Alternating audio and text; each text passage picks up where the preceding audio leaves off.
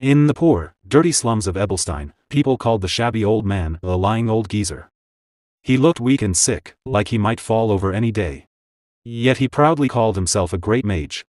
No one believed him. He could only do very weak, one-star magic tricks to show off to the local children. He had a bad temper too. He would get angry and yell at kids for playing small pranks on him. One day, in the middle of his shouting, he turned and saw a quiet white-haired boy with red eyes watching him. The boy later learned magic from this crazy old man. It was not for a big destiny or to be a hero. It was a simple deal. The old man wanted someone to listen to him and praise him. And the boy wanted to learn magic. So they stayed together. They sat by the campfire at night. The old man talked a lot, and the boy listened and learned carefully. They stayed through the cold winter until spring came. One day, the boy knelt in the dirt, sweating hard. A swirling blue light appeared around him. The old man watched with his mouth open in shock. He realized this slum kid had truly learned how to control mana. The boy's red eyes glowed brighter. He pushed himself and raised his hand. The energy gathered above him and turned into a huge, glowing blue magical shovel. It flew forward and crashed into a tree. The old man could not believe it. This boy was not just any kid, he had real talent. For the next year, the boy worked as the old man's helper. In return, he became an official one-star mage. One dark, rainy night, the old man was very drunk. Between hiccups, he complained about how unfair the world was. He said noble children beyond the northern wall already reached 3-star magic before they became teenagers.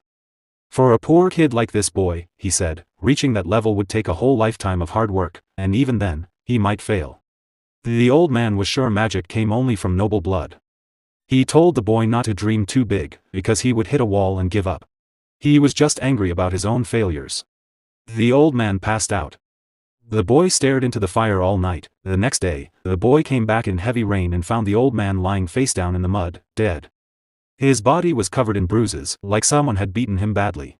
At first, the boy thought the old man got into a fight because of his bad temper. But later, while burying him in the rain, the boy learned the truth. The guards had caught the old man trying to steal a 2-star spellbook from a warehouse. They beat him to death. No one understood why a man with no ambition would risk his life for a book. As the boy stood in the rain, a blue holographic screen suddenly appeared in front of him. The old man always said magic was only for people with noble blood. But that idea was wrong, because this boy was not even from this world. The system asked him to choose his main school of magic forever, no changes allowed. The story jumps forward 4 years. Now the boy is called Derrick. He meets Claudia Flameheart, a strong 3-star mage from a fallen noble family. She works as a mercenary for the Beldens group in Ebelstein. She becomes Derrick's new teacher and is much better than the old man. One day in the tavern called Beldens Tier, Claudia talks seriously to Derrick. She says it is normal for mages to want more power, and he has real talent to go far. She warns him not to be too greedy, or he will stop improving. Derrick agreed. Stay careful. She teaches him to feel his mana and imagine things into reality. As blue energy swirls around him, Claudia sees he has a huge amount of natural mana and very good control from fighting in real battles. Suddenly, Derrick's eyes turn a scary violet color. The mana pressure becomes so strong that Claudia looks shocked and worried. Then a huge explosion shakes the whole tavern. People downstairs scream that it is an enemy attack. Derrick snaps out of his deep focus, breathing hard like he just ran for miles. Claudia doesn't let him rest. She grabs his wrist tightly and Derrick asks with confusion, "Master?" Claudia tells him to stay quiet. She pulls him out of the room and past the confused guards who are running everywhere looking for the cause of the loud boom. Walking to the alley, when they reach a quiet alley, Derrick again asked with confusion, "Master?" Claudia turns to him with a worried face. Then said Derrick, "Listen carefully." Derrick still confused. Then she explains the hard truth: nobles are very protective of their power. To them, strong magic is not just a skill, it's a special right they keep only for themselves to stay above everyone else. She says that being born with great power is seen as a gift, but only if you have a noble family name. For a common person, reaching 3-star mage level usually takes a whole lifetime of very hard work. But Derrick is doing it much faster. He's still too young to even have a beard. The big explosion was not a real bomb. It was a 2-star illusion spell called auditory hallucination, a spell that makes people hear loud noises that aren't real. At just 14 years old, Derrick breaks through the wall the old man always talked about. He officially becomes a 2-star mage. The system confirms the change right away and permanently unlocks the new spell for him. For the next year, Claudia stays and teaches him many fighting spells. She also shows him how nobles talk and behave. Then she gets big news: she is offered a job as a private magic tutor for House Elvester. This is not a small noble family, even the Grand Duke in the capital has to be careful around them. It is an offer she cannot say no to. It's like winning a golden ticket. Before she leaves, she gives Derrick one last gift, a 2-star spellbook to add to his collection. The system updates his list of spells, things like magic arrow, fireball, and clairvoyance. Derrick closes the book and another year passes. At 16 years old, Derrick has taught himself and mastered 2 more 2-star spells on his own. He has no plans to stop learning. Back at Belden's Tier Tavern, the keeper is shaking with excitement. They got a good job for once, not the usual low-pay work. Derrick asked what kind of request. He tells Derrick it's a direct request from the powerful Grand Duchy of House Duplain. He asks if Derrick understands how huge this chance is. Derrick asks why such a rich and strong family would hire a weak mercenary group like theirs. The keeper calls him silly for doubting it. He says House Duplain has so much money they spend it like water. He grabbed Derrick and said this job could open doors to important people. When Derrick finally calms the keeper down, the job sounds too simple: just kill a few monsters on the edge of their land. The keeper says it's easy money and nobles don't lie. But Derrick doesn't trust it. A Grand Duchy would never hire cheap help for normal work unless something is hidden. He says no and starts to walk out. The keeper begs him to wait. Derrick turned around and said just call someone else. You know I don't take shady jobs. The keeper explains the client asked for a mage specifically, and Derrick is the only mage they know. Derrick still says it's too suspicious and turns to leave again. But the keeper shows him 1 gold coin, the advance payment. Derrick looks at the shiny coin and his doubt disappears. Money talks. He agrees. Derrick meets the clients: a stiff old man with a monocle, a middle-aged woman, and someone hidden under a blue hood. The tavern keeper pushes Derrick forward proudly. But the old man says absolutely not. He is angry. He says they can't give an important job to a kid who hasn't even had his coming-of-age ceremony. He turns to leave, ignoring the keeper's pleas that Derrick is skilled. Just as they start walking away, the middle-aged lady whispers to that old man. They both look at nervously with the hooded figure just and whispers something. The old man stops. His face changes. With a sigh, he turns back, looks at Derrick, and agrees to talk. Soon, Derrick is in Duplain territory testing his skills. A goblin charges at him. Derrick hits it with a blue magic bolt and knocks it back. Before it lands, Derrick's eyes flash red. He moves fast, cuts through the goblin's neck with his sword, and flicks the blood away. Another goblin attacks from behind with a loud roar. Derrick doesn't panic. He steps aside smoothly, slices off the goblin's arm, then turns and cuts off its head in one clean swing. He finishes the last goblin with a strong electric shock. The ground is covered in dead goblins. Derrick turns to the clients calmly and says, "Job done." The old man looks surprised. The hooded figure is clearly impressed and says he cleared the whole group very fast. That night at Belden's Tier, a furious blonde woman named Pelline storms up to Derrick's table. She glares at him and says, "So you became a noble's dog, Derrick?" The keeper tries to pull her away and tells her to calm down. She shouts that commoners should never sell themselves to nobles. The keeper smiles slyly and asks if she knows how much the job paid. Pelline guesses 1 silver. The keeper laughs and says the advance alone was 1 gold. Pelline's anger disappears. Her eyes shine. She gets excited and begs to be allowed to work for nobles too. The keeper yells that begging on knees is not part of the job. At midnight later, Pelline, now calm and dreamy. Keeper asks how the job went. Derrick says it was just a simple goblin hunt. The keeper says the clients looked rich but shady. Derrick's face turns serious. He tells them all 3 clients were lying about who they were. The old man said he wanted youth, energy, and good manners, but he had none of those himself. The woman who said she was a kitchen maid had soft, clean hands, not hands that do hard work. Derrick starts to talk about the trainee inspector, but his eyes glow red, and the keeper stops him. The keeper, whose name is Jaden, says mercenaries don't get paid to ask questions. They do the job, take the money, and move on. Derrick agrees, though he doesn't like it. In this hard world, surviving comes first. The next day, in Grand Duchy of Duplain. Derrick stands in the field full of dead goblins and says the area is now safe. The old man says good work. Jaden quickly asks for the rest of the payment. The old man gives 2 more gold coins. Jaden celebrates, but Derrick stays quiet and suspicious. The old man then praises Derrick's skill and offers a new job, much better pay. Jaden is confused and asks what it is. The old man says 15 gold coins. Jaden almost faints at the number. The old man asks Derrick directly. Derrick looks at him hard and says one firm word: yes. Soon, Derrick and Jaden leave their place and arrive at the huge, beautiful home of the Grand Duchy of Duplain. Derrick is amazed by how big and fancy it is. Jaden also impressed. Before they go in, the old man stops the act. He says his name is Delon, the Grand Steward to the Grand Duke. He apologizes for the trick, it was needed to test Derrick safely. Jaden is nervous and sweating. The woman says she is Katerina, the head maid of the Duke. Jaden tries to bow and greet them properly but stumbles over his words. Derrick puts it together: the dispatch officer was the Grand Steward, and the kitchen maid was the head maid. Their real positions are much higher than he thought. Then the hooded lady stepped forward. Jaden asks the big question: who is the hooded person? The figure slowly pulls down the hood. It's a young woman with long dark hair. Derrick looks surprised. And the lady have bright blue eyes. She says her name is Isline Eleanor Duplain, the eldest daughter of the Grand Duke. Then she tells the real reason for the job: the goblin hunt was only a test. The true job is for Derrick to become the personal magic tutor for her younger sister, Daila. Derrick feels like the world stopped. He can't speak. The idea is crazy, a boy from the slums teaching magic to a noble lady. Inside the grand residence of the Duplain family, a young man bursts through the door and storms into the office. He shouts at his father, Valerian, the Grand Duke. The boy rushes in, drawing the attention of his father and his blonde older brother. The Grand Duke tells his son Raig to act with dignity in his presence. Annoyed, Raig snaps back that the one who needs dignity is Daila. She supports a maid. A young woman nearby is crying hard because Daila went too far and hurt her. The blonde brother tells Raig to be quiet because they were in the middle of an important talk. But Raig ignores him and continues. He says more than 10 servants have quit in the last month alone. He asks how long his father will keep ignoring that troublemaker. The blonde brother stands up, angry at Raig's behavior, and shouts his name. He tells Raig to stop making a scene and to leave the room. Raig goes quiet for a moment with a serious look on his face. Then he says that even if Daila is useless, they still have Eileen for the family's future.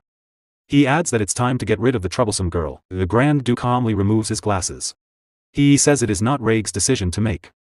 Raig reveals that he has already found a monastery for her. He says sending Daila there would be better for the whole family. Furious, the father suddenly grabs Raig by the head. In one quick move, he slams Raig's head onto the desk. With a cold, threatening look, he pins his son against the wooden surface. Even though he is hurt, Raig speaks again. He says that when the time comes, his father will have to make a choice. The Grand Duke stares at his son with an icy, dangerous gaze. Meanwhile, Eileen and Derrick arrive in the main hall.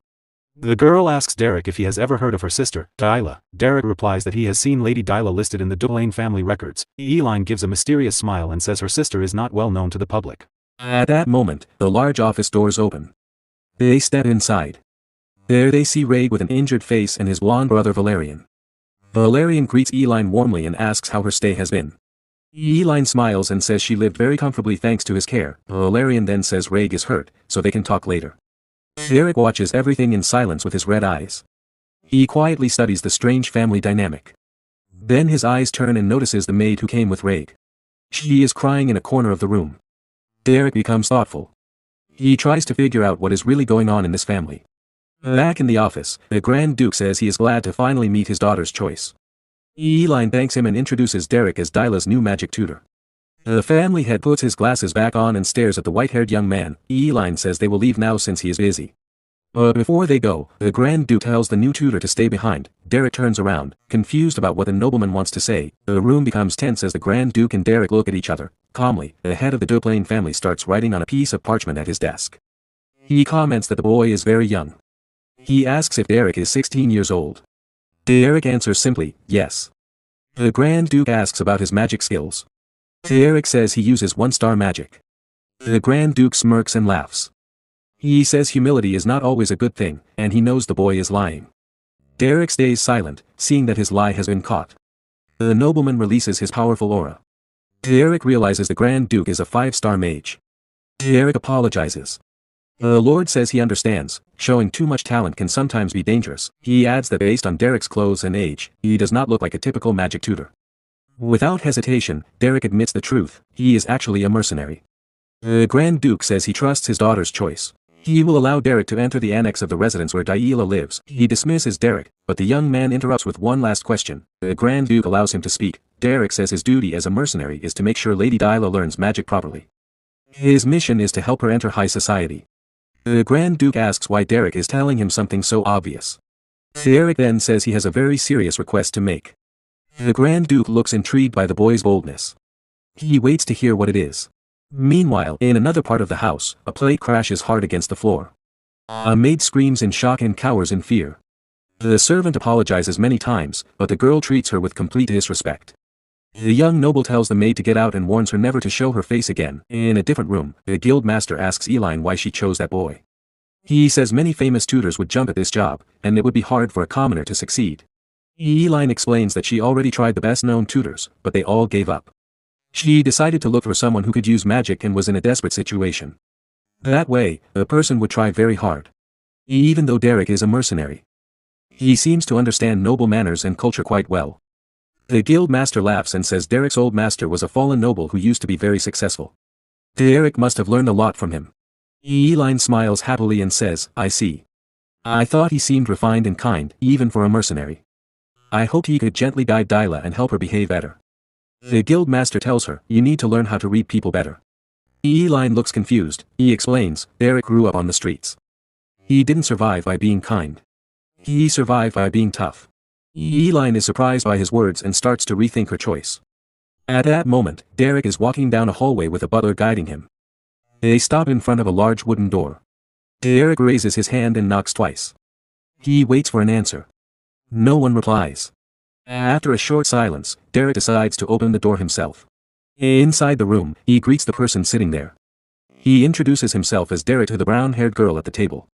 The blonde girl, who is Dyla, tells him to come closer. Derrick obeys and walks toward her. Dyla gives a sneaky smile, like she has a plan. Suddenly, she throws something at his face. Derrick can't dodge in time. Dirty, smelly water soaks him completely. Dyla starts laughing loudly. She says she thought a sewer rat had come in. On second look, she says he really does look like one. She grabs a nearby chair to stand on a small table so she can be taller than him. Then she dumps a whole bucket of dirty water over his head. Derrick stands still and silent as the water drips down his face. Dyla complains that she's out of water now and wishes she could humiliate him more. Derrick slowly lifts his head and stares at her with a cold, scary look. Dyla freezes for a moment, shocked by his expression. Annoyed, she kicks him. Derrick kneels in front of her. Dyla gets angry that his dirty shoe touched her foot. She steps on his hand with her shoe and insults him more. She covers her nose and says he stinks from the dirty water. Even after all the humiliation, Derrick keeps staring at her without showing any emotion. Dyla throws her shoe at him, then leans on the table to continue. She calls him a sewer rat again and tells him to know his place. She shows her foot and keeps mocking him. The scene changes back to the earlier conversation in the Grand Duke's office. The head of the Duplain family is looking out the window, thinking deeply. With a serious face, he listens to Derrick's words. Derrick says Dyla's problem is not simple. With his red eyes serious, he makes a bold request. He asks how much authority the Grand Duke will give him to handle her. The Grand Duke stares at the white-haired young man, carefully considering his request. Back in the present, Dyla's face turns red with shock. Derrick has lost his patience. He gives the spoiled noble girl a firm slap. He looks down at her with a cold expression and no regret. Dyla puts a hand to her cheek, unable to believe what just happened. Derrick's red eyes glow as he tells her in a firm voice, get up. At that moment, Derrick remembers a conversation from 3 years ago with his master, Kadia. Back then, he had asked her what to do with a very stubborn student. Kadia answered that she would try to understand the student and treat him kindly. But Derrick thought that sounded too perfect and idealistic. He asked what to do in the worst cases. When nothing works, Kadia looked serious and explained if talking fails completely, you need a different approach. She said sometimes you have to use fear to make the student listen. Back in the present, Dyla is still on the floor, shaking with fear after what Derrick did. He looks at her and says calmly, treat other people with respect. Now get up. The spoiled noble girl pushes herself off the floor and stands. She is full of anger. Suddenly, she rushes at Derrick, trying to attack him. She shouts, a commoner like you has no right to touch a noble lady. Derrick loses his patience. He gives her one quick tap to make her stop. Then he says in a firm voice, I won't say it twice. Dyla looks confused and scared, but she doesn't understand. She starts yelling for the butler and accuses Derrick of hurting a noble woman. The head butler and the maids come running. They ask if she is okay. The old butler scolds Derrick and warns him, the Grand Duke will hear about this. Derrick stays calm. He takes out a parchment from his pocket and shows it to them. He explains that the Grand Duke gave him full authority over Daila's education. The butler takes the document and looks shocked when he sees the family's official seal on the paper. The young noblewoman, Daila, is also surprised and confused about what is happening. That night, the Duplain mansion seems calm on the outside, but trouble is not over yet. Daila's blonde brother, Valerian, runs through the halls. Reg, the dark-haired brother, follows him and tries to calm him down. Valerian bursts into a room, yelling and calling for the mercenary he hired. Inside, the white-haired young man, Derrick, is calmly reading a book while sitting in bed. Valerian shouts, "How dare you lay a hand on Daila?" He grabs Derrick by the shoulder and tries to shake him, but Reg holds him back with force. Calmly, Derrick replies, "The Grand Duke himself gave me permission." Reg tells his brother, "Father allowed it." Derrick is a guest of the Islines. Valerian calms down a little. Then he says to Derrick, "Come with me," and tells Reg to stay out of it. Reg speaks to Derrick quietly, "Daila needed this lesson." Valerian won't go too far. Derrick looks at the two brothers with a serious face. Reg wonders why his blonde brother protects that hopeless girl so much. In a dark room, a few old dolls sit on the floor near the door. Valerian invites Derrick to enter his sister Daila's old room. He explains, this was her room in the main house. No one has touched it since she left. Derrick looks around and sees an unfinished painting on an easel. Valerian says his sister loved to draw. She looked cute when she showed her work, but she never finished any drawing, she always left a blank space. Valerian apologizes for getting angry earlier. Derrick tells him not to worry. Derrick asks, "Why did you bring me to this room full of paintings?" Valerian explains that he wanted to show Derrick that Daila does not deserve to be looked down on. She became obsessed with her noble bloodline, and that is why she was sent to the annex. Now Valerian wants to stop the family from sending her to a monastery. He picks up some books. The older brother begs Derrick, "Please save my sister." Derrick notices something in the books and says, "Wait a moment." He looks at the notes written in the margins and says, "Based on these notes, she has not completely given up on magic." He asks, "Are these books from the School of Regulations?" Valerian confirms they are. Derrick becomes thoughtful. He seems to have a new plan. He looks at one of the landscape paintings in the room. Then he picks up one of the theory books and makes a decision. He says, "I will try my new plan." He hands the book to Valerian. That same night, the annex of the Grand Mansion is completely silent and dark. In her room, Daila is sleeping peacefully in her bed. Suddenly, a bucket of very cold water is thrown on her. She wakes up screaming, with ice-cold water all over her face. Derrick looks at her with cold eyes and asks, "Were you serious about sleeping?" Confused and angry, Daila shouts, "Have you gone completely crazy?" Derrick grabs her arm and says, "We need to go somewhere important." He drags her down the hall. She yells for the servants to stop him under the bright moonlight. Derrick pulls her out of the mansion by force.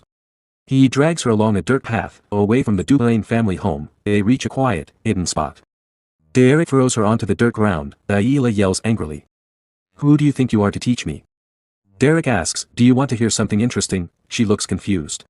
With a smile, he says, "I'm not going to teach you magic.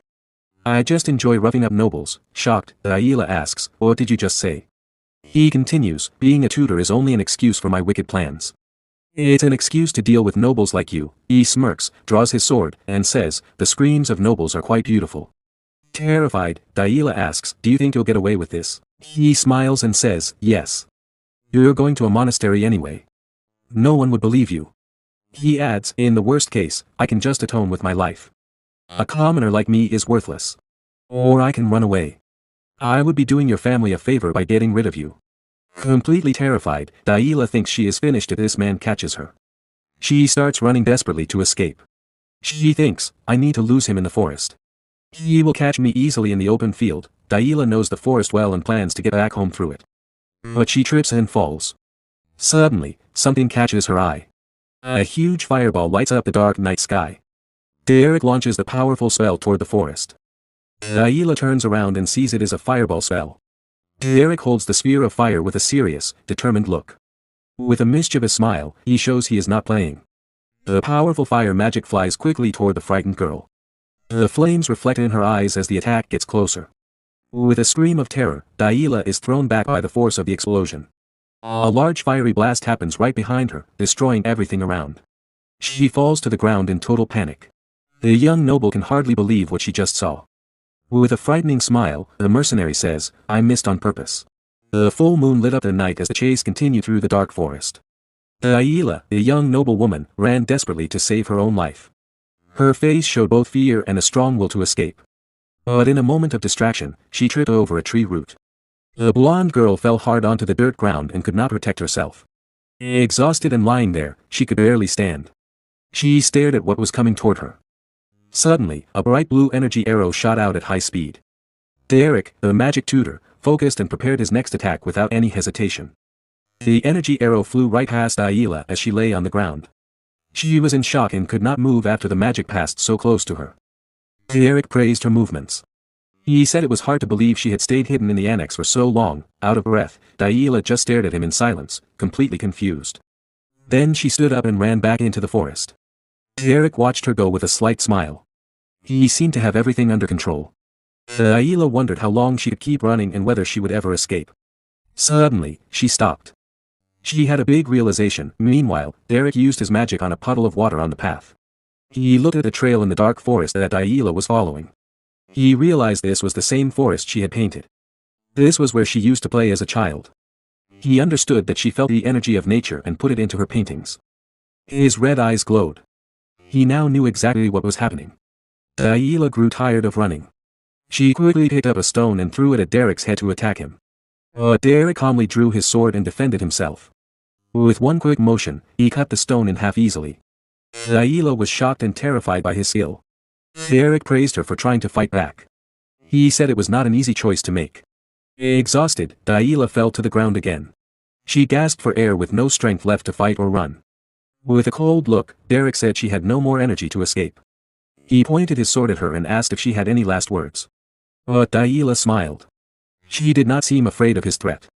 She challenged him and said she would never lower herself like a commoner would. Derrick asked why she was so obsessed with her noble bloodline. Ayla lowered her head in silence for a moment. Then she said that if they took away her noble status, nothing would be left for her. Angrily, she shouted about magic and her failures. With tears in her eyes, she screamed that he did not know how hard she had tried or how many times she had failed. Derrick watched her outburst in silence. She continued, she had failed at magic, at painting, and at everything she tried. Desperate, she asked what else was left for her except her noble title.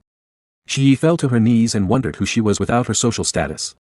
Derrick listened quietly and thought about her words. Then he summoned a blue energy sword and prepared for the next part of his plan. With tears in her eyes, Ayla seemed to accept what she thought was her end. Derrick raised his blade and said he had heard everything she wanted to say. Terrified, with a red face, Ayla said goodbye and waited for the end. With a quick swing, Derrick moved his energy sword. Ayla closed her eyes tightly, waiting for the final blow. But the blade stopped. Massive ice crystals formed all around her.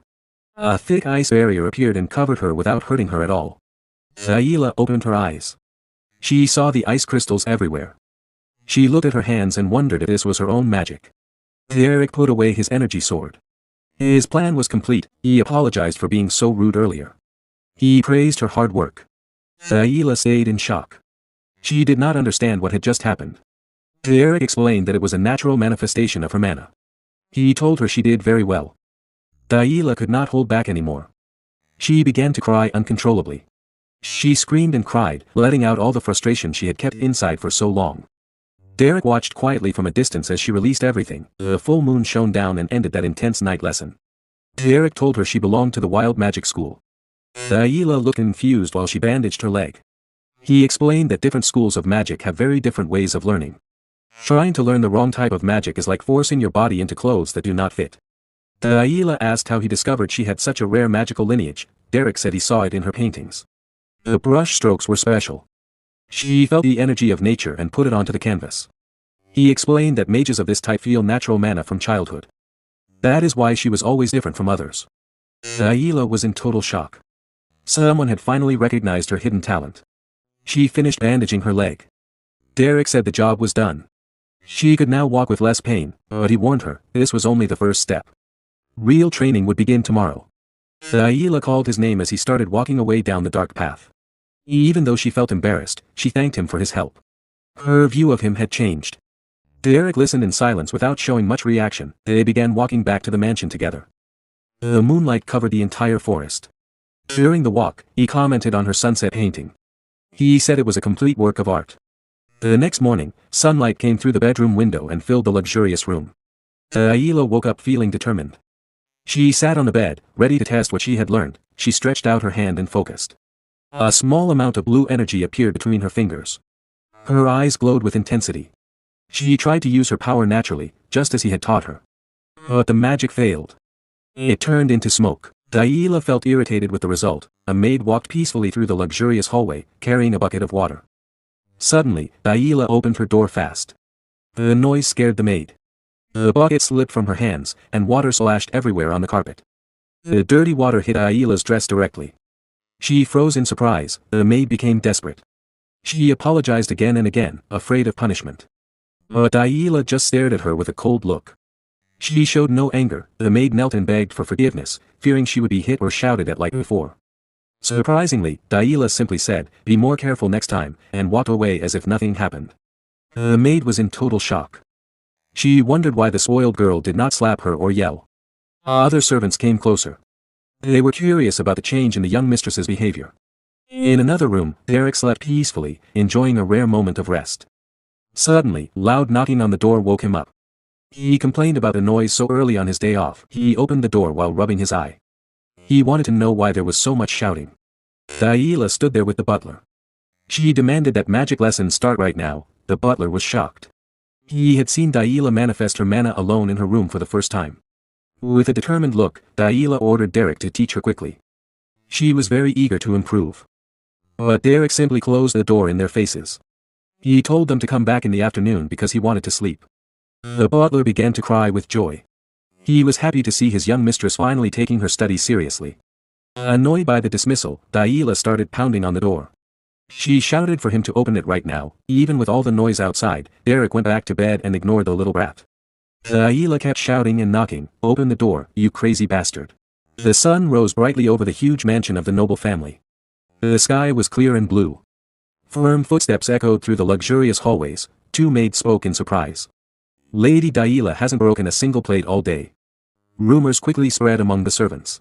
Everyone learned that the girl had finally managed to use her mana. The sound of boots grew louder. Reg, the dark-haired young man, stopped near the maids.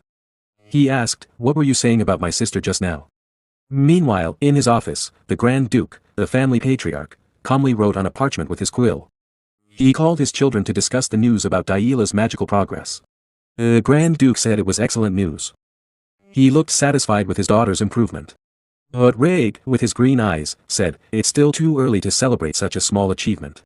Irritated, Valerian, the blonde brother, yelled at Reg. "Can't you give your own sister even one compliment?"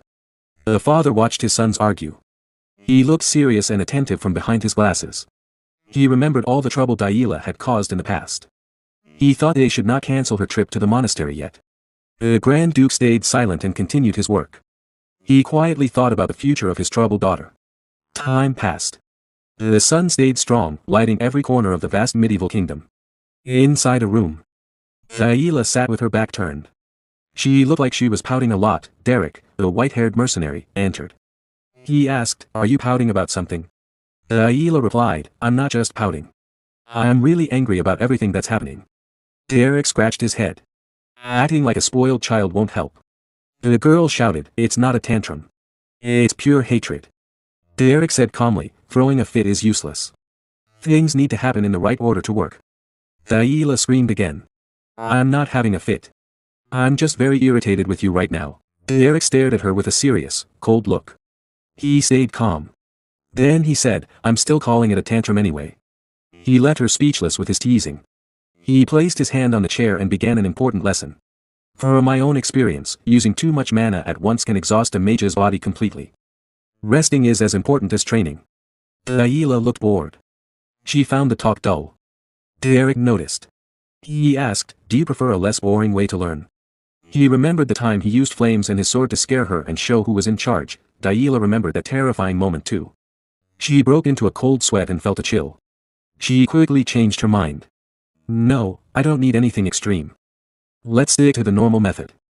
Derrick continued. "Once you master the flow of energy, learning one-star spells will be very easy. The wild school has no strict rules. It focuses on freedom. It's perfect for people who learn on their own." He added, "This style fits your personality very well." Daila looked curious at the sudden compliment. Derrick explained, "Your free spirit works perfectly with this type of magic. Your noble blood helps a lot too." Daila stayed quiet for a moment. Her cheeks turned red as she thought about his kind words, words no one had ever said to her before. She wondered if she really had special talent for magic. Derrick confirmed, creating an ice wall on your first try proves you have potential. She asked excitedly, am I a true genius? He warned her, there's a big difference between having talent and being a real genius. Their conversation continued. Outside the window, Reg watched and listened in secret. He grumbled irritably when he realized his sister was really improving. He looked very dissatisfied. The next day, the sun shone brightly over the mansion. Heavy training continued without stop. Delilah ran into the room. She told her master, I can manifest the power, but I can't control the direction of the spell. Later, she interrupted him during his meal. I tried the ice element, but it felt very strange, nothing like I expected. On another day, she chased him through the corridors. She shouted, I feel the energy flowing, but in a completely wrong way. At sunset, Delilah found Derrick resting under a tree. She asked, what are you doing here alone? Irritated, she complained, you should be near the annex.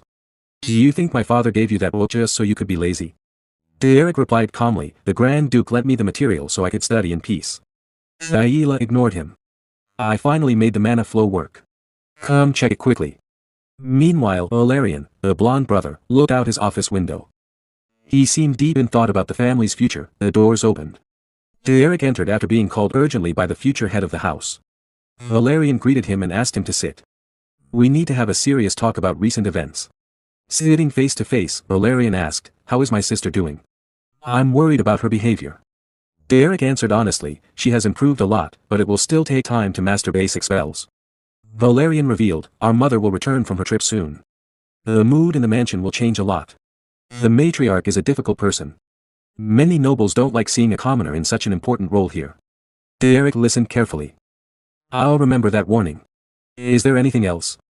Valerian stayed quiet for a moment, choosing his words. Then he stood up. My duty as the successor is to protect every family member and always be honest with them. He sighed. But understanding the human heart is very complex. Reality is never as simple as it looks. Derrick asked, what's your point with all this strange talk? Valerian raised his fist, looking emotional as he remembered the past.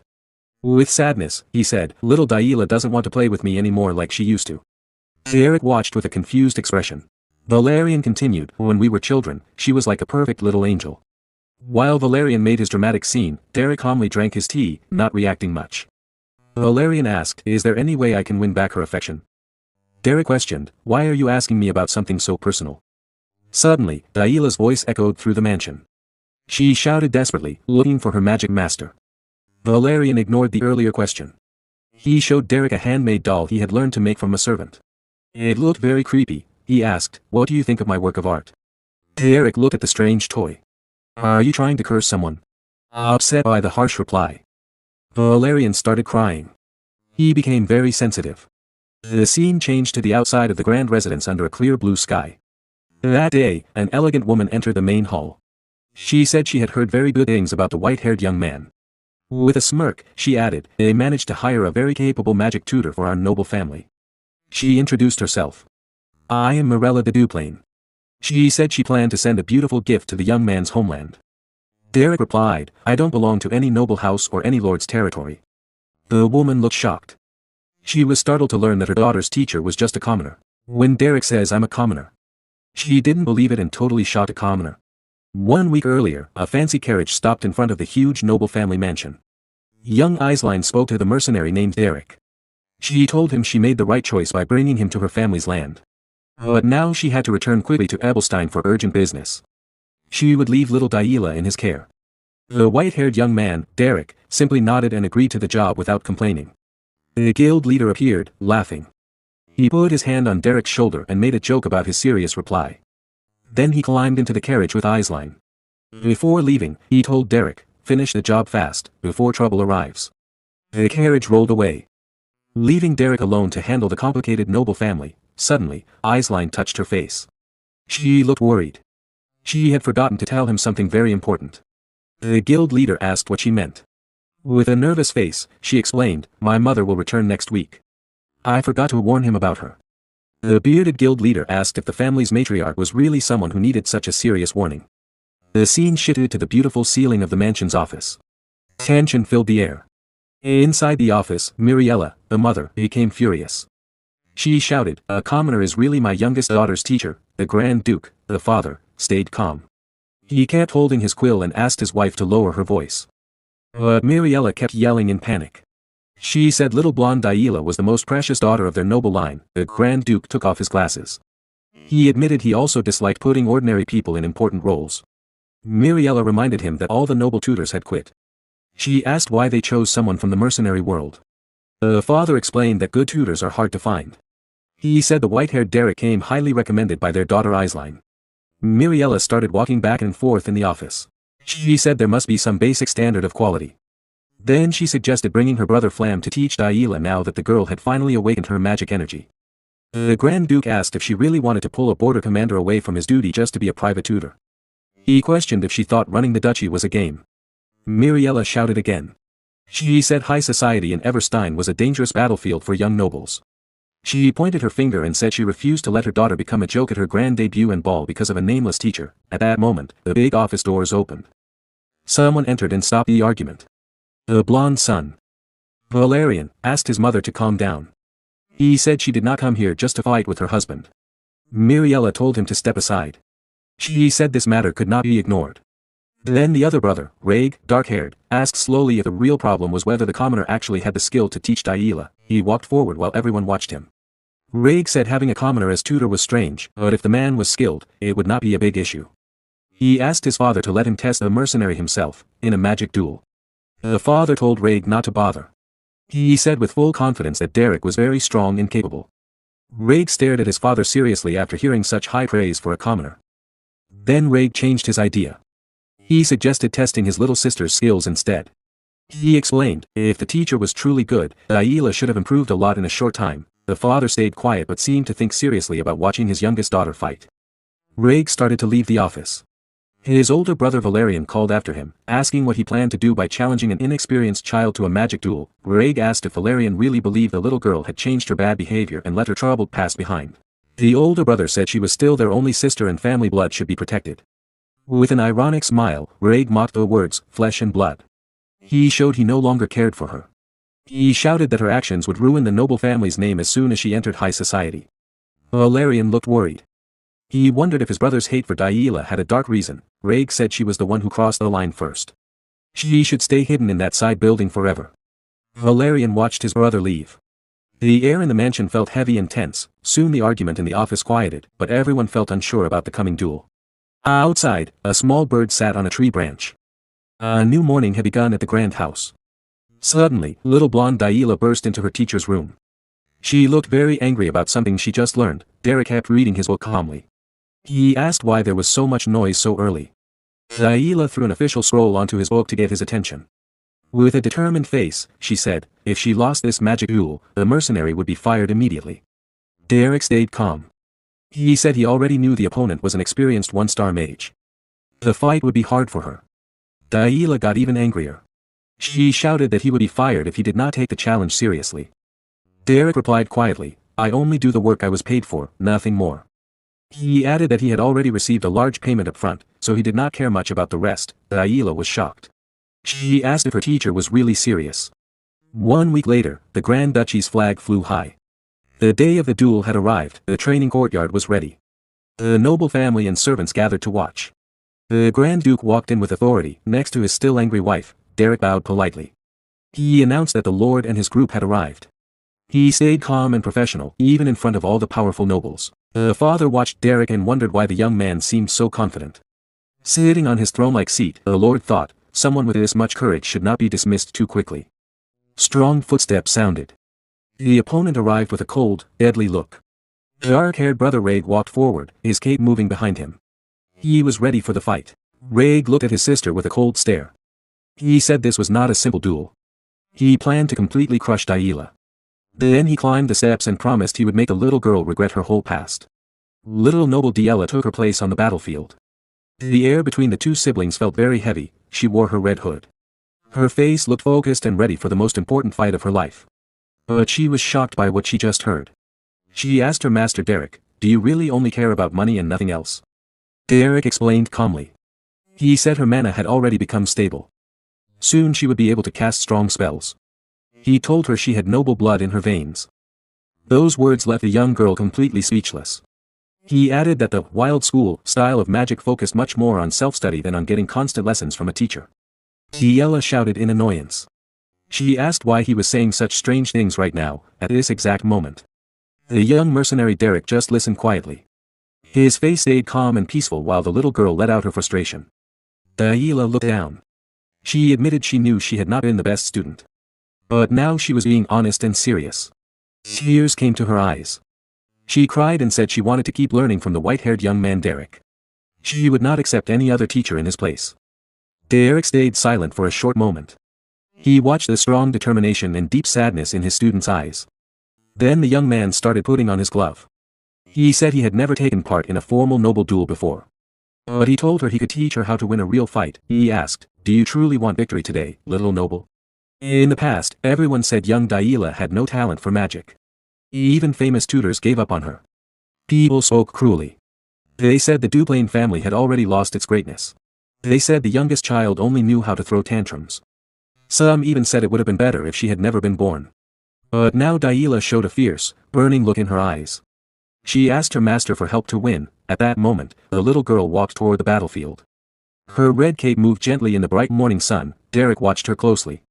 He realized she was not there as a sister or as the youngest daughter of a great family. She took her position with a strong spark in her eyes. Now she saw herself only as his disciple, and as a true mage. The battlefield became quiet. Diella stood at the front of the sparring ground. Her body was steady, but she felt tense inside. The butler stepped forward and spoke calmly. "We will use the sparring rules for high-rank mages. The first side to trigger General Pelham's protective magic circle will lose." With those words, the match began. Diella raised her eyes. She looked straight at Raig. For a short moment, everything else seemed to disappear. Raig's face looked calm, but a sharp, dangerous look hid in his eyes. It made Diella's instincts scream with warning. The signal came. Right away, a magic pendant near the platform lit up. A soft, shining light spread out like waves on water. Invisible lines formed in the air, creating General Pelham's protective magic circle. This strong spell was made to stop deadly damage and block fatal spells. From the side, Derrick watched with narrow eyes. So this is how nobles fight, he thought coldly. They use expensive tools just to avoid getting hurt. He glanced at the pendant, then back to the fight. It must be nice to be rich enough to waste money like that. The sparring time was set for 10 minutes. But when Derrick saw Raig's stance, he knew the fight would end much sooner. Raig did not plan to take it slow. Raig raised one hand. Thick purple mana gathered in his palm as he started chanting. The energy twisted hard and became a sharp, unstable ball that crackled with power. The air shook from its force. Diella looked up. Her brows pulled together as the heavy pressure hit her. The strong mana made her chest feel tight. Raig's eyes turned cold. Purple light exploded as the energy took shape. "Sorry," he thought without pity, "but I need you back in the annex." He rushed forward without warning. He shouted her name and swung his arm down. A sharp slash of energy cut through the air and flew straight at her. Diella's eyes flashed. At the last second, she used her ability and moved aside. The attack passed right by her, missing by a tiny bit, then crashed into the ground behind her. Raig clicked his tongue in anger. How dare she dodge? He did not wait. He attacked again, then again. Diella stepped back, keeping distance while watching his every move carefully. She stayed calm and did not panic. From the side, Derrick watched closely. She handles one-star magic without trouble, he thought. But in real combat, she is still new. She forces the spell instead of guiding it. At this rate, she will use up her mana too fast. A strong clash happened. Raig's magic hit Diella's barrier hard. The shield glowed bright and shook from the impact. The force made her arms vibrate. Raig laughed coldly. She is not even using star-rank magic, he said. It is just raw mana. Does she really think she can stop me with that? Purple light grew stronger. 3 balls of energy formed in his hand. Each one pulsed with wild power. His aura pressed down like a storm. If it is just a trick, Raig said coldly, I will break it with pure power. Try blocking this, Diella. Inside her barrier, Diella looked up. The huge mass of energy above her felt like it could swallow her. Her heart beat fast and loud. Suddenly, Derrick's voice came back to her mind. Remember this, Lady Diella, he had said. She could picture him standing tall, eyes sharp. Mercenaries do not fight like nobles. They do not care about fairness or honor. Their only goal is to win. His words had been hard but honest. This is not a clean duel, he continued. Even if you win, people may still criticize you. Aila's breathing slowed. The fear started to fade. A strong determination took its place. Another memory came. Are you really fine with that? Derrick had asked. Of course. Aila had shouted back without thinking. The memory ended. She returned to the fight. Her eyes became sharp as mana flowed through her body. Raig gave her no break. His attacks came fast and without mercy, among mercenaries. Aila thought, there are people who win even when they are weaker. She looked up a little. Those people do not duel, she whispered. They fight. Raig sent another sharp attack. It passed close to her side. The wind from it cut dangerously near. She dodged just in time. By fighting, she thought, they control the battlefield with the ground and timing. She forced herself to stay calm. Instead of running back more, Aila suddenly dropped low and went to the ground. They use every trick to win, she told herself. They never waste a moment when the enemy lowers their guard. Raig's magic hit her barrier again. This time, cracks spread fast across it. The shield shook hard and was about to break. Cold sweat ran down Aila's back. This is bad, she said quietly through tight teeth. Raig's voice cut through. The game is over. He lunged forward. Aila froze as the attack came close. Then, boom. A huge explosion shook the ground. Stones broke apart. Thick dust rose and covered everything. Derrick stood still, staring at the smoke. The maid screamed, Aila. From the stands, Aila's mother jumped up in panic. Aila. She cried. She turned to the butler. Stop the spell now. She is hurt. Her husband's voice stopped her. Sit down. The Duke spoke firmly.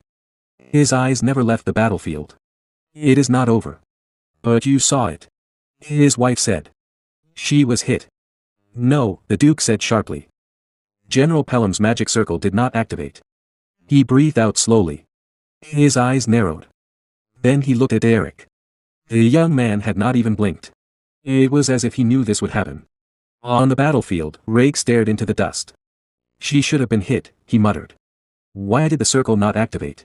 Where is she? His eyes grew wide. Suddenly, sharp crystals of energy shot up from the ground next to him. Raig jumped away just in time, cursing. His heart raced. He realized the attack came from below the platform. If she left the platform, that should count as a loss, he thought. Then he paused. He looked at the butler. Does being under the platform not count as leaving it? Raig gritted his teeth. They never expected a trick like this in the noble spar. Another attack came from below. He dodged by a tiny amount. His breathing grew heavy. I cannot even see her, he thought darkly. Landing a hit like this will be hard. All she needs is one good strike. This does not feel like a noble duel at all. Finally, Raig saw her. Aila rose from the ground. Dirt stuck to her clothes. She stood straight and looked up at him. A burning fire shone in her crimson eyes, very different from her usual calm face. Raig froze. I have seen that look before, he realized. The same look Derrick had when my older brother grabbed him by the collar. Raig's eyes snapped to Derrick. There is no way she thought of this alone. His teeth ground together. That bastard. Derrick, this was your plan. With a quick move, Raig took off his black coat and threw it aside. His stance changed completely.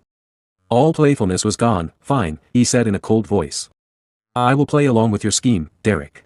After getting attacked on the lower part of the battle area, Raig becomes even more determined and serious. Meanwhile, Aila's mother is watching everything. She notices something and asks in surprise. Aila, did you go under the platform? Down there in the dust bowl? Then she shouts. What are you doing, honey?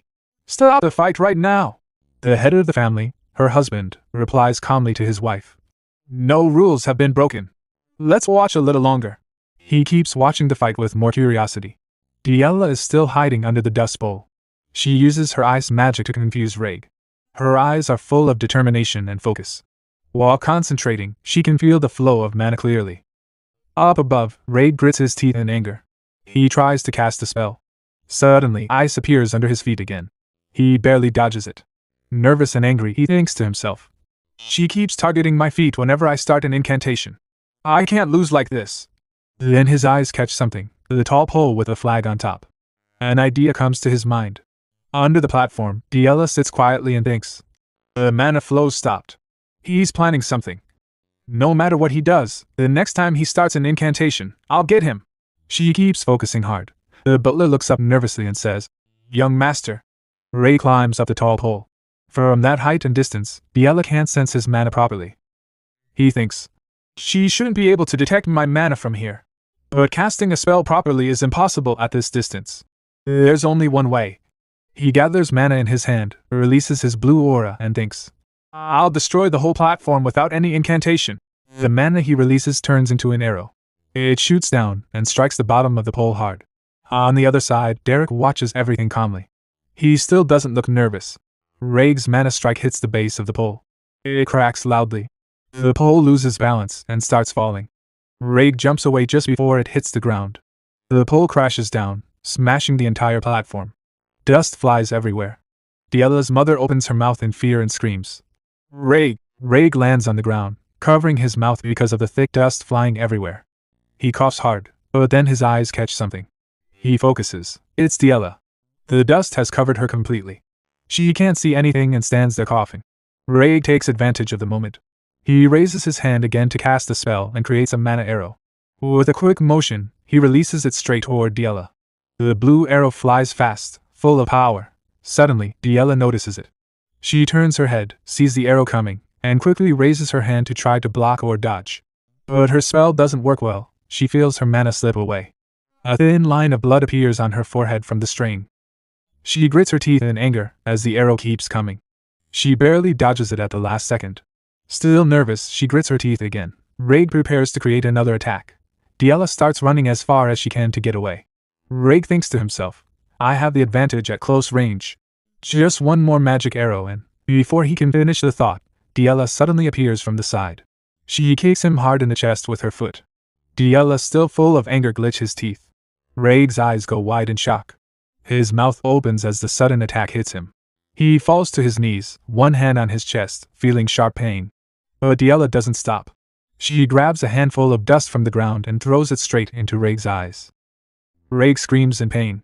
While he tries to wipe the dust out of his eyes, still gritting his teeth in anger, he mutters, You little. Diella jumps back onto the broken ground above. After finally clearing his eyes, Raig looks surprised. He thinks, kicking, throwing sand. She's doing everything she can. She has almost no mana left. She's fighting this hard, just to win, even though she knows it's almost impossible. Then Raig stands up slowly. He thinks, Alright, Diella. This duel was to prove your own worth. I will give it my all in return, as your brother. It is already afternoon. The sun shines bright and strong. Diella stands on the ground, watching Raig. Raig slowly climbs back onto the broken platform. Diella puts her hand on her head to stop the blood. Her eyes are wide open, full of focus. She slowly removes her hand. The blood does not stop. It drips down her face, flows to her chin, and drops onto the ground. Suddenly, she remembers something. A memory comes back to her mind. She thinks of Derrick's words. Think of it like brushstrokes on a painting. Mana is your paint, and spellcasting is your brush. Collect the free-floating paint with your brush to create an entire image. In the memory, Derrick shows his mana flow in his hand. He says, That is magic. Diella is surprised and her eyes wide open and she blushed. His mana flows gently into the sky, making the night clearer so everyone can see it. The scene changes back to the present. Diella closes her eyes. She remembers Derrick's words and focuses hard. Suddenly, her mana starts flowing around her. It covers her body like a shield. The more she thinks about Derrick's words, mana is paint, spells are the brush, the stronger the mana becomes. She gathers all her mana into her hand. She thinks, I feel it, the mana at my fingertips. Use the paint to draw. That is magic. A large spell circle appears on the ground under her feet. She pulls out a sharp ice spear made of mana right beside her. The butler looks shocked. His mouth opens wide. He says, This is... Diella's mother is surprised too. She turns to her husband and says, Honey, Diella is using one-star magic. Raig looks nervous. He thinks, Ice spears. You've done it now, Diella. Diella controls the ice spear with her hand. She moves it into attack position. Raig gathers mana in his hand too. He creates many mana arrows. He thinks, but that doesn't change anything. I'm still one step ahead, even in one-star magic, Diella. I'll hit her before she hits me. Then I'll win. Diella prepares to release her ice spear toward Raig. At the same time, Raig releases his many mana arrows toward Diella. The ice spear flies with full power toward Raig. The arrows fly toward Diella. Both attacks crash into each other in the middle. A huge explosion happens on the ground. Blue mana bursts out everywhere. The shockwave hits Diella's mother and father. They look stunned. Dust covers the whole area. The mana energy changes shape into a big circle. Yellow lightning spreads around it. A loud echo of energy fills the air. Raig breathes heavily after using so much magic. On the other side, Diella stays silent but breathes hard too. Nearby, Derrick watches everything quietly. His red eyes stay focused, taking in every detail.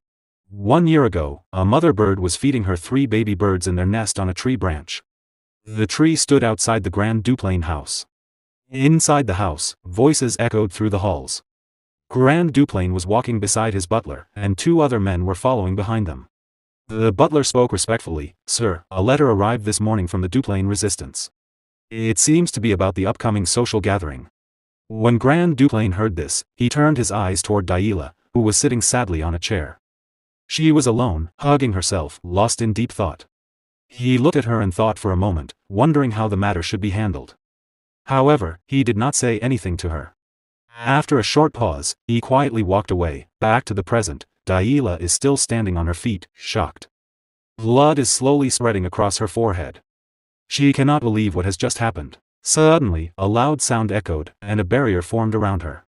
She stood frozen in the same place, shocked. After the barrier appeared, she clenched her teeth tightly. On the other side, Raig was sitting on the ground. The ice spears had missed their target and fell beside him. Just moved around his feet. Derrick looked at the whole situation carefully. Then he suddenly realized something and lowered his head sadly. At that moment, Diella thought, "I lost." She began to cry loudly, with tears falling from her eyes. Grand Duplain was watching from above and understood everything that had happened. But Diella's mother, filled with anger, said to Grand Duplain, "Honey, what on earth is this? Is this filthy and vulgar thing what you call a magic spar? You cannot be serious." Meanwhile, Diella was still crying loudly and could not stop. Her mother continued angrily, "Are you telling me that this so-called teacher has been teaching something like this to a young lady of the Duplain family?" After seeing Diella like this, Grand Duplain remembered his past. In his youth, during the war, he had stood proudly and said, "My name is Raymond Oswald Duplain. It is an honor to serve you and take part in this war, Your Grace." The senior officer in front of him replied, "Yes, I have heard a lot about you from your father. You have your father's eyes, full of ambition." Raymond answered respectfully, "Thank you." Back in the present, Diella was still crying. Tears fell from her eyes as she wiped them away. Raymond Oswald Duplain watched his daughter with deep emotion. He thought to himself, "The look in your eyes has grown stronger, Diella." At that moment, several maids rushed in. Worried. One of them cried out, "Lady Diella. Are you all right?" Diella remained standing in the same place, still crying. Her maids gathered around her with concern. One maid said softly, "My goodness. You must receive treatment at once." She tried to hold Diella's hand, but Diella pulled her hand away. The maid looked confused, then Diella slowly walked toward Raig. Raig looked up at her nervously and said, Well." He awkwardly rubbed his hands together and added, "Good work, Diella." But Diella said nothing. She lowered her head, ignored him, and kept walking. 2 maids followed her. One said gently, "My lady, please allow me to escort you to your chambers." Diella did not answer and continued walking. The maid asked again, "My lady." But still, there was no response. Diella then stopped in front of Derrick and lowered her head sadly. Derrick looked at her with sympathy. Her lips trembled, and she began to cry again. Tears fell from her eyes. She grabbed her skirt tightly and, through her tears, said, "I lost. I'm sorry." Derrick was surprised to hear those words. His eyes widened slightly. Then he slowly stood up and said gently, "It's all right. It's okay to lose." He continued softly, "Use this frustration to rise higher and become stronger." Hearing this, Diella could no longer hold back her tears. She cried loudly in front of Derrick. As she cried, the maids called out in worry, "My lady." Diella's mother stepped forward quickly. She lifted her skirt and rushed toward Diella in worry. The maids were still trying to support Diella. Her mother knelt in front of her and gently held Diella's cheeks. With tears in her eyes, she said softly, "Oh, my Diella. I can't believe you went through something like that. You've had such a hard time, my baby." Daila looked at her and said emotionally, "Mother." Her mother hugged her tightly. "It's okay. It's okay now." Tears fell from her eyes as she spoke. Then she said gently, "Go quickly and get treated first." Daila nodded weakly. "Yes." With the help of the maids, she walked away. Her mother stayed behind, wiping her tears and thinking about her daughter. Then her eyes slowly turned toward Derrick. She began walking toward him. Derrick noticed her coming. Suddenly, she shouted angrily, "Derrick, you shameless man. Do you even understand what you've done? So what if you taught her one-star magic? Do you think that makes you impressive?" Without warning, she slapped Derrick across the face. Derrick remained silent, still furious. She clenched her teeth and grabbed his shirt. "You taught her nothing but cheap tricks. You stained a noble lily with filth. You made the Grand Duke's daughter do something dirty and shameful." Derrick lowered his head and listened quietly. She slapped him again and shouted, "There is a world you lowly trash don't even understand. Something precious must be protected with dignity." Then she turned to her husband and said, "Honey. You saw it too, didn't you? This wasn't even a proper magic spar. He was teaching Daila something disgraceful." She was still holding Derrick's shirt. At that moment, Raymond Oswald Duplain walked toward them. Suddenly, a sharp sound echoed. Daila's mother froze in shock. Her eyes widened. Raymond had slapped her. She held her cheek and stared at him in disbelief. Raymond said calmly, "Do you not realize who is behaving most disgracefully right now?" She looked at him, shocked. "Why? He is just a commoner." "Yes," Raymond interrupted firmly. "A mere commoner. But he is our daughter's teacher. What kind of parent treats their child's teacher like this?" Derrick still stood quietly with his head lowered. Raymond then said respectfully to Derrick, "Please forgive her. Every parent has their own way of loving their child." Derrick slowly raised his head and thought for a moment. Then he replied calmly, "It's all right." Raymond turned and said, "We have something to discuss privately. Come to the audience room." They walked away together, leaving Daila's mother standing there in shock. She watched Derrick angrily, clenching her teeth while holding her cheek. In the audience room, Raymond dipped his pen into ink and began writing. "You have raised Daila well," he said while writing. "As the master of this estate, I should give you a proper reward. The highest realm allowed to a commoner." He looked up and asked, "Do you want 3-star magic?" Derrick was surprised. He thought to himself, "He understands me perfectly. Even better than I understand myself. He knows exactly what I want and offers it directly. This is a 5-star mage, a Grand Duke of the nation. When an opportunity comes, it must be taken." Derrick looked at him firmly and said, "Yes. I want it." In the audience room, Raymond Oswald Duplain spoke calmly to Derrick, "You have taught Daila 1-star magic well. But in Ebelstein's high society, that level is not enough to survive." Derrick replied respectfully, "There are many people in the Duplain family who can guide Lady Daila. Now that she understands the basics, she will grow quickly." Raymond looked at him and said, "What my daughter needs is not just an instructor. She needs a true teacher." He dipped his pen into the ink again, then folded his hands. "And you? As a commoner, you hold an ambition so great that you are not even allowed to dream of it." Derrick thought, "The Grand Duke has not spoken to me much, yet he understands me so well." Raymond continued, "Do you know how insulting that ambition might seem to the proud nobles? I am willing to overlook it only because it is you." Derrick lowered his head. He knows I am not aiming for 3-star magic. I am looking beyond it, toward 4-star and even higher, Derrick thought. That is what makes this man so frightening. While writing, Raymond said, "If you have truly accepted that ambition, you cannot remain in a place like this for long. You are already preparing to leave, aren't you?" "Yes," Derrick replied. "I am." Raymond nodded slightly. "I am not unaware of your ambition. Still, you must teach Daila a little longer." He paused before saying, "The highest level allowed to a commoner. Do you want 3-star magic?" Derrick was surprised, but he quickly answered, "Yes. I want it." Later, Derrick entered the library. He looked around and found a book. He picked it up, opened it, and began turning the pages. After reading for a moment, he thought, "Impressive." He looked at the other books in front of him. Many people spend their entire lives trying to obtain even one 2-star spellbook. And here, all of these are 3-star spellbooks. With this much knowledge, there is more than enough reason to stay in this estate longer. If Pauline finds out, she will be furious. A few days later, in the afternoon, a pigeon flew across the sky. Daila stood proudly and cleared her throat. I am a 1-star mage now. Derrick, who was reading a 3-star magic book, replied calmly, well, even if it was only once, you did use 1-star magic. So yes, I suppose you can call yourself a 1-star mage. Daila stood proudly in front of Derrick, shining with happiness. Suddenly, she stepped closer to him and said, what? That's it? Your student made progress, and you're not even happy? Derrick kept reading his book and replied calmly, it's not an achievement I earned, is it? Daila turned around and placed a hand on her head. Seriously. This wasn't easy, you know. Derrick glanced at her and said, it seems you've recovered a lot in the last 3 days. You were crying your eyes out back then.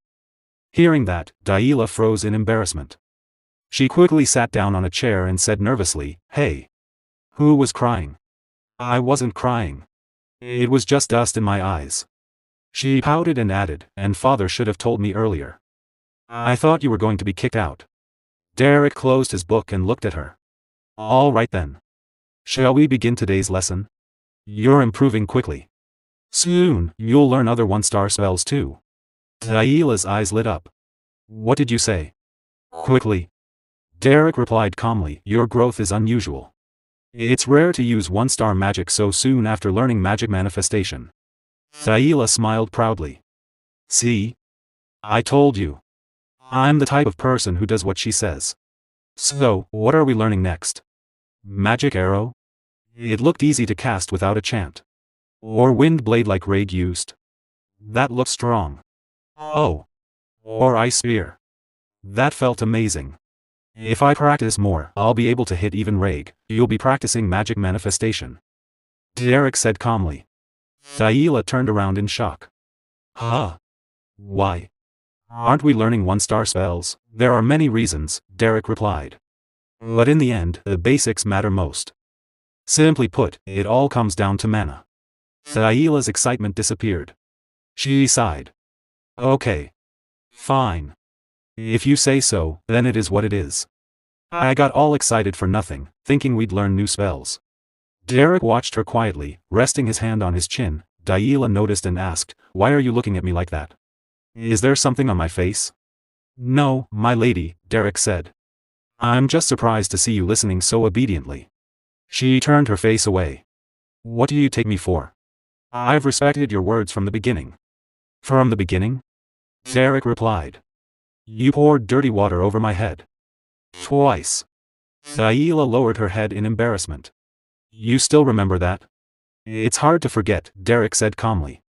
Suddenly, Daila laughed awkwardly. What nice weather today. Magic manifestation sounds fun. Let's hurry and practice. Derrick smiled slightly at her reaction. Time passed, and it was already midnight. Outside the Duke's house, Daila lay on the ground, breathing heavily. A faint blue ice aura flowed around her. Derrick stood beside her and said, I heard you're going to get busier. Daila slowly sat up, still tired. Derrick sat down next to her. So you heard, she said quietly.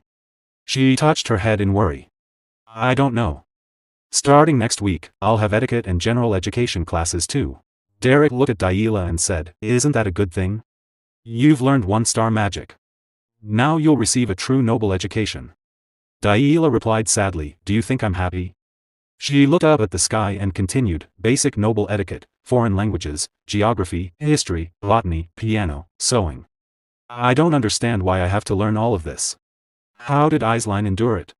Derrick answered, that's why she's called the flower of Duplain. That's why she stands at the center of Ebelstein's high society. Daila sighed. I just want to study magic. Then study it, Derrick said calmly. I'm not sure we'll really have time, Daila replied. His Grace hired me, Derrick said. We still have plenty of freedom. Is there anyone who can throw me out at this point? Daila smiled slightly. Of course there is. Father acknowledges you, but Mother isn't the type to accept it so easily. Derrick frowned a little. Why does the madam want to send me away? Daila looked up again. She's probably worried that if I learn from you, I'll drift away from noble dignity. And become like a mercenary. Even today's spar didn't look very noble. It's far from what high society prefers. Derrick lowered his eyes and stayed silent for a moment. Then he looked at her and said, then it's simple. Daila blinked. What do you mean? Lady Daila, Derrick said calmly, silencing the madam isn't difficult. You only need to remove her reason for opposing me. Daila looked at him in confusion. The next morning, sunlight filled the house. Daila's mother walked through the hall, still worried. How could such an indecent man become her teacher? Oh, my poor baby. Her imagination ran wild. She imagined Derrick saying, "Watch closely, this is the mercenary way," while doing something rough and improper. She imagined Daila following him proudly and shocking the nobles of Ebelstein. My head hurts. She muttered to herself. What could that lowly man possibly teach Daila? Even if my husband accepts him, I am the mistress of this estate. I will find a way to deal with this. Just then, she heard a voice. Mother. Her thoughts disappeared at once. Daila? She turned with a gentle smile and opened her arms. Thinking, even if others say you are childish, I love it when you run into my arms and smile, but that did not happen. Instead, Daila stood at a distance and bowed politely. Did you rest well last night, mother? Her mother froze in surprise. Daila continued cheerfully, I couldn't leave the annex while I was being treated, so I'm sorry we couldn't talk properly. There's so much I want to discuss with you, but unfortunately I have a piano lesson this morning. Oh. I see. Her mother replied nervously. Daila stepped a little closer. I must go now. My general education schedule is quite full. Her mother blinked. Daila? Your etiquette lessons haven't started yet, have they? They begin next week. Don't they? Yes, mother, Daila answered politely. Thanks to your consideration, I'm really looking forward to them. She looked calm and mature, almost like her older sister. Her mother was still stunned. Oh. Well, hurry along. You'll be late for class. Daila turned and walked away. Her mother reached out slightly, wanting to stop her, but Daila continued forward. Suddenly, a maid nearby lost her balance and dropped a wooden tray. Everyone flinched, expecting Daila to shout, but instead, Daila smiled gently. Oh my, are you hurt? Please be careful. Don't overwork yourself. The maid stared at her in shock. Why yes, Lady Daila. Her mother and the other maids looked at one another in disbelief as Daila calmly continued on her way to class. In the Ebelstein noble district, the Rosia salon was full of laughter these days. Lady Eislein, I was really worried about you at the last gathering. You looked so heavy with worry. Lady Eislein looked surprised. She quickly covered her mouth with her hand and said, Oh, did I? I didn't mean to make you worry. She laughed softly while drinking her tea and added happily, most of my worries are gone now, so I feel much better. The red-haired girl sitting in front of Eislein was Alante Alphione Belmiard, the second daughter of House Belmiard. That's a relief, Alante replied. When I heard you went outside the noble district to save someone, I was very worried. Eislein smiled and said. Thank you for worrying about me, Lady Alante. The truth is, my younger sister Daila needed a magic teacher. I went to find one myself, so I was quite busy. Inside her mind, Alante felt confused. What? Lady Eislein went to find the teacher herself?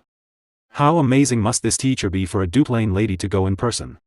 Denise, the second daughter of House Veltus, Linnaeus Veltus, held her teacup and asked, Did you say Lady Daila? Your younger sister, Eislein answered calmly, Yes, that's right. I saw Daila at the mansion recently, and she has become such a proper young lady. I could hardly recognize her. While the three of them sat together drinking tea, the other girls around them whispered to each other. Eislein continued with a warm smile, she has even reached 1-star magic. Her manners are so neat and graceful that it made me feel I need to work harder too. Meanwhile, Lady Denise thought to herself, that's strange. Why is Eislein suddenly talking about her sister? Wasn't House Duplain hiding Daila? Then Denise said, It sounds like you found an excellent magic teacher. Eislein replied happily, Yes. He has no noble status, but he must be very skilled. It was worth going all the way to the Beldun mercenary corps to find him myself. Lady Denise was shocked when she heard that the man was a mercenary. Lady Alante was confused by this. As she held her cup of tea, Lady Alante thought, come to think of it, if it's Daila. Isn't she the reason the mansion's cook ran away from Duplain? She remembered how the cook used to say, Lady Alante is truly kind.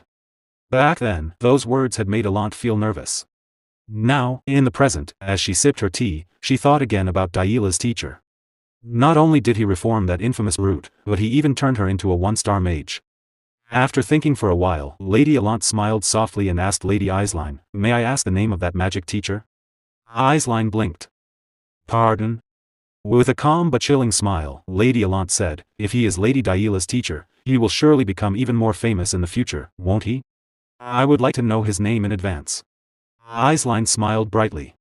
"Ah, his name is Derrick." The scene changed to the Duplain house. Daila was talking to her mother, Miriella Dibble Duplain. "Derrick also teaches me a little etiquette," Daila said happily. "Etiquette is really hard to learn on my own." Miriella listened quietly. With a cold smile, she said, "I see. How admirable of you to study by yourself." Daila shook her head. "It's not that I studied alone. Derrick taught me." Miriella's smile stiffened. "What was difficult when you were studying by yourself?" Daila answered excitedly. "Most of it was difficult. I can do even this much thanks to Derrick." Miriella forced a small smile, trying to hide her anger. "Ah. I see."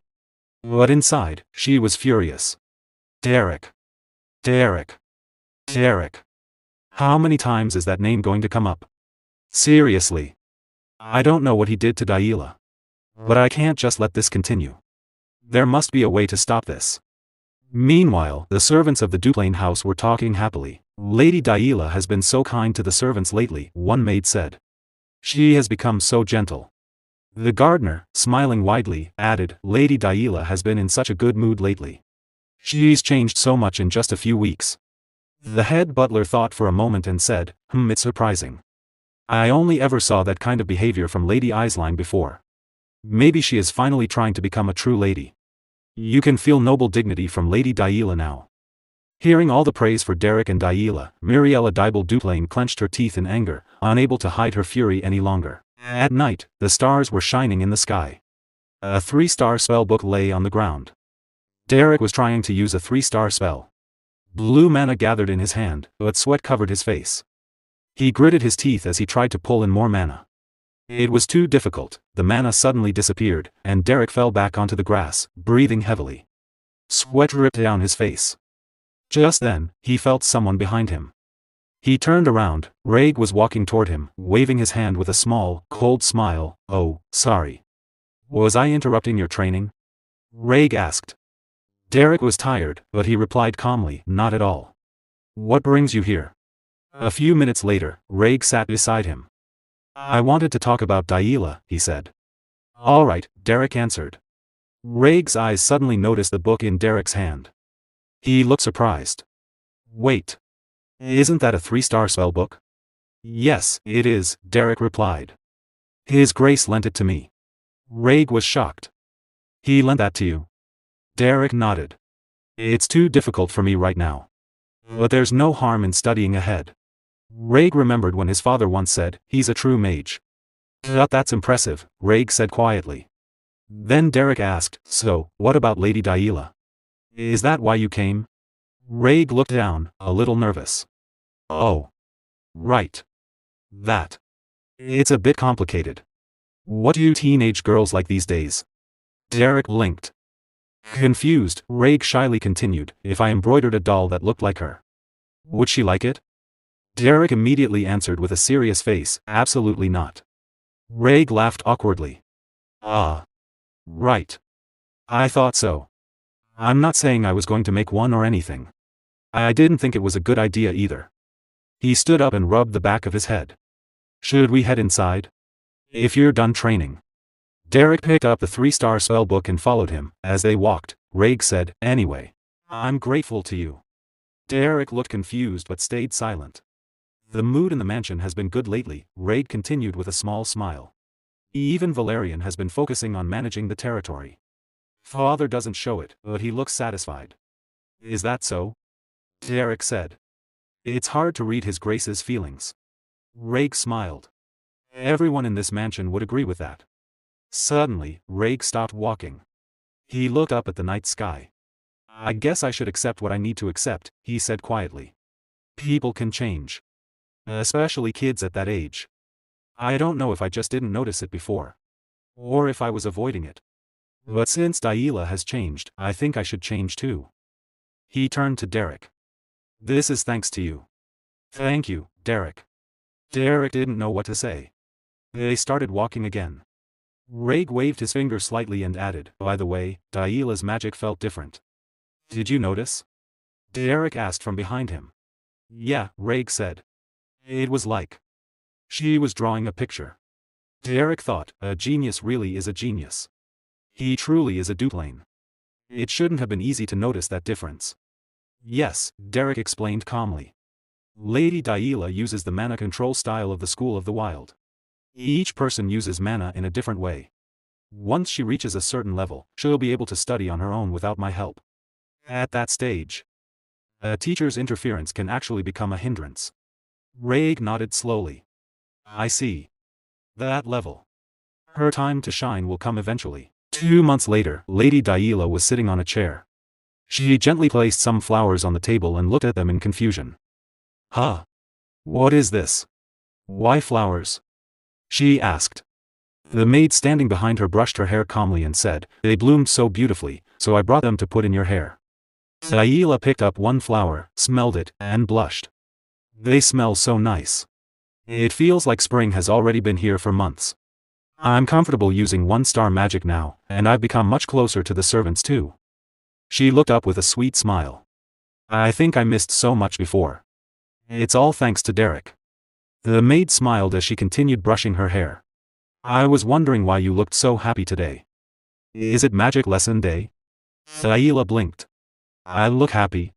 Yes, the maid said cheerfully. Then I should place the flowers nicely. She carefully put the flowers in Daila's hair. Ah. Give me one of the leftover flowers, Daila said suddenly. I want to give one to Derrick. A few minutes later, the flowers slipped from her hands and fell to the floor. Daila stood frozen, tears forming in her eyes. The fallen flowers lay at her feet. What do you mean by that, Derrick? She asked sadly. Derrick and Valerian were standing in the room. Derrick looked at her calmly. You heard me, he said softly. Then his voice turned sad. There is nothing left for me to teach you. He paused before continuing. That is how the seasons work. Just as there is no eternal winter, there is no eternal spring. The scene changed to the audience room. Derrick was sitting on a sofa.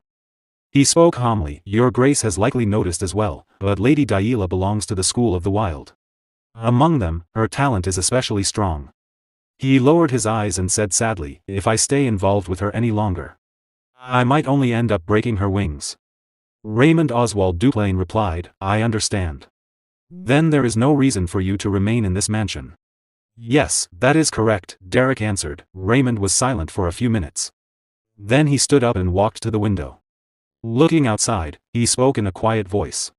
Thanks to you, many things have changed. Because of you, my daughter was able to grow. I was too busy managing the territory and failed to be a good father. But now, I feel relieved. He turned slightly. When will you leave? Derrick replied, I heard that Lady Eislein will visit the mansion soon and then return to Ebelstein. I plan to ride in her carriage at that time. I see. Raymond said. You will return the library key now. Derrick nodded. Yes. I will return the spellbooks I am reading and pass the key through the head butler. There is no need for that, Raymond said coldly. Return the key now. Derrick said nothing. He looked at his 3-star spellbooks for a moment. If there is nothing else, you may go, Raymond added. Derrick stayed silent. He stood up, bowed his head respectfully, and left the audience room. As he walked down the hall, Daila suddenly stepped in front of him. You appeared out of nowhere, she said, her voice shaking. And now you're leaving out of nowhere. Derrick looked at her and bowed slightly. Lady Daila. It cannot be helped. I know you won't listen, she said softly. But I'll say it anyway. She paused, then asked nervously, can't you stay? Derrick didn't answer at first. He stepped closer to her and bent down slightly so they were at eye level. He gave her a gentle smile. As I always planned, I will return to being a mercenary. I will continue studying magic as well. And when you build more skill, you will go to Ebelstein for your debut. We can meet again then. Daila lowered her head sadly. If my level rises more by that time, Derrick continued, I will be able to teach you something new. You're annoying, Daila said quietly. You always say the right things, so I have nothing to argue with. That night, clouds covered the moon. Inside her room, Daila was sleeping, sweat on her forehead. In her dream, she heard many harsh voices. Daila, you are a useless child. An incompetent child. What do you have besides your bloodline? You don't have any talent. You are the shame of Duplain. In her dream, she was a small child again, holding a toy, tears running down her face. Suddenly, her eyes flew open. No! She shouted, waking up.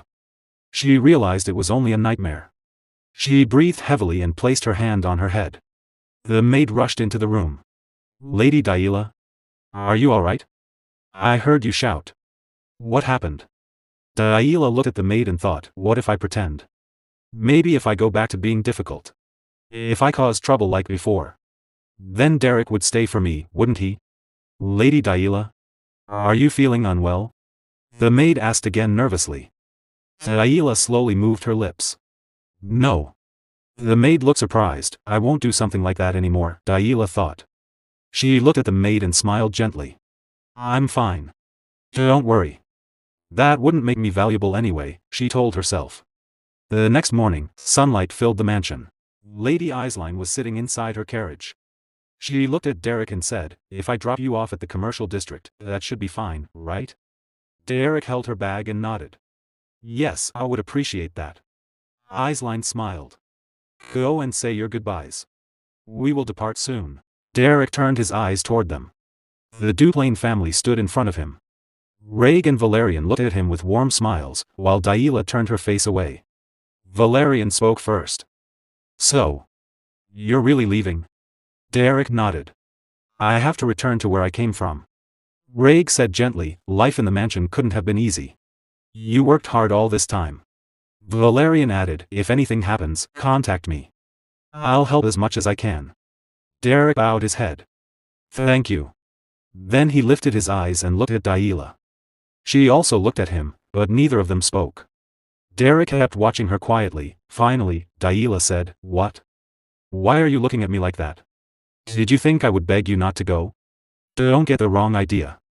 I'm not a child anymore. Derrick smiled softly. It was an honor to teach you. I can't proudly call myself your teacher, but I hope you'll remember the magic you learned from me. Daila crossed her arms but smiled. Sorry, but I'm going to proudly say you're my teacher. You won't be able to live quietly anymore, you know? You're the teacher of the great Daila Catherine Duplain, after all.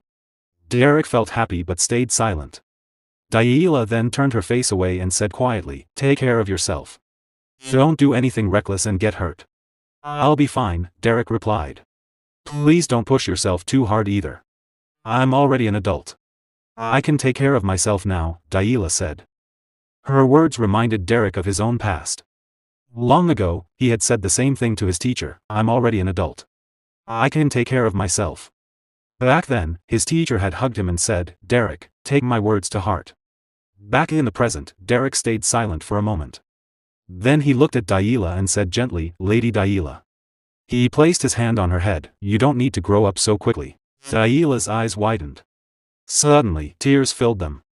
Derrick turned and walked toward the carriage. Daila wiped her tears and called out, Derrick. He looked back, with tears still in her eyes but a bright smile on her face. She waved and shouted, see you again. Derrick bowed respectfully. Let's meet again in Ebelstein, Lady Daila. More tears fell from her eyes. Okay. Then the carriage left the mansion, seeing changes. Ebelstein Commercial District and the busy streets of Ebelstein. A door slowly opened inside the guild building. A girl was beating a boy, punching him in the face while others cheered. That's right. Hit him harder. Someone shouted. At that moment, Derrick appeared behind them. The girl kept hitting the boy, blood on his mouth. Then she noticed Derrick. Her face lit up with joy. Derrick. Derrick smiled at her. I'm back home. At the tavern Belden's Tier, Derrick sat at a wooden table. The tavern master placed a cup in front of him. This is honey wine, the master said with a smile. Nobles like to act classy about it, but you used to love it. It's a welcome drink, so it's free. Thank you, Derrick replied calmly. Pauline looked at Derrick closely and narrowed his eyes. Were you always this pale? Or did you become even paler after living with nobles? Derrick looked confused but stayed silent. With a smirk, Pauline continued, when I heard you became a magic teacher, I thought maybe the nobles were all taking some strange drug together. So what happened? Tell me. Derrick held the wine in his hand and answered quietly. I simply work there. There isn't much to say. Helene laughed. Wow, listen to you, talking like a noble. Would it hurt to tell us something? The tavern master smiled and handed Helene a drink. That's enough. Just drink.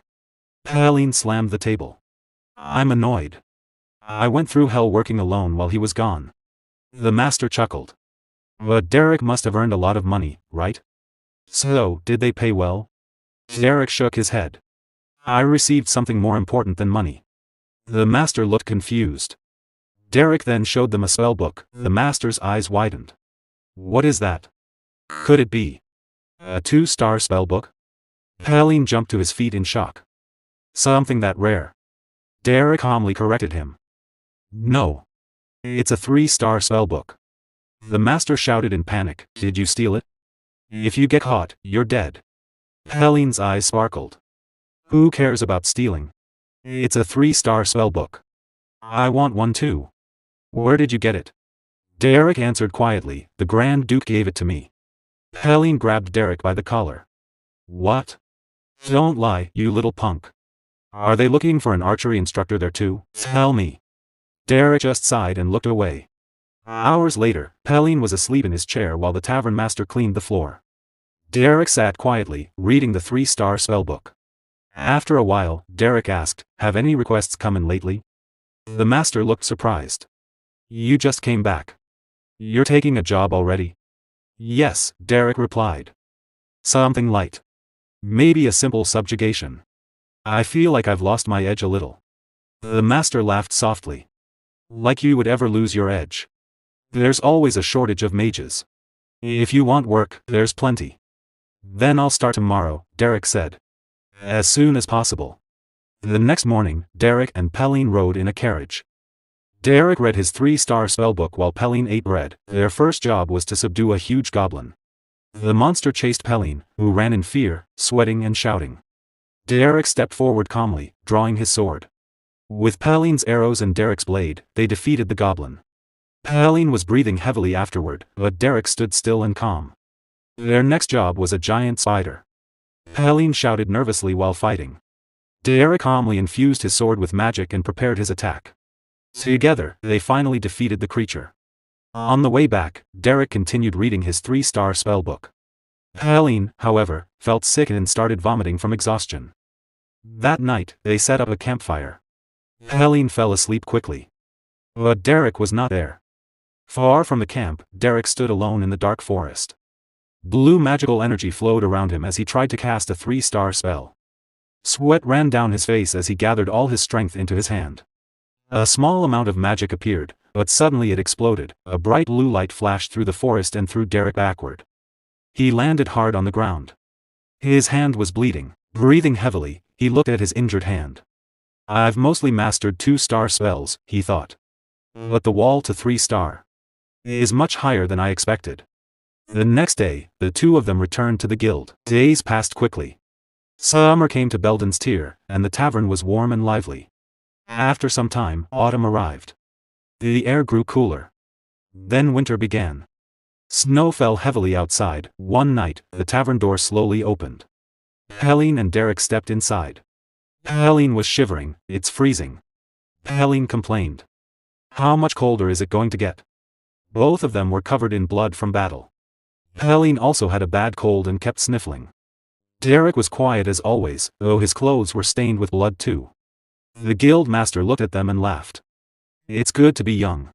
You went all the way to the Kent Mountains and came back in this weather? Helene covered his nose and replied. I kept telling him we should go when it's warmer. Derrick placed a large bag on the table. The guild master picked it up and raised an eyebrow. You two are the only crazy ones who would bring back a harpy's head in this snow. He then handed them 2 thick, warm pieces of cloth. Derrick took one and pressed it gently against his wound. Thank you. Helene wrapped his around his face. Ah. I feel alive again. The guild master sat down and checked the bag. Since you worked so hard, you'll probably rest tomorrow. He paused and smiled. Actually, a request just came in. It fits you perfectly, Derrick. Derrick looked at him calmly. What kind of request? It's expensive and easy. The guild master replied. Though it might be a little annoying. The request came from the Rohel Mercenary Corps on West Street. You've heard of Count Belmiard, right? Derrick nodded slightly. They're looking for a commoner to help with magic sparring. To be honest, they need a punching dummy. You just go, take a few hits, and get paid. Derrick quietly accepted the job.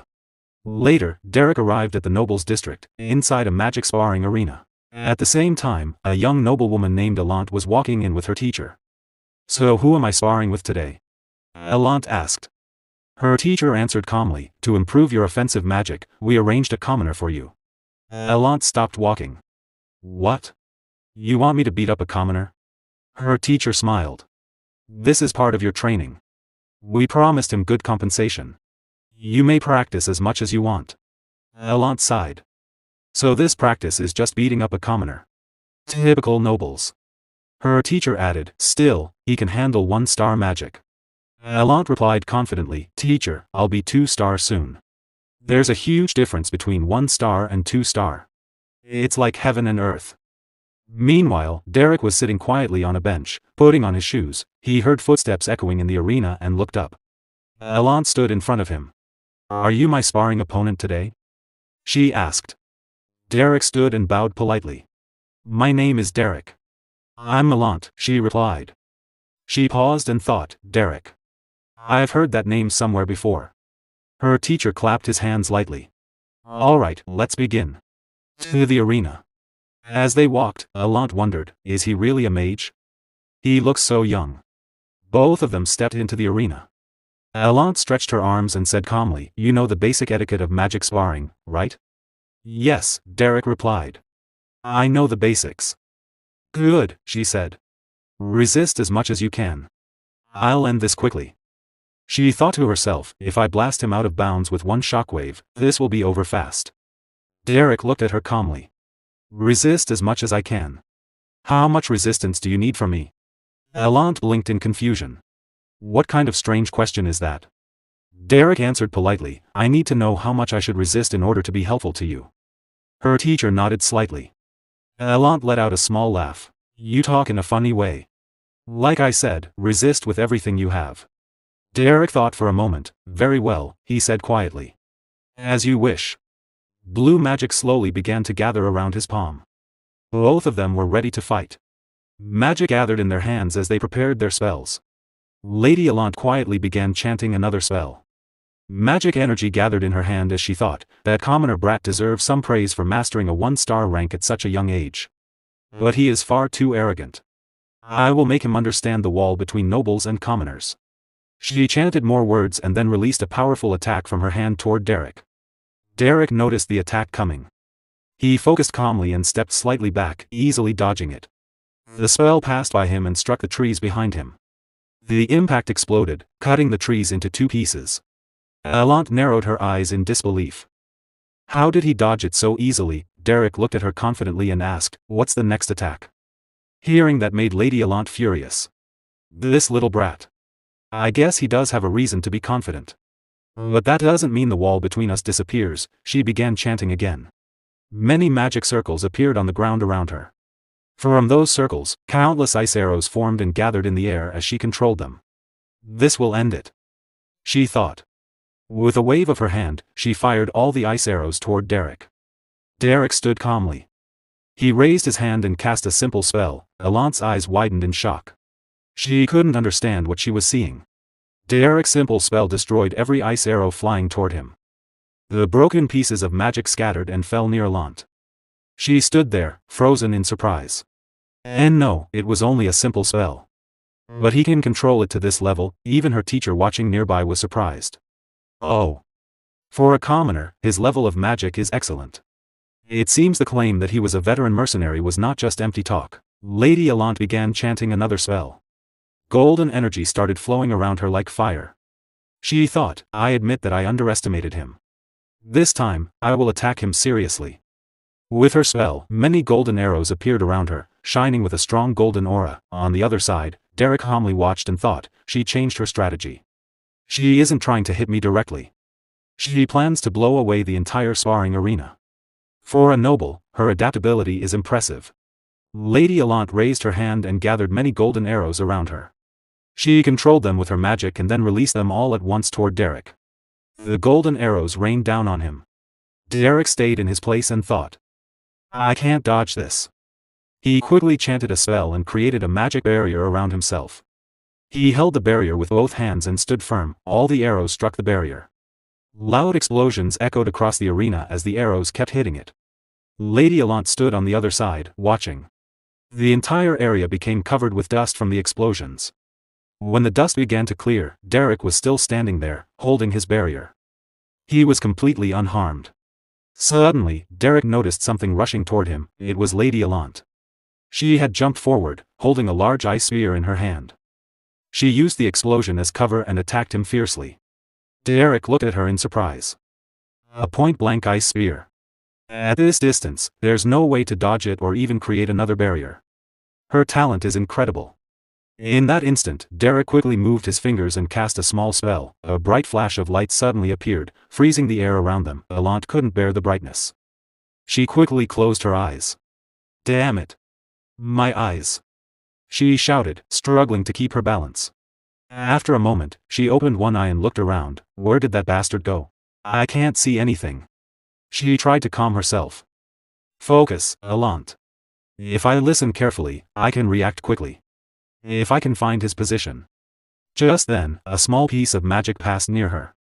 Sweat appeared on her face. Did something just pass by? I didn't hear anything. Don't tell me. Then she faintly saw Derrick standing in front of her. 3 small spells floated around him. Derrick sent the spells toward her one by one. Allant barely dodged them, confused. While watching him, she suddenly realized something. It's a delusion-type spell that removes sound.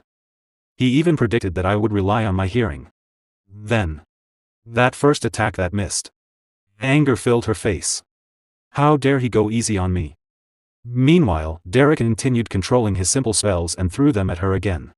Allant blocked one with panic. Not a chance. Suddenly, her eyes widened in shock. Derrick rushed forward in an attacking stance. He's closing the distance. She thought. She smiled confidently. That fool. Rapid magic manifestation is my specialty. Focus, Allant. The moment magic appears in his hand, I'll cast mine first and end this. But then she noticed something strange. Derrick stepped on the ground, and magic appeared beneath his feet. She quickly jumped backward in surprise. Huh. He's using magic on his feet. As she kept dodging, she noticed the tip of his toes glowing with magic. His toes are casting spells too. Small flashes of magic shot toward her. She barely dodged them under heavy pressure. Finally, she lost her balance and fell to the ground. Her teacher was watching the fight with wide eyes. Impressive, he thought. He seems to come from the school of the wild. But I can't read the flow of his magic.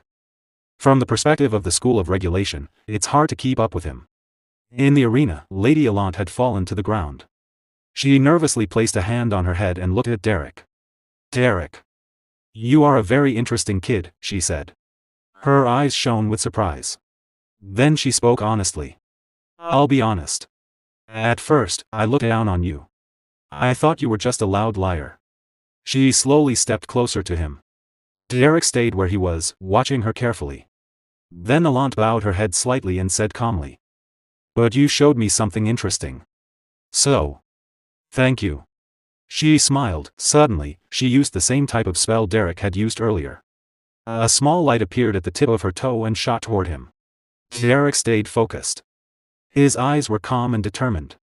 He quickly raised his hand and blocked the attack. Then he used his magic to catch the spell and swung his hand, sending it back toward Allant. Allant screamed in surprise and quickly tried to dodge it. At the same moment, Derrick jumped forward to attack her. His eyes shone with focus. Allant panicked. Her mouth opened in shock as she saw his sudden attack coming toward her. Suddenly, the sound of a bell echoed through the air. It was Lady Allant's teacher ringing it. Hearing the bell, Derrick's feet touched the ground, and Lady Allant noticed. Derrick respectfully bowed and said, "Thank you for the match." The match ended. Sweat covered Lady Allant's face as she nervously bit her lip in embarrassment. The scene then shifted to the resting area. Lady Allant sat on a chair while her maid handed her a cup of tea. Derrick stood silently in front of her. Holding the cup, Lady Allant calmly said, "You're a splendid mage." Derrick replied, "No, Lady Allant. You're the one with reflexes I've never seen before." Hearing that, Lady Allant blushed and smiled. "Flattering me like that? You must be quite used to this world. I heard you're a commoner, though. Judging by your skill, you must have honed it through relentless effort." Derrick calmly answered, "I had to survive as a mercenary." Lady Allant let out a soft laugh, still blushing. "Save the humility. I like hard-working people. But that old magic teacher behind me. He probably won't like you very much, so try not to get on his bad side." Derrick lowered his eyes but said nothing. Lady Allant took a sip of tea and continued, "Well. Thanks to you, I learned a lot. There's another sparring match at the Rosia Salon next time. I might even get a good result. With your skill, I don't think you have much to worry about." Derrick replied calmly. After placing the cup on the table, Lady Allant said, "Maybe. But I'm not interested in small fry. The person I truly want to defeat is Aisline Eleanor Duplain." Her eyes hardened with determination as she spoke the name. Derrick blinked upon hearing it but remained silent. Lady Allant waved her hand. "I've prattled on for too long. You may go." Derrick bowed, turned around, and began to leave. As she picked up her cup again, Lady Allant thought, "Derrick of the Beldun Mercenary Corps. I feel like I've heard that name before." Suddenly, she remembered, Lady Aisline had once mentioned him. Her eyes widened in realization. Meanwhile, Derrick walked toward the exit. All of a sudden, Lady Allant grabbed his hand. Derrick turned around, confused, his eyes filled with questions as she held on to him. With a chilling smile, Lady Allant asked, "It's you, isn't it? The mercenary who taught Daila?" The scene shifted to Lady Allant's residence. The sun was setting, and the sky had grown cold. Inside, a fire burned warmly, filling the house with comfort. Lady Allant and Derrick sat facing each other. "I'll get straight to the point," she said. "If I can beat Aisline, I'll do anything." Derrick calmly asked, "You want to defeat Lady Aisline?" "Yes," she replied. "Aisline isn't a 2-star mage yet.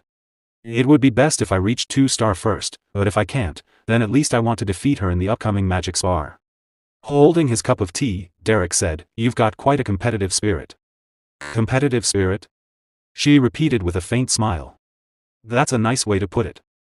For now, you can call it that. But before, I wanted to beat Aisline so badly that I wouldn't have hesitated to do something disgraceful." Derrick looked at her seriously but remained silent. Continuing while holding her cup, Lady Allant spoke in a quieter tone, "Jealousy is dirty and pathetic. I was jealous of Aisline. And it didn't end well. No matter how much I gossiped behind her back or tried to dig up her flaws, she only tried to understand and accept me instead." Derrick paused for a moment, then asked, "Why are you telling me this?" Lady Allant placed her cup of tea on the table and said, "I wanted you to understand my sincerity, even if it meant exposing my shameful side. And there are a few things I want to ask." Derrick, slightly curious, replied, "Please, go ahead." Lady Allant continued, "If you stayed with the Duplain family, then you should know well enough how skilled Aisline is." Her expression grew more serious as she added, "And what my own abilities are like. That's why I'm asking you, what must I do to defeat Aisline?" After hearing this, Derrick paused for a moment. He took a sip of his tea, then calmly said, "It's true that Lady Aisline's skill is at an astonishing level. But you also possess tremendous ability." He looked at her and continued, "If you work hard to refine your skills." As he observed her determined gaze, a thought crossed his mind. Sometimes, you can read a person's heart through their eyes. This young lady in front of me isn't asking for praise. She's desperate enough to seek an answer even from a lowly mercenary. Silence filled the room for a moment, then Derrick spoke firmly, "You can't beat her." Lady Allant remained silent, simply staring at him. Derrick watched her, curious about her reaction. Her lips trembled slightly before she said with determination, "Even so. Even so, I want to win. Even if it's impossible, I will win." Derrick was briefly surprised but said nothing. Lady Allant suddenly stood up and slammed her hand on the table. "You turned that good-for-nothing Daila into a mage. So you can help me defeat Aisline as well, can't you?" Derrick listened, paused for a moment, and then replied, "It's not that there's absolutely no method worth trying. But before that, there are a few things that concern me." Lady Allant sat down again and, with a faint, chilling smile, said, "Now we're getting somewhere. What are they? Lowering his eyes, Derrick asked, first, do you know exactly how I taught Lady Daila? For a moment, he recalled everything that had happened at the Duplain residence, how harsh his methods had been, even to the point of striking Daila or pushing her to the brink to force her growth. Lady Allant calmly replied, I don't know the details. But don't worry. I'll do anything to win. Derrick continued, second, as you know, I'm a mercenary. That means, before he could finish, Lady Allant turned her face proudly and interrupted, is that what you're worried about? That people will talk. That they'll sneer at a noble lady learning magic from a mercenary? She looked straight at him and said firmly. Listen, Derrick. I'm serious. I'm going to become someone whose name will resound across the entire empire. If I can't even take first place in Ebelstein's social circle, that would be absurd. Derrick listened quietly as she continued, placing a hand on her chest. So don't you dare question my sincerity over something so petty. I know very well what matters more than pride. After hearing her out, Derrick remained silent for a moment before calmly saying, no. What I meant is, you'll need to pay me. I am a mercenary, after all. Lady Allant froze for a second. Then her face flushed red with embarrassment.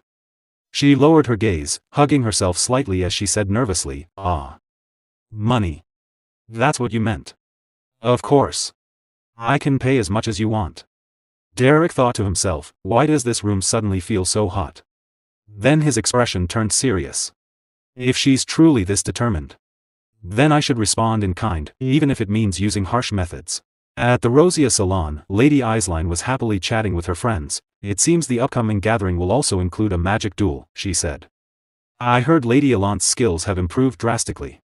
If that's the case, I should make thorough preparations as well. One of the girls laughed lightly. Goodness, is it already time for another gathering? Another chimed in, then I must participate too. Meanwhile, Lady Allant was watching Eislein from nearby. She soon approached and called out, Lady Eislein is far too humble. Hearing her voice, Eislein turned and smiled. Lady Allant. There you are. Lady Allant returned the smile calmly. We were just talking about you. Eislein added. I know, Allant replied.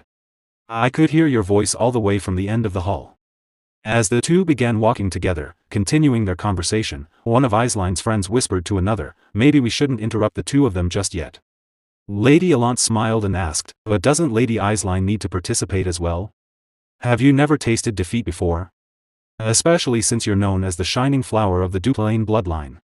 Eislein sighed softly but responded calmly, thank you for the flattery. Even so, my opponent this time is you, Lady Allant. That is why I cannot afford to be careless. Allant replied proudly, to be honest. I do feel a bit more confident thanks to my new magic tutor. He's just a commoner, but his track record was impressive enough to convince me to hire him. Eislein looked surprised. It's quite unusual for you to personally hire someone like that, Lady Allant. It seems you place a great deal of trust in this instructor. Placing a hand on her chin, Allant said calmly, more accurately, the one who vouched for his abilities wasn't me. But you, Lady Eislein. Me? Eislein asked, confused. I vouched for him. Allant looked at her with a chill smile. Yes. Because my tutor is none other than Derrick. Eislein's eyes widened in surprise. Inside, Allant laughed to herself. Look at that shocked expression. You're angry, aren't you? I bet you're incredibly frustrated. The man you couldn't hold onto is now mine, but Eislein simply smiled brightly. Oh my. Congratulations, Lady Allant. I'm certain you've made a wise choice. You're truly dependable. She even blushed slightly as she took Allant's hand. Congratulations once again. Allant forced a nervous smile. Thank you. Wait. This isn't the reaction I was expecting. Eislein suddenly fell silent, recalling a memory. Why don't you try asking Derrick for some extra magic tutoring? She had once suggested to her sister. Daila. I've noticed your growth has been a bit stagnant lately. If Derrick guides you, I'm sure you'll improve. Daila had been startled, quickly waving her hands in refusal. No, there's no need to ask him for that. I don't think it's necessary at all. Please don't go that far. Because you are someone very precious to me. Back in the present, Eislein placed a hand on her chin, still smiling thoughtfully. Alant smirked inwardly. That's right, Lady Eislein. When you think about it carefully, you must understand what it means that I've taken him from you. Yes, Eislein, let your anger out. I, Alant Alphione Belmiard, have openly stolen your tutor. Eislein hesitated, then spoke. Lady Alant? Derrick is actually a bit, but before she could finish, Alant stepped forward cheerfully. Oh my, is it already this late? I truly enjoyed our chat. She waved her hand lightly. I'll take my leave now. Today is my first tutoring session. With a teasing smile, she walked away. Eislein remained where she stood, confused. It shouldn't be anything serious, she thought. Derrick isn't the type to do anything truly terrible. Nearby, Denise watched the two of them quietly while holding a cup of tea. Taking a sip, she thought to herself, besides, everyone is just working hard to make a living. The scene shifts to Belden's tier. Inside, Derrick spoke calmly, anyway, I'll put all of that aside. I need to focus on my upcoming job. The master of Belden's rested a hand on his head and asked, the Earl Belmiard family, right? Why does your workload keep piling up like this? Derrick, holding a cup of wine, replied, besides, I don't even need to make a long trip to the Earl's estate. It doesn't matter as long as I can handle it here in Ebelstein's.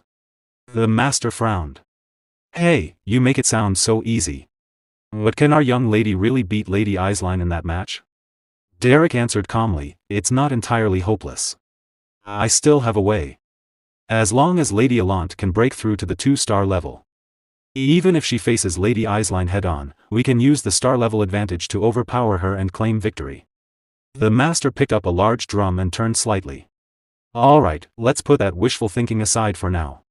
What's the most realistic plan you want to execute? Derrick replied, that's exactly what I wanted to discuss, uncle. That's why I need your help with this plan. The master looked at him, confused. Derrick continued, to guarantee a safe environment, we'll also need Pelline's help. The master stared at him for a moment before saying, You're planning something reckless that doesn't make any sense, aren't you? Derrick remained calm. Uncle, to be frank, this entire plan is fundamentally dangerous. At that moment, Pelline spoke up loudly, it's extremely dangerous, you know. Those bastards are absolute scammers. She waved her hands in frustration. They completely tricked me and made me suffer. They drained every last coin I had. Both men looked at her. Derrick sighed, then handed her some money. Here. Just use this. The scene shifts to Lady Alant's residence. On the training grounds, Lady Alant stood calmly, listening. Derrick said, first, we will start our lessons in the form of live combat training. This drill will be repeated 10 times. Only after that will I analyze the finer details of your magic. Alant looked nervous. You're really going to throw me into 10 consecutive rounds of combat? I need to observe your actual combat abilities first, Derrick replied. She smiled slightly. Very fitting for your mercenary background. Brutal, isn't it? But that's fine. I didn't hire you to sit around and lecture me from a dusty old textbook. Derrick formed a spell in his hand. All right. If you're ready, we'll begin. After some time, they completed 10 rounds of combat. The training ground was heavily damaged. Lady Alant bent over, hands on her knees, breathing heavily from exhaustion. Derrick said calmly, thank you for your hard work, my lady. Please rest for 10 minutes. After that, we will discuss the fundamentals of magic theory. Alant, exhausted, asked, only 10 minutes. I don't have a single drop of mana left. If you push yourself, I'm sure there's still some mana left to draw from, Derrick replied. She looked uneasy but said nothing. After 10 minutes, the training resumed. This time, Lady Alant used ice magic to create spheres. The shape is incorrect, Derrick said. Sharpen your focus and create 10 more ice spheres. I'm trying. She replied, struggling, if you can't even do this, what else are you capable of? You are still 5 short. Next, fire 100 more magic arrows. Alant hesitated. I really don't have any mana left. Instead of wasting time making excuses, create 1 more arrow, Derrick said firmly. Time passed quickly, and soon it was dark outside. After exhausting all her mana, Lady Alant collapsed onto the ground, completely drained. Derrick looked at her. You've worked hard this session. You may go and have your dinner now. Then he added, "My lady, are you all right? If you truly feel incapable of continuing, giving up is always an option." Allant sat up and laughed. "You're telling me to give up after just a little training like this?" She looked at him with determination. "You gave me some alarming warnings before we began. I thought the training would be grueling, but this is just regular hard work." Looking up, she continued, "You can't imagine what I've had to endure just to survive in this cutthroat high society. A little training like this? It's nothing to me." Derrick lowered his gaze slightly. "Is that so? Perhaps I underestimated you." Allant stood up again. "I'm just a bit tired since I returned from a social gathering. Starting tomorrow, I'll show you my true abilities." With a confident smile, she added, "So from tomorrow onward, you'd better increase the intensity of the training." This light warm-up barely made me break a sweat. Derrick looked at her seriously. "Tomorrow? My lady, what do you mean by that?" Allant blinked, confused. "I already told you," Derrick said calmly. "Right now is merely your dinner break." Silence filled the training ground. Allant laughed awkwardly. "You have quite an unusual sense of humor." Derrick's expression remained firm. "My lady, I did not take this job to joke around with you." A voice echoed across Lady Allant's training ground. "Come on, Lady Allant, you can do more." Lady Allant stood in the center, struggling to form magic arrows using her mana. Sweat rolled down her face as she forced herself to continue. Nearby, Derrick calmly, clapping lightly. "Just 5 more magic arrows, there's still mana left in your body." "Alright, make it 10 more arrows." Lady Allant glared at him, exhausted. "Why are you increasing the number?" Despite her complaint, she kept going, pushing her limits. After some time, they began stamina training. Derrick ran steadily, maintaining a calm pace. Behind him, Lady Allant struggled to keep up, her energy nearly gone. "If you can't run anymore," Derrick said casually, "we'll switch to magic manifestation training." "I'll run," she replied between heavy breaths. After the run, Lady Allant collapsed onto a seat, her face pale, her body completely drained. She breathed heavily, barely able to move. Derrick, sitting nearby, glanced at her. "Are you ready already?" "Huh? Why yeah." She answered nervously, forcing a small smile. "This is fun." Derrick spoke calmly. "If it seems impossible, giving up is also an option." Still exhausted, she smiled faintly. "Giving up is never an option. This much isn't even a workout." Derrick looked at her silently for a moment, then stood up. "In that case, I think you've rested enough. Time to spar." "What?" she exclaimed in shock. "I just sat down." 2 weeks later, Rosia Salon Lady Allant sat at a table with Lady Denise, who was quietly reading a book. "Lady Denise," Allant said tiredly, resting her head on her hand. "When Lady Eislein arrives, could you wake me up?" "All right," Denise replied calmly. "Thank you. I've been so busy with magic training lately," Allant said with a faint, tired smile. After a pause, Denise asked, "I'm curious, why do you push yourself so hard?" Allant froze for a moment, then answered with determination, "To win. Because I want to win." Denise looked surprised but said nothing. Then she smiled gently, "Hang in there. I'll cheer for you." A moment later, Denise noticed something. "Lady Eislein has arrived," she said, returning to her book. Allant panicked and quickly tried to hide her face with her hands, nervous that Eislein might see her in such a tired state. Meanwhile, Lady Eislein passed by with 2 other ladies. "There's a new clothing store that just opened," one of them said. "Want to check it out?" "Oh, I'd love to," Eislein replied. As they walked away, Allant whispered anxiously, "She left. Right?" "Yes," Denise answered calmly. "She didn't see me, did she?"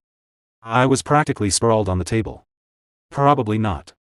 Allant sighed in relief, but as Eislein walked away, she turned back briefly, her expression filled with concern. "She looks very tired. I wonder if she's really okay." Later, Lady Allant's residence a maid gently brushed Allant's hair.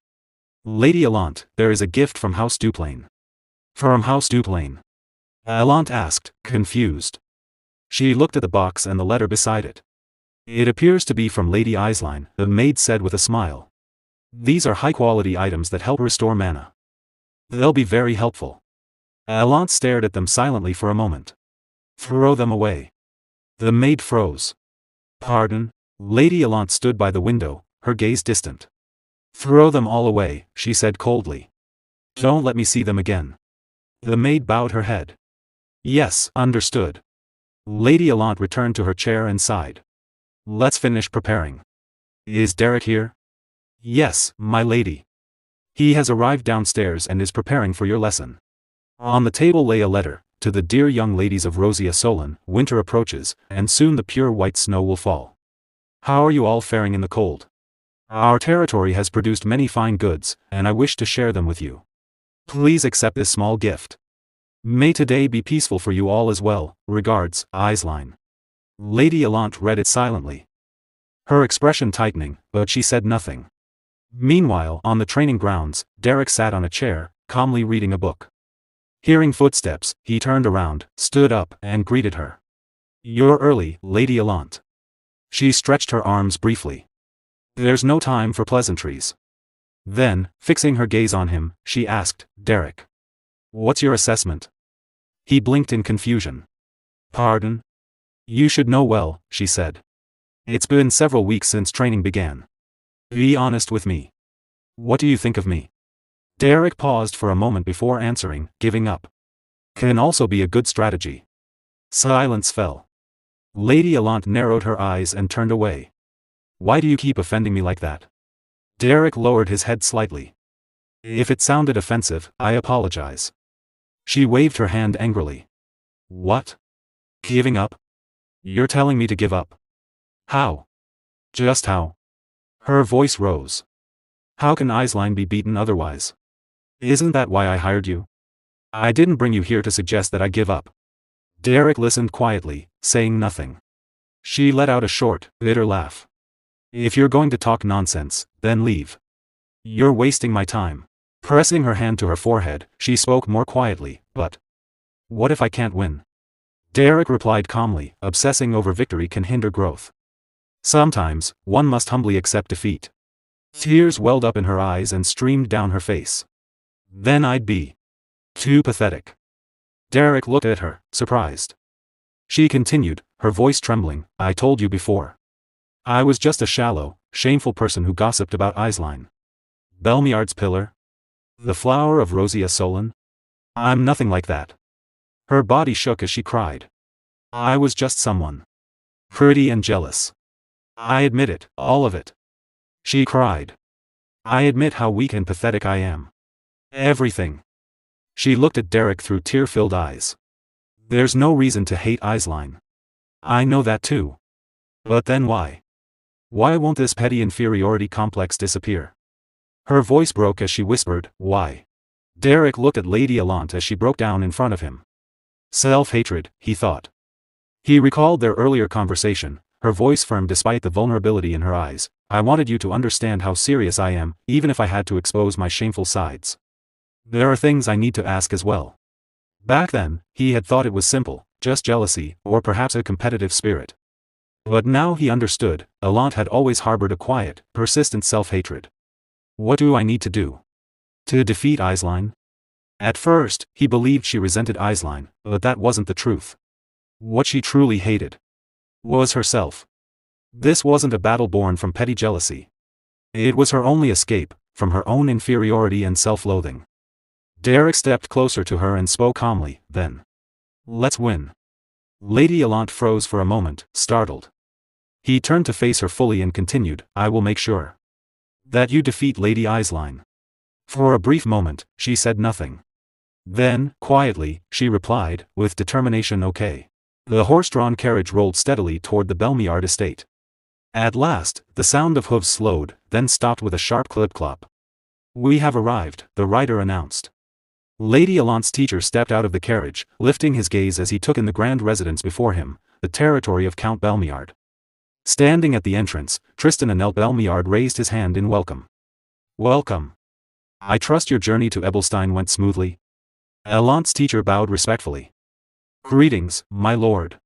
I hope you have been well. The lord of the Belmiard territory smiled warmly, the trip must have been exhausting. Please, have a seat and rest. They both sat on the couch. Tristan leaned back slightly, still smiling. It's been a while since I last saw my dear Allant. How is she doing? She is doing well, her teacher replied. My lady has been putting a great deal of effort into her magic training lately. Tristan placed a hand on his chin and let out a light laugh. I've never seen a girl with such incredible talent as our Allant. With her abilities, I'm certain it won't be long before she surpasses even me. Her teacher bowed his head again, letting out a small, nervous chuckle. I certainly hope so, my lord. I can't let him find out that my lady is learning under a commoner. He thought. If he discovers the truth, both Lady Allant and I will be in serious trouble. Tristan spoke again, casually. I actually have some business in Ebelstein as well. The teacher reacted quickly, a hint of tension in his voice. Oh. Is that so? Tristan smiled, idly twirling his mustache with his fingers. I'm curious to see how she'll react if I show up unexpectedly, with a gift. Allant's teacher forced a polite smile. I'm sure my lady will be thrilled, my lord. Let's just hope I survive this, he thought nervously. The scene shifted to the outskirts of Ebelstein, where the entrance to a nameless labyrinth loomed in silence. Derrick's uncle stood before it, stepping forward slightly as he frowned. Something still feels off about this. Pelin hugged himself, his expression calm but concerned. Is it really a good idea to send someone as fragile as her into a dungeon? Derrick's uncle kept his gaze fixed on the entrance. I'm sure Derrick has thought this through. Lady Allant pointed at herself, her voice trembling. Wait. So I have to go into that dungeon? Derrick replied calmly, it's the lowest ranked dungeon in this area. You can definitely handle it. But what exactly am I supposed to do in there? She asked nervously. Do I just charge in and attack the monsters? You need to sharpen your instincts through real combat, Derrick explained. As a precaution, my colleagues and I will be watching your back. Allant's anxiety only deepened. Seriously? You're kidding, right? Derrick raised his hand, beginning to cast a spell. The duel is only a few days away. He stepped forward, forming a glowing ball of magic that illuminated the area. We're short on time. This is the most efficient way to prepare. Pelin glanced at her with cold, unreadable eyes. Allant lifted her hand as if to protest, but no words came out. Without another word, they all entered the dungeon. Derrick held the glowing magic sphere in his hand, while his uncle carried a burning torch to light their path deeper inside. Lady Allant, still trembling, spoke hesitantly. What even is in there? Before she could continue, Derrick cut her off, his voice firm. Prepare yourself. Even in the lowest ranked dungeon, you must remain on guard. Hearing those words, Lady Allant grew even more nervous and afraid, her eyes instinctively turning toward Derrick for reassurance. Meanwhile, Pelin suddenly focused, his expression sharpening as he noticed something. He quickly raised his bow and alerted Derrick. A horde of goblins is heading this way. Allant's eyes widened in shock. Goblins. Derrick nodded calmly. Yeah, I already heard them. At the same moment, Derrick's uncle glanced behind them and reached for his sword. Derrick, there's a big one behind us. Looks like an ogre. Allant froze, her voice trembling even more. An ogre? Derrick stepped forward and spoke to his uncle. Can you handle the ogre? His uncle laughed as he gripped his sword. That depends on how much extra you're willing to pay. Allant stood in the middle, completely overwhelmed, her gaze darting from one side to the other in panic. Derrick smiled slightly. We can discuss the fee later. He began preparing a spell as the sound of shrieking grew louder. A swarm of goblins emerged from the darkness ahead, their eyes filled with bloodlust. Allant's body trembled as she watched them approach. They're really going to fight. Monsters. The goblins charged forward, screaming wildly. One of them, holding a spear, let out a louder cry and rushed straight toward Derrick, followed by the rest of the horde. Derrick drew his sword, ready for battle. Seeing the sheer number of goblins, Allant's fear only intensified. Her eyes were wide open, and sweat rolled down her face as her body trembled uncontrollably. Derrick cast a spell, channeling magic into his sword, then shouted, Pelin, protect my lady.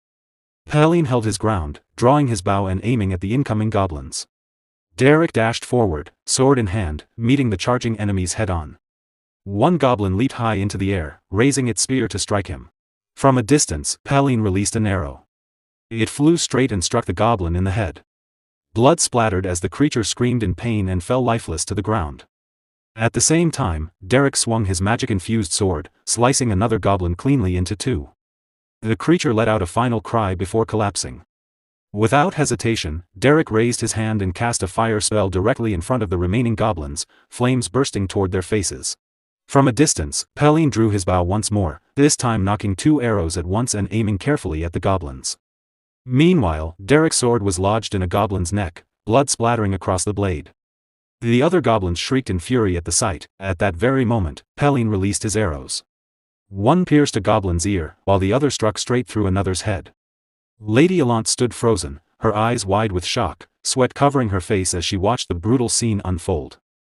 Suddenly, a loud roar echoed from behind her. She flinched and turned quickly, her body trembling with fear. A giant ogre stood there, its massive frame towering over Derrick's uncle. Its jagged teeth bared, Derrick's uncle calmly rested his sword on his shoulder, observing the creature. Then he laughed, gripping his weapon tightly. "I'm curious to see how high the bounty on your head is." The ogre roared loudly, its eyes glowing with rage. It raised its massive wooden spear high into the air, preparing to crush him. As the spear came crashing down, Derrick's uncle moved swiftly. With a single strike, he severed the ogre's arm. The massive limb flew through the air as blood sprayed everywhere. The ogre let out a deafening roar of pain. On the other side, Derrick continued his assault. Flames burst from his magic, burning the goblins as they screamed in agony.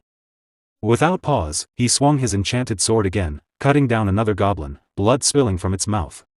Lady Allant could hardly believe what she was seeing. What is going on? He actually killed that goblin. Her eyes widened even further as a terrifying realization struck her. I could seriously die here. No, this is insane. I can't do this. Suddenly, she heard another goblin scream right behind her. Panic surged through her body. Derrick noticed immediately. His face, partially stained with goblin blood, turned toward her as he shouted, "My lady! One of the goblins is heading straight for you. Keep your wits about you." Allant looked ahead and saw the goblin charging at her, weapon raised, screaming wildly. Her body froze in fear. "I'm going to die. I'm really going to die." Seeing her panic, Derrick called out again, more urgently, "You have to defeat it yourself." Her thoughts spiraled. My entire life. Memories flooded her mind, her own voice, filled with tears. "Yes. I admit it. I know exactly how pathetic and naive I am." Back in the present, the goblin rushed closer as she stumbled backward. Another memory surfaced. Why won't this miserable, humiliating feeling just disappear? Why? Her heart pounded. I've always been all talk and no action. The goblin leaped into the air, raising its spear to strike. Someone who could only envy others and badmouth them behind their backs. That was me. For a brief moment, she faced her true self, no more denial. But I came here to put an end to that version of myself. To become a better person. Her eyes were still wide with fear, her body trembling, but this time, she raised her hand. Magic began to gather. With a shaky breath, she formed a large arrow of ice. As the goblin swung its spear down at her, she released the spell. The massive ice arrow shot forward and pierced straight through the goblin's stomach, sending it flying backward. Blood scattered through the air as the creature crashed to the ground and rolled away. Derrick watched closely, a hint of tension still in his expression. His uncle observed silently, saying nothing. Pelin, bow still in hand, also kept his eyes on her without a word. The goblin lay motionless.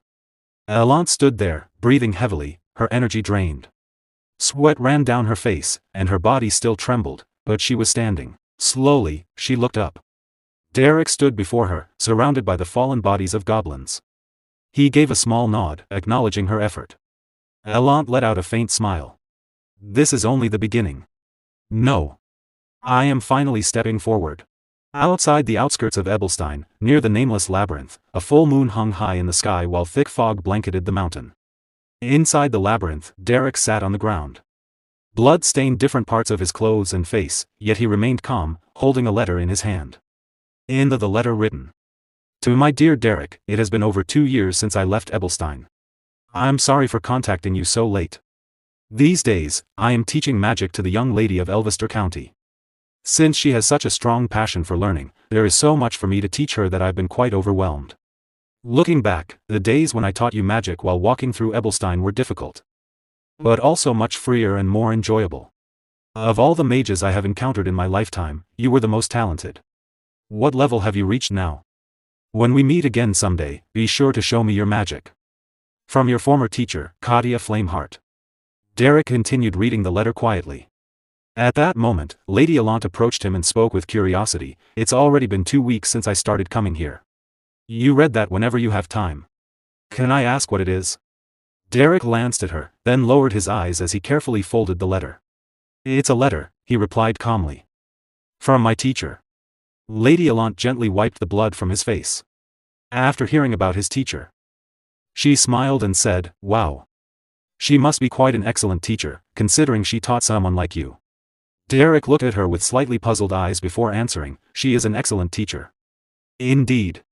Allant felt a bit confused by his response but chose not to press further. After a brief silence, she spoke again, somewhat awkwardly, I was trying to irritate you. Derrick picked up his bag and asked plainly, with what?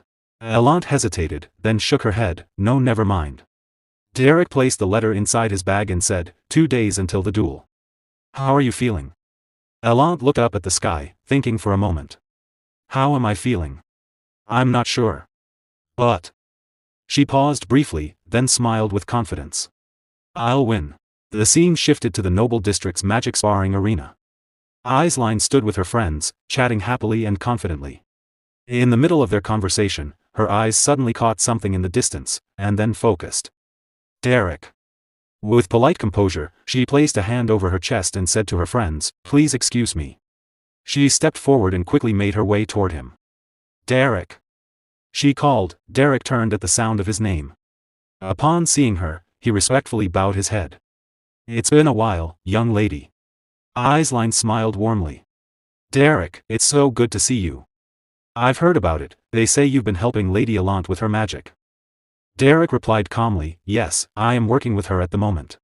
A brief silence followed as they simply looked at each other, then Aisline spoke again, a hint of nervousness in her voice, you're still the same as ever, Derrick. Surely you haven't been too harsh on Lady Allant? Daila mentioned that you're not an ordinary teacher. Lately, Lady Allant has looked quite tired. Derrick's expression sharpened slightly as he asked, you're concerned about your opponent? You seem confident. Aisline hesitated.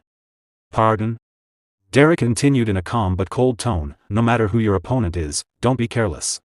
Aisline instinctively clasped her hands together, feeling a bit uneasy. But she said nothing. Soon, the arena grew lively as the sun shone brightly overhead. The audience filled the seats, their voices echoing through the air. Aisline's friends sat near the front, chatting among themselves, so, who do you think will win? One asked. Of course, Lady Aisline, another replied confidently. Unless Lady Allant uses 2-star magic. Poor Lady Allant. It feels like she's lost so much weight, her face looks half its usual size. Nearby, Lady Denise sat quietly, listening but saying nothing as she continued reading her book, the sound of footsteps echoed across the arena steps. Aisline entered gracefully, acknowledging the crowd with a respectful bow and a gentle smile, oh my. It's Lady Aisline. My goodness, how is she so beautiful today as well? She accepted their admiration with composed elegance. From the opposite side, another set of footsteps approached. I'll win. I'll win. Allant murmured under her breath. It was Lady Allant, stepping into the arena with visible tension. Her eyes were focused, determination building within her. I'm absolutely going to win, she whispered with growing confidence. Behind her, Derrick stood with his arms folded, silently watching. The two young ladies finally stood face to face as the crowd cheered loudly around them. Aisline bowed her head respectfully. I hope you've been well, Lady Allant. Allant returned the gesture with a smile. I trust you have been well too. Your composure at all times sets an example for me. Aisline quickly shook her head. No. Allant looked slightly confused. Aisline continued honestly, I have never felt as nervous before a duel as I do now. Allant smiled. Shall we begin? Aisline nodded, her gaze sharpening with focus. Allant raised her hand, gathering golden mana into her palm. It burned brightly. Like flames swirling with energy. Across from her, Aisline summoned blue mana, forming a circular flow that surrounded her body like a protective current. Both of their auras expanded, mana flowing around them as the tension in the arena rose, then suddenly Allant waved both hands. Aisline's eyes widened in shock, countless glowing arrows formed in the air, golden, blazing like fire. Allant had drawn deeply from her mana pool, creating a massive formation of magical arrows that hovered above, ready to strike at any moment. Aisline stood frozen for a second, stunned by the sheer scale.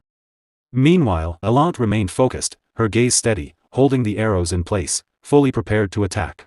A memory flashed through Lady Allant's mind. Back in the labyrinth, they had all been exhausted after fighting off waves of goblins.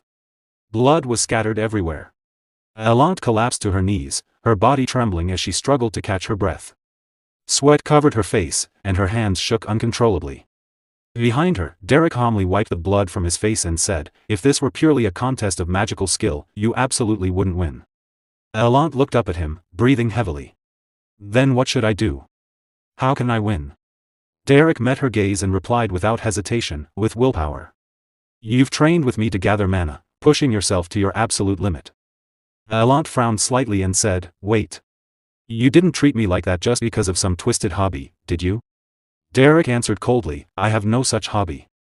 He continued, his tone steady and serious, "When both sides run out of mana, the match is no longer decided by skill, but by willpower." Allant listened closely. "Use your magic as lavishly and grandly as possible," Derrick went on. "Drag the battle into a war of attrition by any means necessary. When that war ends, the one who can squeeze out even a single drop of mana more than the other wins." Allant slowly stood up, regaining her composure. "But what if Aisline's mana reserves are far greater than mine?" Derrick looked at her and answered bluntly. "Then you'll lose." Allant fell silent. "Mana capacity is largely determined at birth," Derrick continued. "And you, Lady Allant, carry the blood of Belmiard." He paused for a moment before finishing, "So believe in yourself." Back in the present, Lady Allant poured all of her mana into the air, creating countless golden arrows around her. She controlled them with precise movements of her hands, gathering more and more without holding anything back. On the other side, Lady Aisline stood stunned. Her eyes widened in shock as a wave of unease crept over her. "Lady Allant. Is this how strong she is?" She thought, hardly believing what she was seeing. Allant raised her hands with confidence, and the mass of golden arrows rose higher into the sky. Her focus sharpened as the arrows gathered above, filling the air until it seemed as though the entire sky was covered in glowing gold. Then, with a decisive motion, she directed them toward Aisline. The arrows began to fall, like a rain of light, rushing down toward her opponent. Yet Aisline did not move from her position. Instead, she calmly gathered blue mana into both of her hands, her expression shifting from shock to determination.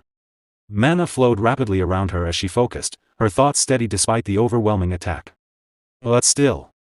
Just as the golden arrows were about to strike, Aisline waved her hand and formed a barrier around herself. Blue mana surged outward, enveloping her body in a protective shield as the rain of golden arrows crashed against it. With sharp focus and unwavering resolve, she thought, "I'm the one who will win." Meanwhile, Lady Allant remained composed, still holding control over a large number of arrows. She raised her hand once more, preparing to launch another strike. Lady Allant stood with dozens of flame arrows swirling around her, all aimed at Lady Aisline. Her eyes were sharp, filled with determination and an unrestrained will to win. On the other side, Lady Aisline remained fully prepared. She raised a protective spell, forming a shimmering blue mana barrier around herself. The energy flowed steadily as she focused, ready to counter at any moment. Without hesitation, Lady Allant unleashed her attack. The flame arrows shot forward like a storm, raining down upon Lady Aisline. Each arrow struck the barrier, and although it held firm, the sheer number of impacts triggered a massive explosion that shook the battlefield. Smoke and fire spread across the arena. The crowd gasped in astonishment. "Lady Allant's magic. Her mana reserves have increased tremendously." Despite the overwhelming assault, Lady Aisline's barrier remained intact, glowing with steady blue light. Her eyes narrowed as she analyzed the situation. "Her firepower is incredible," she thought. "But she's releasing it endlessly. At this rate, her mana will run out soon." Then, through the smoke, her gaze sharpened. She noticed movement. Lady Allant was attempting to change her position under the cover of the explosion. "Found you," Lady Aisline muttered. Forming an ice arrow in her hand, she tracked Allant's movement precisely. With perfect timing, she launched the arrow at full speed. The ice projectile cut through the smoke, locked onto its target, and pierced straight through Lady Allant's chest. For a brief moment, it seemed like a direct hit, but the figure dissolved. Lady Aisline's eyes widened in shock. "No way. Illusion magic? To move an illusion like that would consume an enormous amount of mana." Still processing what had happened, she hesitated, and in that instant, it was too late. Lady Allant appeared behind her, gripping a massive ice arrow, ready to strike. As the attack came down at close range, Lady Aisline sensed it at the last second. She turned, her eyes locking onto Allant, but they were too close. There was no time to form another barrier. The scene shifted to a carriage where Lady Allant sat beside Derrick. "It'll work," Derrick said calmly. Lady Allant glanced at him. "How?" Without looking up from the book in his hands, Derrick replied, "Overwhelm her field of vision with flame arrows. Then use illusion magic to deceive her. After that, get in close and strike with ice spears from a short distance. Even a skilled mage would show an opening and fall for it." He paused, then looked at her directly. "But your opponent isn't just any skilled mage." Back in the present, Lady Allant was already closing in, gripping a large ice spear, ready to strike. At the last moment, Lady Eislein turned and noticed the incoming attack. Her eyes widened in shock. Ice spears at this distance. There's no time to deploy a barrier. In that case. In an instant, she raised her hand and gathered all her mana into her palm. A concentrated blue sphere of energy formed, pulsing with power as she focused intensely. Lady Allant moved even closer. With a swift motion, Allant launched the ice spear forward. At the same moment, Lady Eislein thrust her hand out, releasing the blue mana sphere. The sheer force of its pressure pushed her body backward, instantly shifting her position. The ice spear narrowly missed her and slammed into the ground, cracking the battlefield upon impact. Lady Eislein landed a short distance away, sliding back slightly. She steadied herself with her feet, resisting the force and maintaining her balance without falling. On the other side, Lady Allant froze in surprise. What was that? She thought, confused. Lady Eislein now stood before her like a phantom, blue mana flowing faintly around her eyes. Her sudden movement had been so fast, it felt almost unreal. That was close. Eislein thought, catching her breath. Then, she recalled Derrick's words, "No matter who your opponent is, never let your guard down." A drop of sweat ran down her face as she reflected. I understand now what he meant. Her skill. The way she uses magic. Everything about her has changed, her expression hardened. Then I'll overwhelm her with power. With that resolve, she began summoning countless ice spears from the ground. Without any incantation, they emerged rapidly, covering the battlefield. At the same time, she continued to advance, maintaining relentless pressure. I'm confident in a direct clash of power. More and more ice spears formed around her, rising from the shattered ground until they filled the entire surrounding area. The crowd stared in awe. Wow! Are all of those ice spears? To create that many without incantations. Incredible. Meanwhile, Derrick stood calmly, watching everything unfold. His eyes were sharp, focused on the battle. She took the bait. Lady Allant grew even more focused, clearly planning her next move.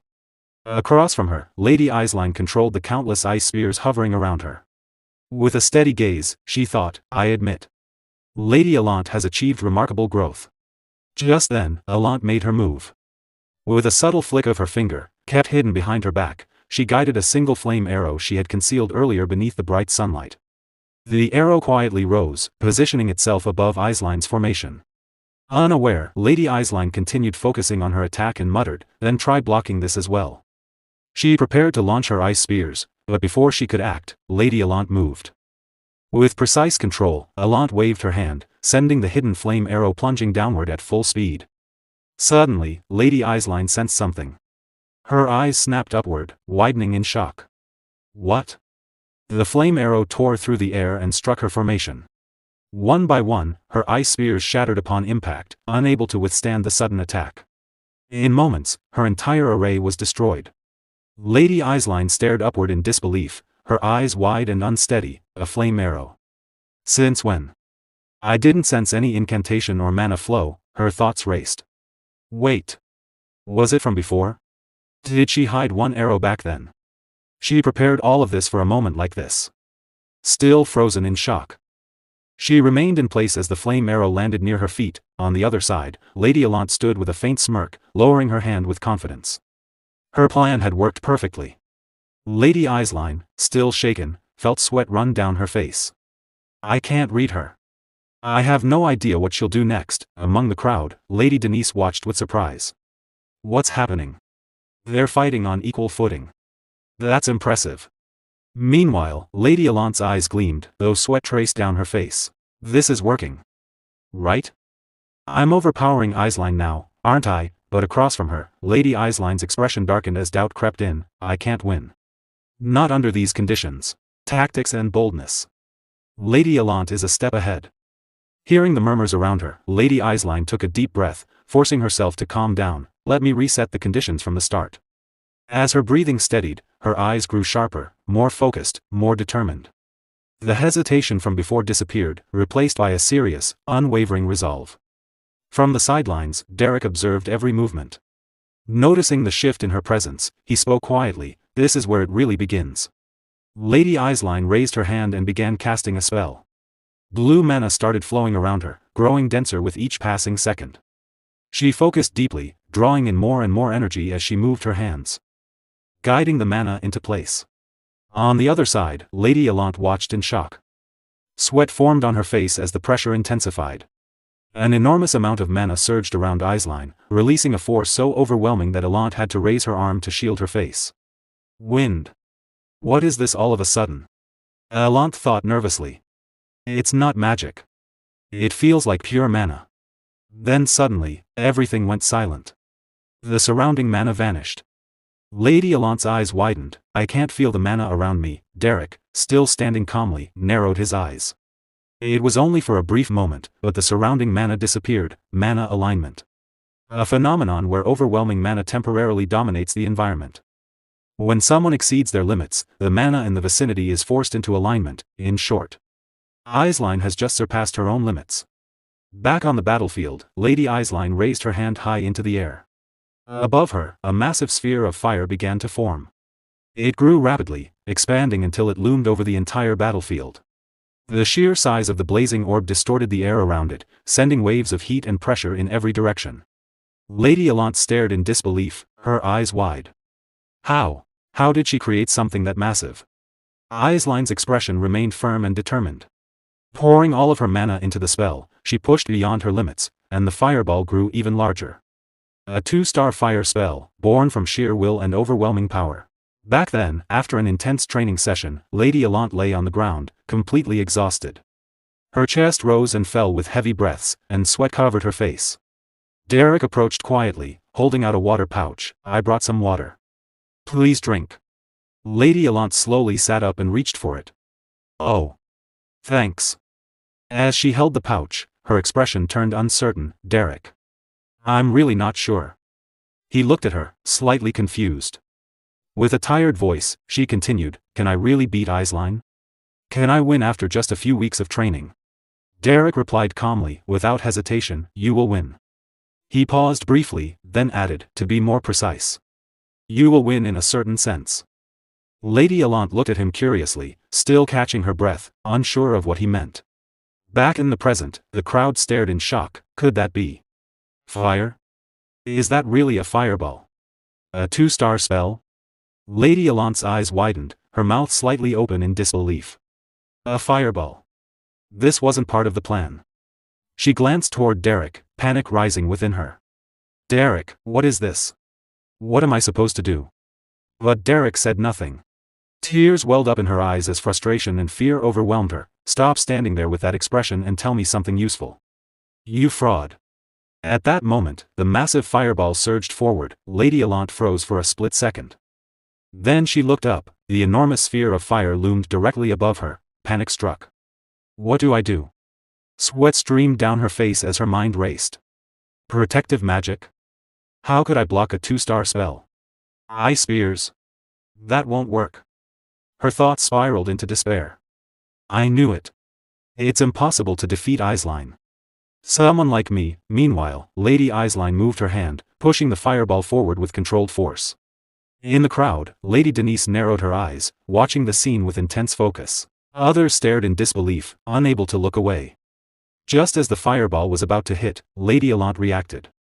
She released a burst of mana pressure forward, using its recoil to push herself backward. Lady Eislein's eyes widened in surprise. The fireball crashed into the ground, triggering a massive explosion that engulfed the battlefield.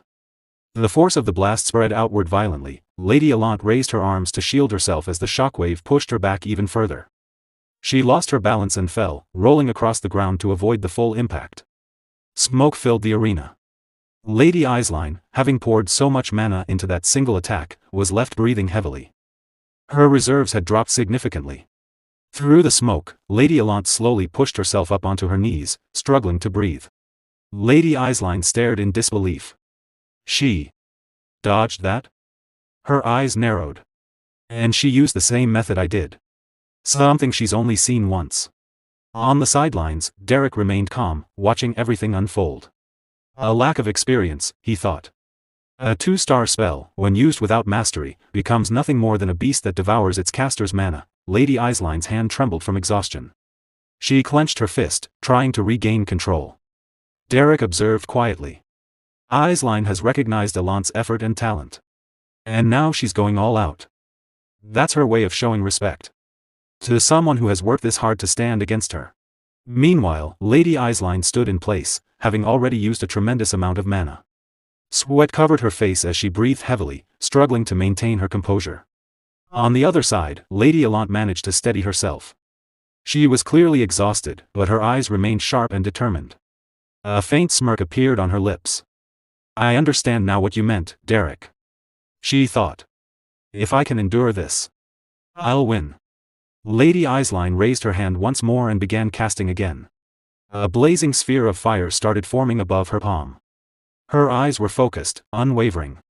She poured even more mana into the spell, recreating the same massive 2-star fireball as before. But this time, it was different. Her body trembled under the strain. Sweat dripped down her face as she gritted her teeth, barely able to hold the spell together. Still, she pushed forward. With a forceful motion, she hurled the fireball toward Lady Alant at full speed. From the crowd, Eislein's companions gasped in shock. Another fireball. It's even faster than before. The blazing sphere tore through the air, heading straight for Lady Alant. Alant immediately began running, trying to evade it. But Eislein didn't just release the attack, she controlled it. With subtle movements of her hand, she adjusted its direction, tracking Alant's movements. However, this control came at a cost. Eislein's energy continued to drain rapidly. The fireball closed in, it seemed inevitable, it was about to hit directly. But at the last second, Lady Alant changed her movement. She suddenly dropped low, planting her hands on the ground, then kicked upward with force. Using a burst of magic beneath her, she propelled herself high into the air. The fireball missed her by a narrow margin. She soared upward, so high that her figure blended into the brightness of the sun. Lady Eislein tried to track her, but the intense sunlight made it nearly impossible to see clearly. Above, suspended in the sky and hidden by the glare, Lady Alant smirked. Then she raised her hand, beginning to form ice spears once more, fully preparing her next attack. If I strike from here, she thought, she won't be able to read the trajectory of my attack. As Lady Alant completed her spell, ice spears formed around her. With sharp focus, she thought, using a protective barrier now would only waste more mana. What will you do, Eislein? Still suspended in midair, she hurled the ice spears downward at full speed. Below, Lady Eislein was barely holding herself up. Her face was pale, her breathing heavy, yet she forced herself to move. Dropping to one knee, she began casting a spell at the last moment. Just as the ice spears were about to strike, she created a layer of ice to block the attack. Watching this, Lady Alant frowned slightly. Not a barrier. Just a simple ice manifestation? She thought. She's used up too much mana casting those fireballs and controlling them. Lady Alant landed on the ground as her ice spears slammed into Eislein's hastily formed ice shield, embedding themselves into it. Lady Eislein's eyes widened. She was completely drained, barely able to stay conscious. Her body trembled as she struggled to breathe. From a distance, Derrick watched calmly. It'll be over soon, he thought. Lady Alant straightened and took a step forward, a confident smile forming on her face. It worked. I've cornered Eislein, she thought. There's no way she has any mana left. I still have enough. I can cast magic arrows or ice spears at least 2 more times. That's more than enough. I've won. But just as that thought crossed her mind, a cracking sound echoed. Lady Alant's eyes widened in shock. The ice shield began to fracture from within. Before she could react, a hidden fireball burst through the shield. Lady Eislein had cast it in secret, using the ice barrier as cover. With a desperate motion, she released the fireball forward, but the force of the spell pushed her backward. She lost her footing and fell hard onto the ground, her face pale with pain as she struggled to control herself. Meanwhile, the fireball surged toward Lady Alant, shattering her moment of certainty. As Lady Eislein fell to the ground, she could no longer control the fireball. It veered off course, narrowly missing Lady Alant and shooting up into the sky. Lady Allant stood still, momentarily frozen by the sudden attack. Then she slowly calmed herself, remaining silent as she watched Aisline. On the ground, Lady Aisline's body trembled. She had exhausted nearly all of her mana. Looking at her shaking hands, frustration filled her thoughts. Please. Just one more time. If I can just do a little more. She tried to gather mana again, attempting to cast another spell, but only a faint trace of energy formed in her palm. It wasn't enough. Lady Allant stepped forward and stopped in front of her. She said nothing, simply watching her opponent in silence. Lady Aisline slowly lifted her gaze. As her eyes met Allant's, fear began to show on her face. Lady Allant's thoughts swirled in her mind. To be honest, no noble lady in Ebelstein shone brighter than her. But where there is brilliant light, a shadow is always bound to follow. And that forgotten, dark corner had always been where I stood. You were born with everything and pampered your whole life, weren't you? Did you really think people would always be kind to your face? Hey, look over here. Show us that face you make when you're losing it with rage. As Lady Allant looked at her, Lady Aisline still wore a gentle, almost radiant smile. She was like a precious gem, the more she was polished, the brighter she shone. That radiance was so blinding it completely overshadowed me, dragging me deeper into an abyss of inferiority. Even so, I kept sharpening my blade in that darkness, telling myself that one day I would surpass her and prove my own worth. That I would crawl out of this bottomless pit. Snapping back to reality, Allant found herself still standing before Lady Aisline, who remained on her knees, exhausted, her mana nearly depleted. Her trembling hands betrayed her disbelief. Yet Allant continued to think, even in this state. Lady Aisline is elegant, composed, and beautiful. Even with her hair in disarray and her body covered in mud. Even after stumbling and falling in front of everyone. How can she still maintain that perfect, calm expression? It's as if she has no image she's desperately trying to protect. She's just always herself, giving everything she has to the task right in front of her. The crowd erupted with shouts, "Go for it, Lady Aisline. You can do it, I know you can. Get up, Lady Aisline." Still on her knees, Aisline struggled to steady her shaking hand. Allant stepped forward, raising her hand as she tried to form another flame arrow. But then, her gaze shifted briefly toward Derrick. Can I really win against Aisline? I'll be able to win soon enough. Mana gathered once more in her palm, flames flickering to life. Yet beneath her, that dark, negative energy continued to surge and coil, threatening to consume her again. So this is the end, then, but even if I win, in the end, I'll just return to where it all began. On the other side, Lady Aisline struggled to gather what little mana she had left. She stared at her trembling hand in disbelief, unable to accept that she had exhausted nearly all of it. Even so, she forced herself to try again, barely managing to form a faint flicker of mana in her palm. Her hand shook as she tried to hold it together. Suddenly, Lady Allant spoke. Ah. What a shame. Startled, Lady Aisline looked up, still clutching that small trace of mana. Sweat covered her face, and her eyes widened in shock. Across from her, Lady Allant simply waved her hand calmly and said, "I'm out of mana." Aisline couldn't understand. She stared at her in disbelief. Allant continued. "You really are amazing, Lady Aisline. I suppose I still can't beat you after all." Aisline remained frozen, unable to process what she was hearing. Then, with quiet grace, Lady Allant placed her hand over her chest, bowed slightly, and said with a gentle smile, "I forfeit." That was an incredible match. Aisline's mouth fell open in shock. She couldn't believe what had just happened. The crowd erupted to their feet, clapping and cheering loudly. Lady Aisline is the best. Meanwhile, Allant simply looked at her with a calm smile, as if a great weight had been lifted from her shoulders. Aisline, however, was still on her knees, her eyes wide with disbelief, unable to accept her sudden victory. As the match ended, Aisline's friends rushed over to her. "Congratulations, Lady Aisline. When did you learn 2-star magic? That match left me speechless." Aisline, still overwhelmed, blushed slightly and gave a gentle, shy smile. But then her gaze shifted toward Lady Allant. Allant was already walking away silently across the arena, leaving Aisline surrounded by her friends. Nearby, Derrick stood reading a book. Noticing Allant approaching, he closed it and slipped it into his pocket. As she stopped in front of him, Allant said, "Well, you saw it clearly, didn't you?" Derrick replied calmly, "That's enough." Allant smiled cheerfully. You're surprised, aren't you? Even someone like me knows how to accept defeat. You should have seen Lady Eiseline's face just now. Derrick lowered his gaze slightly. What kind of expression was it? Allant smirked, waving her hand lightly. What else? Eyes wide, mouth agape. She looked like she was ready to give up right then and there. It was so obvious. Even the usually composed Eisline can make a face like that. It was completely unexpected.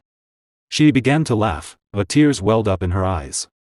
As she wiped them away with her finger, she added, anyway. It was hilarious. Honestly, it was worth losing just to see that. Thanks to you, I finally feel like I have the upper hand against Eisline. I'm in a great mood today. She tilted her head slightly and asked, so, what do you think of me? The ending wasn't perfect, but I wasn't that bad, right? I'm a quick learner. Aren't I? Derrick remained silent, watching her carefully, his eyes focused on her emotions. Suddenly, Allant's expression wavered. Tears began to fall from her eyes. Hey! Don't just stand there. She seemed confused by her own reaction, unable to understand why she was crying. Why? Derrick said nothing. Noticing her tears, Allant looked down at her trembling hands. Her vision blurred as both her eyes filled with tears. She slowly sat down in a corner, covering her face. What the hell? I'm not a kid anymore. After a moment, Derrick closed his eyes and spoke calmly. My lady, there is nothing to criticize about your performance today. You worked incredibly hard. Allant paused, then continued crying softly behind her hands. Honestly, I wanted to win too. But right when I was about to deliver the final blow, it suddenly hit me. Even if I won this match, I'd still be stuck in the same place. Just returning to that pathetic existence again. Her voice trembled, that nature. It's just too deeply ingrained in me. Silence fell between them. Derrick stood quietly, listening. After a moment, Allant lowered her hands, though tears still streamed down her face. Even in that moment, Eisline still looked so elegant. She gave a faint, bitter smile. When it comes to self-doubt, I think I've beaten Eisline by a mile. Derrick replied, I'm not that different from her. Lady Allant fell silent for a moment. He continued, so what if you look a little pathetic? Hearing that, Allant turned to look at him, tears still streaming down her face. Derrick met her gaze calmly. If you're not brave enough to look pathetic, then you'll never be able to grow. At those words, Allant covered her face again, still sitting in the corner. Derrick remained standing quietly beside her. Her memories flickered like ripples in water, images of Lady Eisline standing far away, untouched by that dark, negative energy. At the very least, I don't feel like I'm at a dead end anymore.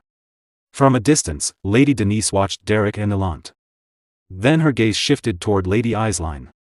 Stepping forward into the arena, she approached as Eisline's friends lowered their heads. We'll take our leave now, Lady Eisline. Today's match was truly impressive. Eisline replied softly, thank you, everyone. As they departed, Lady Denise stepped closer with a gentle smile. Lady Eisline, you were brilliant once again. Watching your duel gave me goosebumps. Eisline looked at her and said quietly, Lady Denise. You noticed it too, didn't you? In this match, I wasn't the real winner. Denise lowered her gaze slightly, smiling but remaining silent. Eisline looked at her in confusion, unable to continue. After a moment, Denise spoke.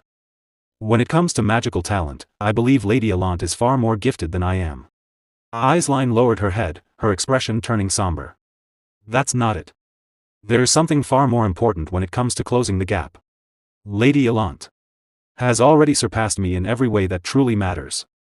The fact that her abilities improved so drastically in such a short time. Suddenly, Derrick's face appeared in her thoughts. Startled, she quickly shook her head and turned to her maid. Daisy. Yes, my lady. I need to send a letter to the main estate. Then she turned back, her eyes sharpening with determination. Derrick. I need him. The scene shifts to the Duplain household, where maids and servants carry out their daily routines. Inside, Raymond Oswald Duplain sat reading a letter, his expression tense. Dreist Wolfzil. What is a 6-star travel pass doing in Ebelstein? He murmured with concern. Across from him, Valerian Duplain looked at his father and replied, the reason is unclear, but it seems the customs agreement was moved forward earlier than expected, likely in response to Sir Dreist's movements. Raymond fell silent for a moment, lowering his head in thought. I was wondering why the Count of Belmiard was coming to Ebelstein of all places. It seems that, too, is connected to Dreist. If it's someone at the pinnacle of searching arts, someone who possesses foresight, then there must be a reason. Seated on the couch, Valerian continued, Father, a letter has arrived from Isline. They've sent a request to find a magic teacher. Raymond looked up at him. Can't you simply find one for her? Valerian hesitated before answering, the thing is. She specifically requested Derrick. But there's a problem, Derrick is currently at the Belmiard estate, teaching magic to Lady Allant. Raymond placed a hand on his chin, deep in thought. I was considering sending our butler to personally handle the negotiations. Valerian looked at him, confused. After a brief pause, Raymond continued, on second thought, there's no need. I have to go to Ebelstein because of the Dreist matter anyway. I'll handle it while I'm there. The scene shifts to Lady Allant's residence. The sun is partially hidden behind drifting clouds as she sits outside across from Derrick. With a relaxed expression, Lady Allant says, Derrick, I'm going to rest for a while. Derrick looks at her curiously. With a calm smile, she continues, studying or anything else, I just need a short break. To clear my head. She then glances at him and asks, You're going to keep working for the Beldun Mercenary Corps, right? Derrick replies calmly, Yes, I suppose so. Lady Allant shifts her chair slightly closer to him. Derrick instinctively leans back a little, confused. With a faint blush and a soft smile, she asks, You'll come again if I call you. Right? To teach me magic. Derrick pauses for a moment, considering her unusual behavior.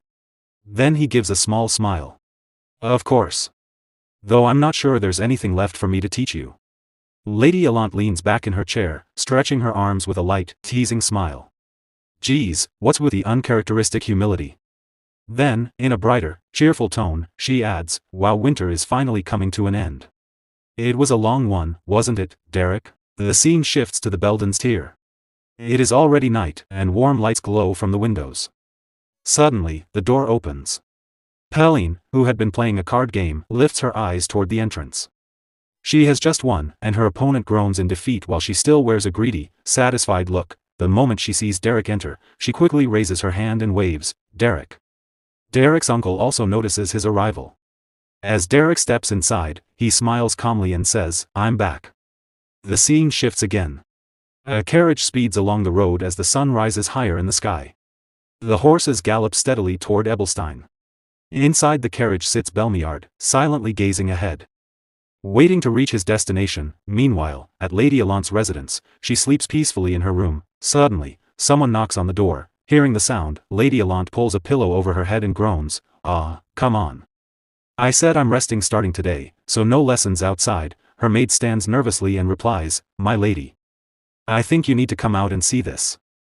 Still half asleep, Lady Allant lazily gets up and walks toward the door. No, why? I told you to just say I'm not here. She opens the door with an annoyed expression. Didn't you hear me? From today, before she can finish, she freezes. Standing before her is her father, Belmiard, smiling brightly with teary eyes. His expression full of affection. Oh, Allant. It has been quite a long time. My pride, my jewel, my treasure. Startled by his sudden appearance, Lady Allant immediately slams the door shut. Inside, panic sets in. Why is father here? After a moment, she forces a nervous smile and speaks through the door, trying to sound calm. Father, what brings you all the way here? I'll just change my clothes and be right out, please wait a moment. Outside, Belmiard continues warmly, Oh my love, my jewel. But the door closes again before he can finish, leaving him standing in silence. A few minutes later, the sun shines brighter outside as the clouds slowly drift away. 2 cups of tea rest on a table. Belmiard, holding his cup, speaks calmly, the young lady of the Duplain family. She surely wasn't an easy opponent.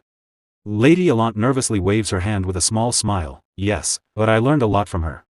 Taking a sip of tea, Belmiard continues, If that mercenary teaches so well, it would be best to keep him exclusively at the Belmiard estate. Hearing this, Lady Allant looks surprised. But the vassals will oppose it.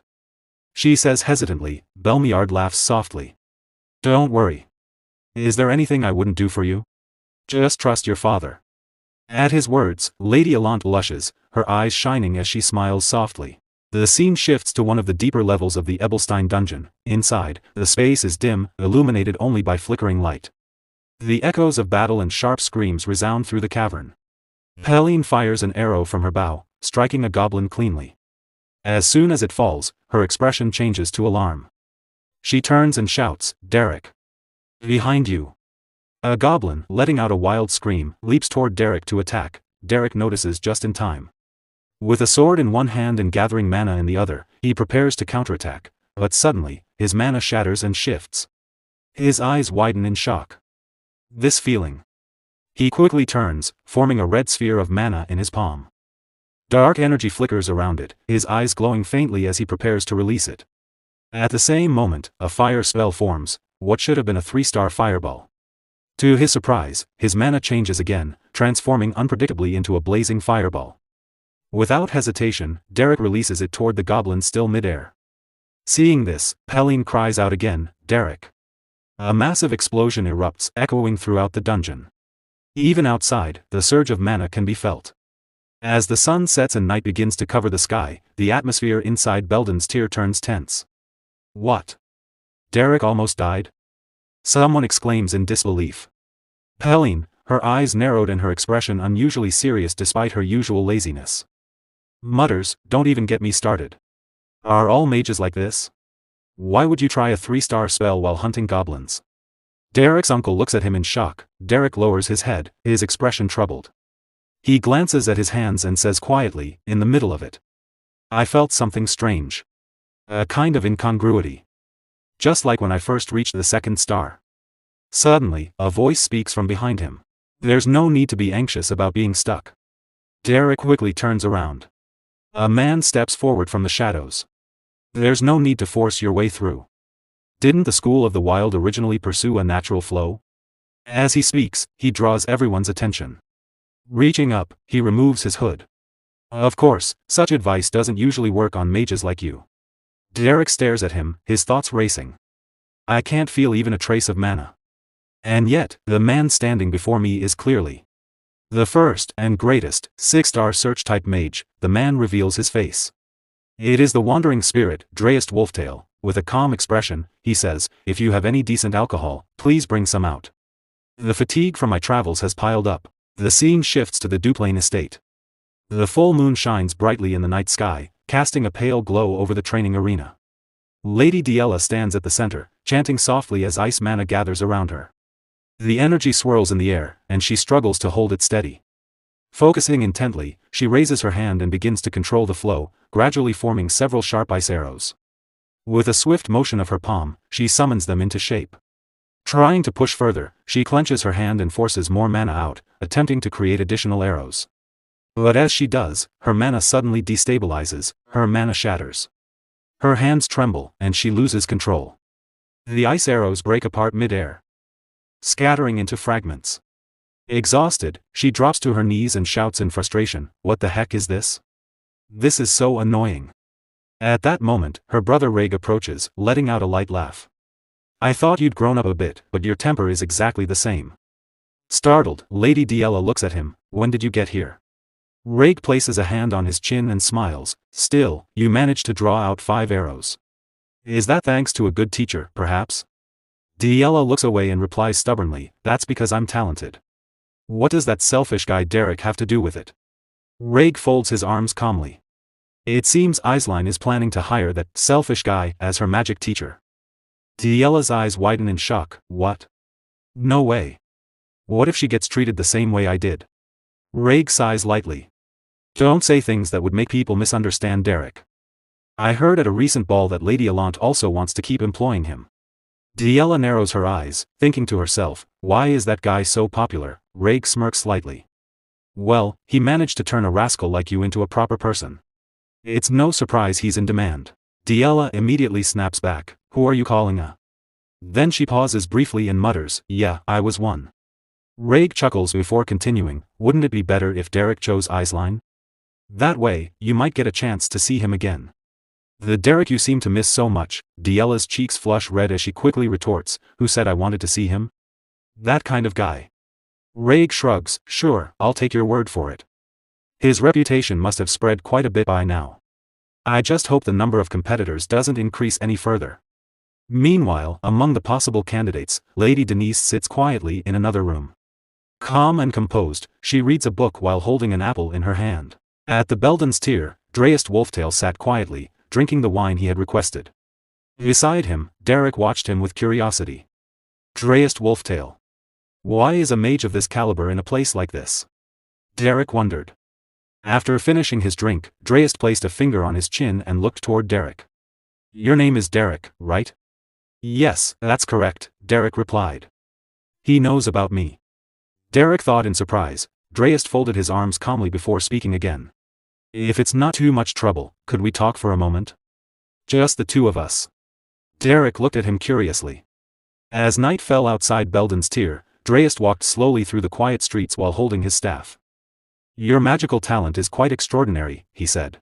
I'm sure this is something you've rarely heard before, considering how exceptional your skills already are. Derrick quietly followed behind him, listening carefully. Why are you working so hard? Dreist continued. What is it that you hope to achieve by learning magic? Derrick answered calmly, I don't have any grand ambitions. Since I discovered even the slightest bit of talent within myself, I simply became curious to see how far I can go.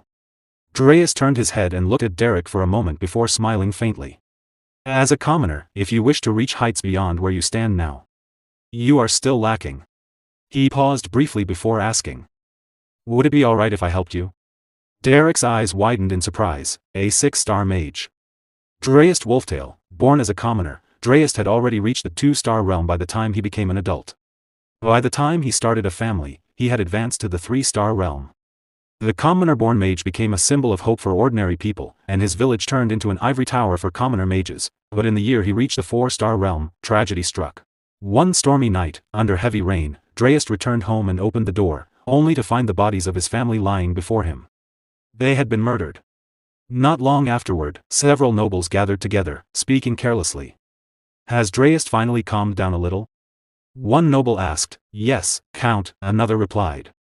Dreist Wolftail has gone into hiding, and those arrogant commoner mages have quieted down as well. Holding a wine glass in his hand, another noble laughed mockingly. How vulgar. They became frightened and tucked their tails so quickly. Honestly, why should commoners be so greedy for magic in the first place? As he turned toward a bearded noble beside him, preparing to continue, his eyes suddenly widened in terror. A severed head flew through the air before him. Standing there was Dreist Wolftail. Using nothing but his fingers infused with magic, he had sliced the bearded noble's head clean off. The remaining noble trembled in panic. Dreist Wolftail.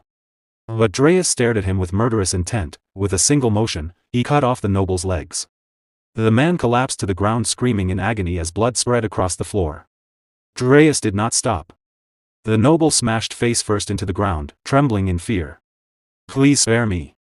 I'm sorry. I'm so sorry. Please. Ignoring his pleas, Dreist unleashed another attack. Blood sprayed into the air alongside the man's desperate screams, and then silence followed. For the next 30 years, Dreist lived while being hunted by both the imperial family and the nobility. But when he surpassed the 5-star realm and became a 6-star mage, the imperial family finally realized the truth. If we continue treating Dreist as an enemy, the kingdom itself will be in danger. In the end, they acknowledged that his revenge had been justified. To preserve their authority, they granted him a noble title. Thus, Dreist Wolftail became a man who earned nobility through magical power alone. Derrick looked at him in disbelief, and I can actually be taught by someone like him. There was no reason to refuse. The scene shifted to the central conference room of Cleon Hall in the noble district of Ebelstein.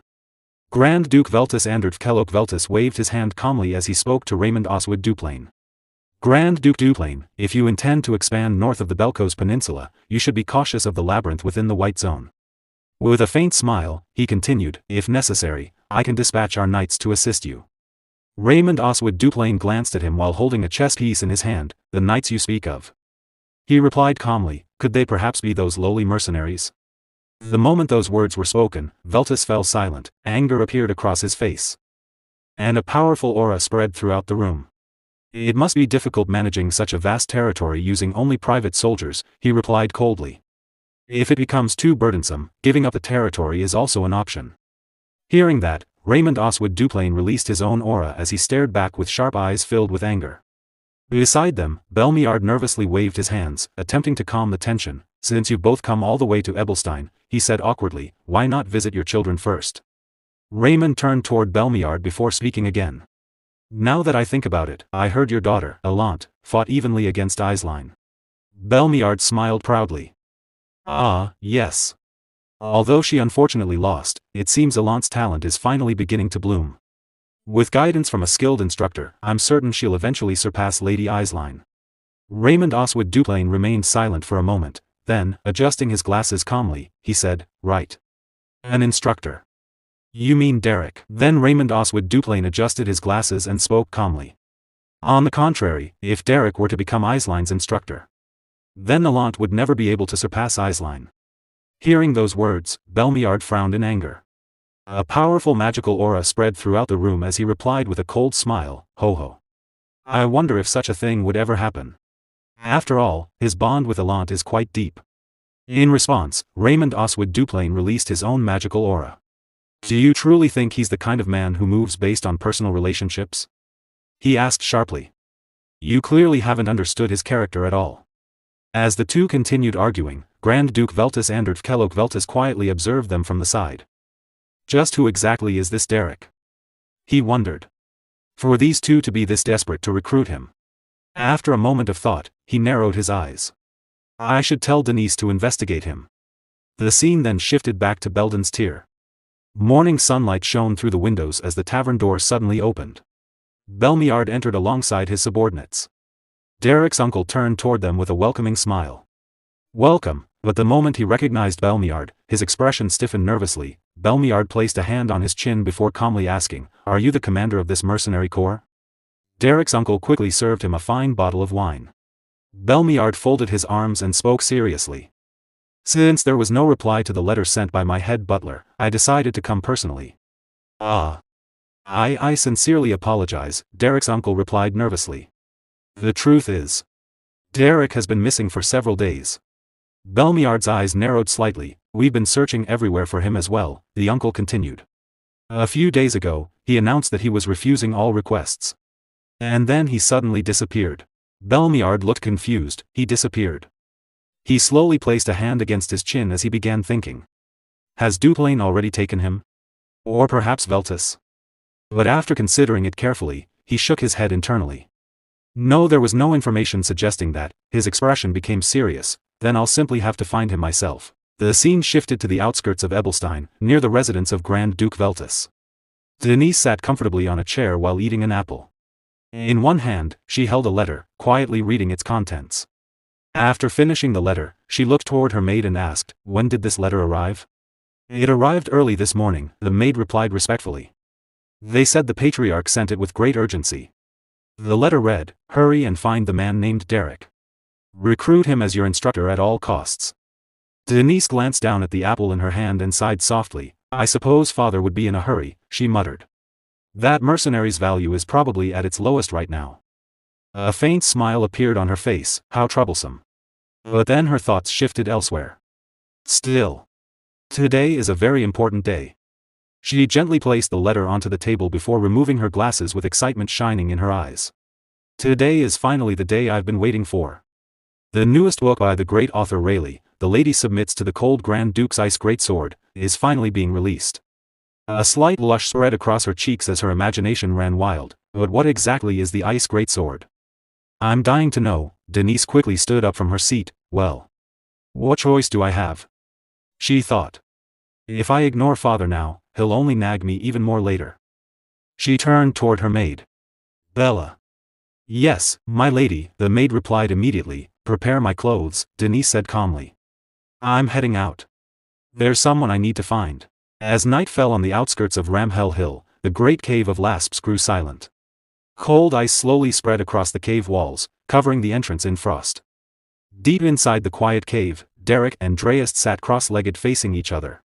With his eyes closed and his expression calm, Dreist spoke softly, Close your eyes and release your mana like a fine mist. Then feel your mana as it touches objects and returns to you. Hearing his instructions, Derrick closed his eyes and released his mana. The flow of energy spread throughout the cave, brushing against every stone and object around him. Dreyest continued, what you are doing now is the foundation of search-type magic. At 1 star, it is only simple threat detection. At 2 star, you can track locations and sense magic. At 3 star, you can see through disguises. At 4 star, you gain the ability to see through your opponent's intentions. At 5 star, you can communicate with the dead. And finally, at 6 star, you gain the power to see the future. Derrick slowly opened his eyes. See the future? He asked quietly. Dreyest remained still, his hands folded as he replied, that is correct.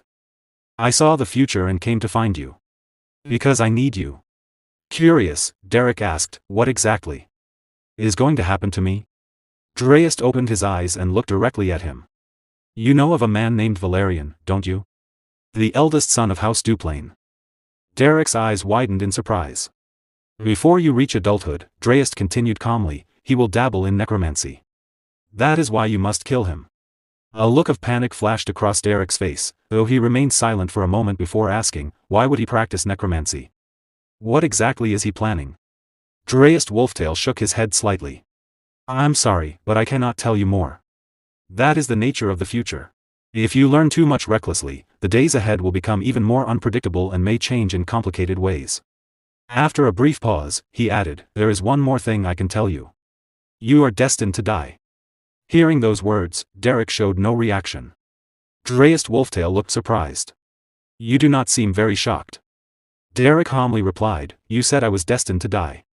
You never said that I would definitely die. Dreyest smiled to hearing those words, then Dreyest slowly rose to his feet and replied, correct.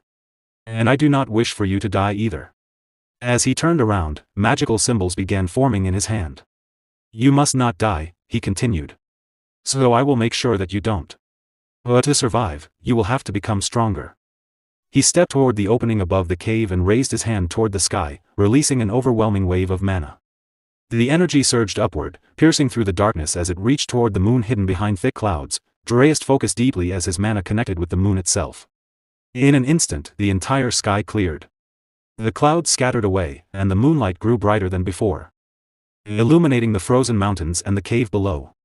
Moments later, the mana returned to Dreyest's body as if it had never left. Witnessing such power, Derrick's eyes widened in shock. The scene then shifted to Ebelstein. Lady Denise's carriage finally arrived within the city, and the horses came to a stop. Denise and her maid stepped out gracefully from the carriage. The moment people around them noticed her beauty, many could not help but blush as they stared in admiration. Lady Denise spoke to the carriage driver, I will walk from here, so stay behind and rest. Yes, my lady, the driver replied respectfully. As they walked through the streets, Denise noticed the stares around her and turned toward her maid. Bella, why is everyone staring at me? Bella lowered her head slightly. I wonder why, my lady. Denise smiled proudly. Could it be because I'm pretty? Bella glanced at her with narrowed eyes before replying, my lady, your room is always messy, you barely wash properly, and you spend most of your time lying around reading books. Your usual appearance is already quite something. Then she gave a polite bow and added, but I think you are even worse when you act like this. Denise looked at her maid with disbelief. Oh, Bella, you really are good at joking. I was not joking, Bella answered calmly. Shouldn't we hurry? If another house recruits that man named Derrick first. Denise waved her hand dismissively. Do not worry, Bella. Even if I move slowly, I am still faster than everyone else. Bella sighed. You are always late when preparing for your lessons, though. Ignoring the comment, Denise narrowed her eyes thoughtfully. You said that mercenary rejected every request and disappeared into hiding. Did you even hear what I just said? Bella muttered. But Denise ignored her completely and continued thinking, he is not someone who values money above all else. So why would he suddenly disappear? Did something more important than money appear before him? For someone capable of handling magic at such a young age, there were only a few possibilities. Magic. She placed a hand against her chin. Either he discovered an extraordinary grimoire, or he found an incredible teacher. If that is the case, then of course he would no longer have time for mercenary work. Her eyes narrowed further. But that mercenary left the Duplain mansion of his own accord, didn't he? There is no better place to study magic than the Duplain household. A faint smile appeared on her face. Which means he found something even greater than the Duplain mansion. Could it be? Suddenly, Bella's voice interrupted her thoughts. Lady Denise, we have arrived. Denise snapped back to reality and lifted her gaze toward Belden's tier standing before her. Inside Belden's tier, Derrick's uncle was busy with his daily work when he heard the door open. Turning his head with a welcoming smile, he greeted the newcomers.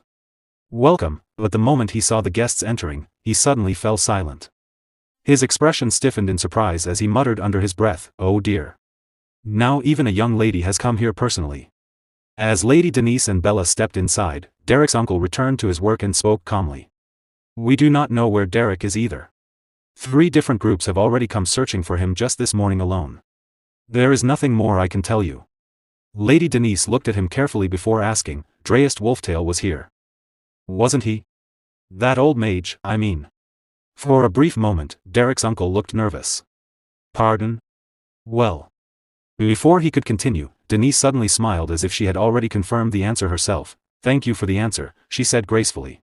Then she turned around and spoke to Bella. "Let's go, Bella. I need to check the carriage transit records." "Yes, my lady," Bella replied. As the two left, Derrick's uncle watched them from behind while nervously rubbing the back of his head. The scene then shifted to the Coachman's Guild in Ebelstein's commercial district. While sitting at a table and checking through records, Bella asked, "My lady, how did you know Sir Dreist had visited?" Lady Denise answered calmly. "It was obvious. That mercenary willingly left the mansion of a 5-star mage. He is clearly serious about magic, yet he abandoned the opportunity to study under someone that powerful." She continued while flipping through the records. "That means only a 6-star mage could possibly catch his interest." A faint smile appeared on her face. "And I just so happened to know that a 6-star mage was coming to Ebelstein recently. So I simply took a shot in the dark." Then she smiled proudly and added, "And that old man fell for it perfectly." After a short pause, Denise looked toward Bella and asked proudly, "Could it be that I'm actually smart?" Bella stared at her with narrowed eyes. "You rarely ever use your brain properly, so I'm not entirely sure." Denise placed a hand against her chest dramatically. "Oh my, Bella, you are especially witty today." "I am simply being objective," Bella replied calmly. Denise let out a long sigh. "I'm exhausted. Being this capable is tiring. Sometimes I wish I could just be incompetent, Bella." Bella smiled faintly. "Do you actually enjoy when people talk back to you, my lady?"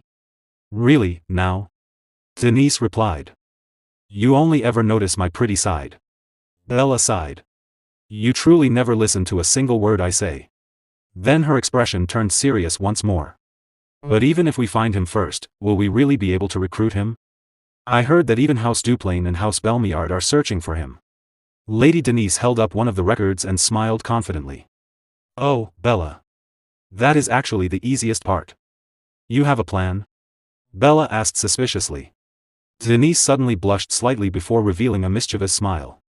"A honey trap. He's just a hot-blooded young man, isn't he?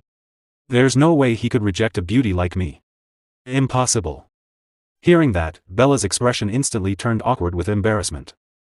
"But your competition is Lady Eislein," Bella replied flatly. Denise froze in shock. "Why would you say something like that, Bella?" she asked with a wounded expression. "I'm prettier. Right? I'm prettier. Right?" Bella sighed. "This is the only thing you ever truly listen to." A moment later, Bella quickly pointed at one of the records. "Ah, I found it." She showed the document to Lady Denise. As Denise read through it, her expression sharpened. It was a week ago. A boy in robes with a travel pass. Her eyes narrowed slightly. Destination, the outskirts of Ramhell Hill. Lasp's Great Cave. The scene shifted once again to Lasp's Great Cave, where Derrick continued his mana training under Dreist Wolftail's guidance. Derrick sat with his eyes closed, focusing deeply as he controlled the flow of mana around him.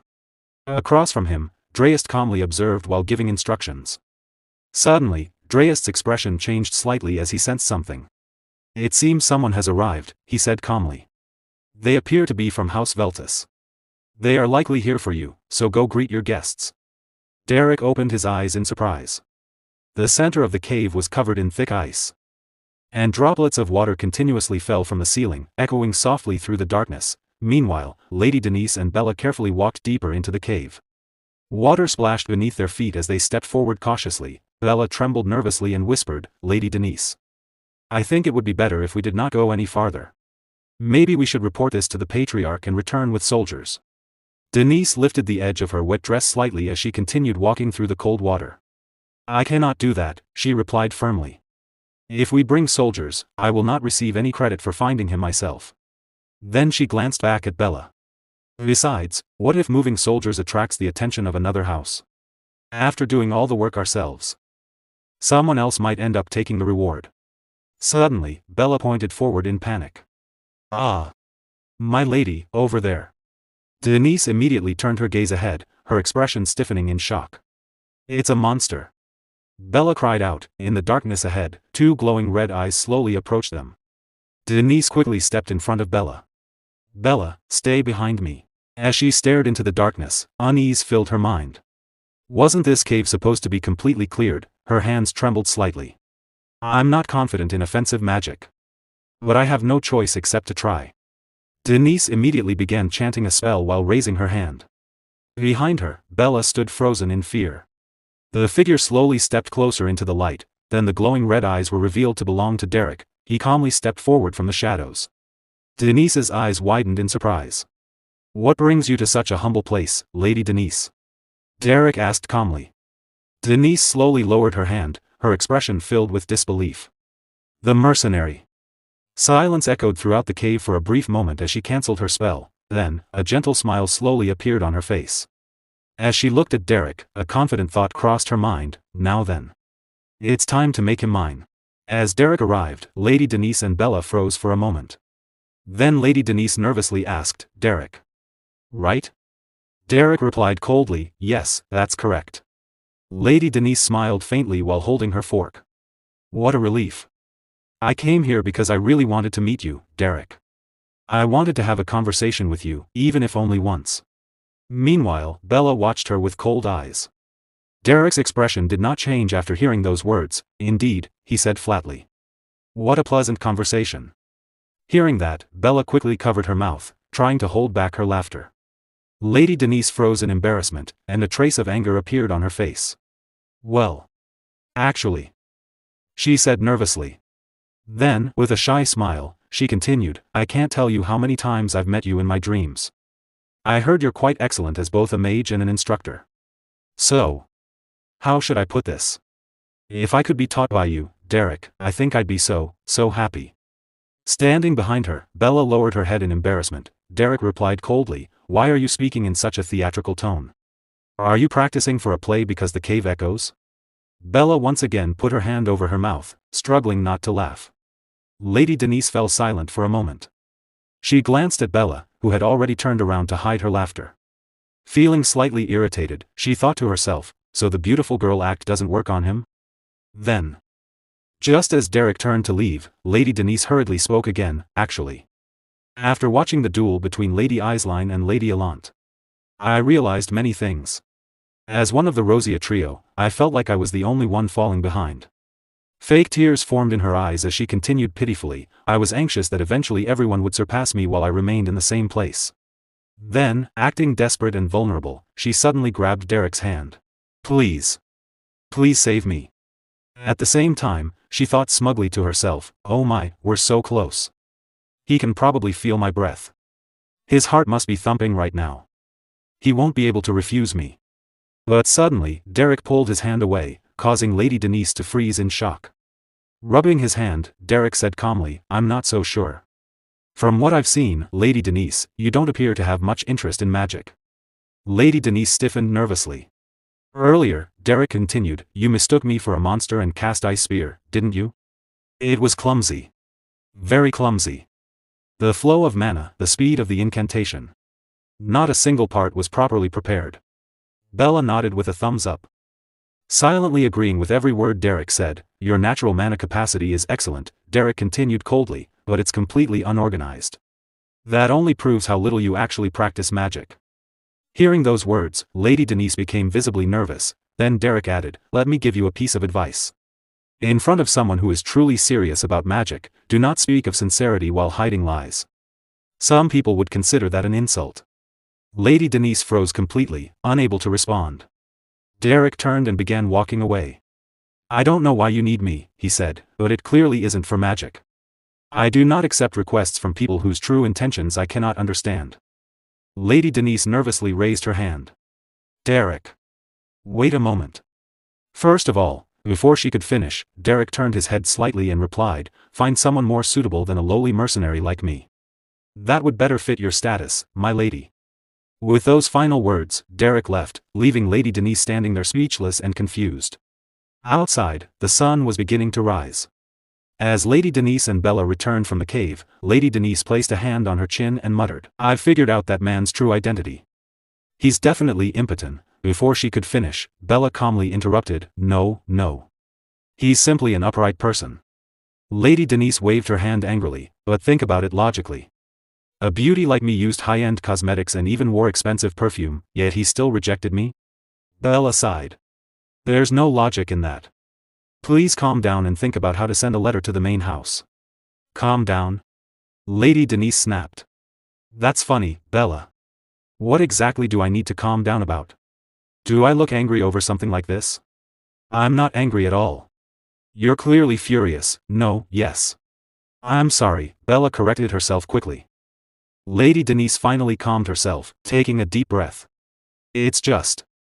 She said softly, a gentle smile appearing on her face. I'm starting to feel competitive. Later that night, a campfire burned quietly outside their tent. Lady Denise sat beside the fire while Bella asked carefully, Are you really going to be all right, Lady Denise? Resting her hand against her head, Lady Denise replied calmly, If I back down now, another house will snatch him away. I need to win him over as soon as possible. Bella bowed her head slightly. Please don't push yourself too hard. I'll be leaving now. Ah, Bella, Lady Denise called out gently. I know you suffer because I'm always so selfish. But this is a very important favor. I truly hope you'll do it for me. She smiled brightly before adding, When you come tomorrow, bring volume 4 of the Duke's Pillar of Fire Melts the Commoner Lady. Hearing that title, Bella once again looked utterly puzzled. The next day, sunlight shone outside the cave. Derrick sat quietly with his legs crossed, deep in concentration. Suddenly, his eyes shifted as he heard approaching footsteps. It was Lady Denise, struggling to carry several bags and boxes toward him. After setting them down, she took a deep breath, clearly exhausted. Derrick looked at the pile curiously. What is all this? Oh, it's nothing much, Lady Denise replied gently. She sat down beside the supplies and smiled warmly. There isn't much I can do, but I'll help you however I can so you can focus entirely on your magic training, Derrick. Derrick answered coldly, doing this won't change anything. That's all right, Lady Denise replied calmly. I feel like I'm growing just by watching you, so please don't mind me. At the same time, she smiled inwardly. If you're human, eventually you'll grow attached to someone who keeps giving you so much. Admire me all you want. Be grateful all you want. In the end, I'll be the one laughing. Derrick picked up the supplies and said, Then I'll accept these gratefully. Seeing that, Lady Denise smiled brightly. He took it. He finally took the bait. However, while calmly eating a piece of bread, Derrick added, But I still won't become your teacher. Lady Denise froze. He's rejecting me while eating the food right in front of me? What kind of man is this? The next day, Lady Denise returned once again. This time carrying another box. With a cheerful smile, she said, Derrick, I brought some food and a few magic crystals today. Thank you, Derrick replied calmly. But I still won't be your teacher. The day after that, Lady Denise arrived again, this time accompanied by a chef. Good morning. She greeted brightly. Our head chef personally prepared a full meal for you, Derrick. Thanks, Derrick replied without hesitation. But I still won't do it. The following day, Lady Denise dragged over the refined orc. She trembled slightly from exhaustion as she forced a smile. Derrick. Look at this. It's a refined orc. I thought it might be useful for your research. You can leave it there, Derrick replied casually. But I still won't do it. Back at the camp later that evening, Lady Denise finally snapped. With an angry shout, she slammed her fist into a wooden support beam, cracking it instantly. Every single time he rejects me. She growled through clenched teeth. That selfish exploiter. If I'm being this nice, shouldn't he at least act a little moved? Suddenly, Bella came running toward her while carrying a large bag on her back. Lady Denise, we have a problem. Lady Denise turned toward her in shock. You're saying there's a bigger problem than this? Bella quickly nodded. The head butler of House Duplain is heading this way. Hearing that, Lady Denise's eyes widened in panic. Bella, let's hide for now. She whispered urgently as she grabbed Bella's arm and started running. What about the tent? Bella asked hurriedly. I don't know. They'll probably assume it belongs to Derrick. Just hurry and hide. Soon, the sound of footsteps echoed through the area. The head butler arrived alongside several maids and armed soldiers, all heading toward the cave. While secretly watching from hiding, Lady Denise frowned. What is this? Are they preparing for war or something? Inside the cave, the head butler respectfully handed Derrick a letter. Derrick silently read through it, then rested his hand against his chin thoughtfully. To become Lady Isline's magic instructor. He said calmly. It would be an honor. Hidden nearby, Lady Denise's eyes widened in disbelief. What? A vein bulged on her forehead as rage exploded inside her. She immediately tried to yell, but Bella quickly covered her mouth and whispered frantically. Quiet. The head butler asked, I see. Then will you be prepared to leave with us immediately, Derrick? Derrick calmly replied, no. Hearing this, Lady Denise, who had been hiding nearby, looked confused. Derrick continued, only after I finish my training. Though, I'm not sure when that will be. The butler asked, what if I increase the payment? Derrick shook his head. I'm sorry, Lady Denise was surprised that even the offer of more money could not change Derrick's decision. Derrick calmly explained, at my current level, I cannot be of much help to Lady Isline. I do not wish to teach magic half-heartedly. After hearing his words, Lady Denise lowered her head sadly. The scene shifted to Lady Isline's residence. Inside the mansion, Lady Isline looked surprised and happily asked, oh, really? You found where Derrick is? The maid nodded. Yes, Lady Isline. Yesterday evening, the head butler went to see him personally. Oh, you should have told me sooner. Lady Isline exclaimed, waving her hand. I was going to ask him myself. Turning around excitedly, she declared, I must go now. Gather the swiftest soldiers at once. The maid replied calmly, but, Lady Isline, the terrain is very rough. With a joyful smile, Lady Isline answered, this is about welcoming my teacher. A student should go in person. The scene shifted back to the cave. Outside, Lady Denise sat beside her maid as night fell.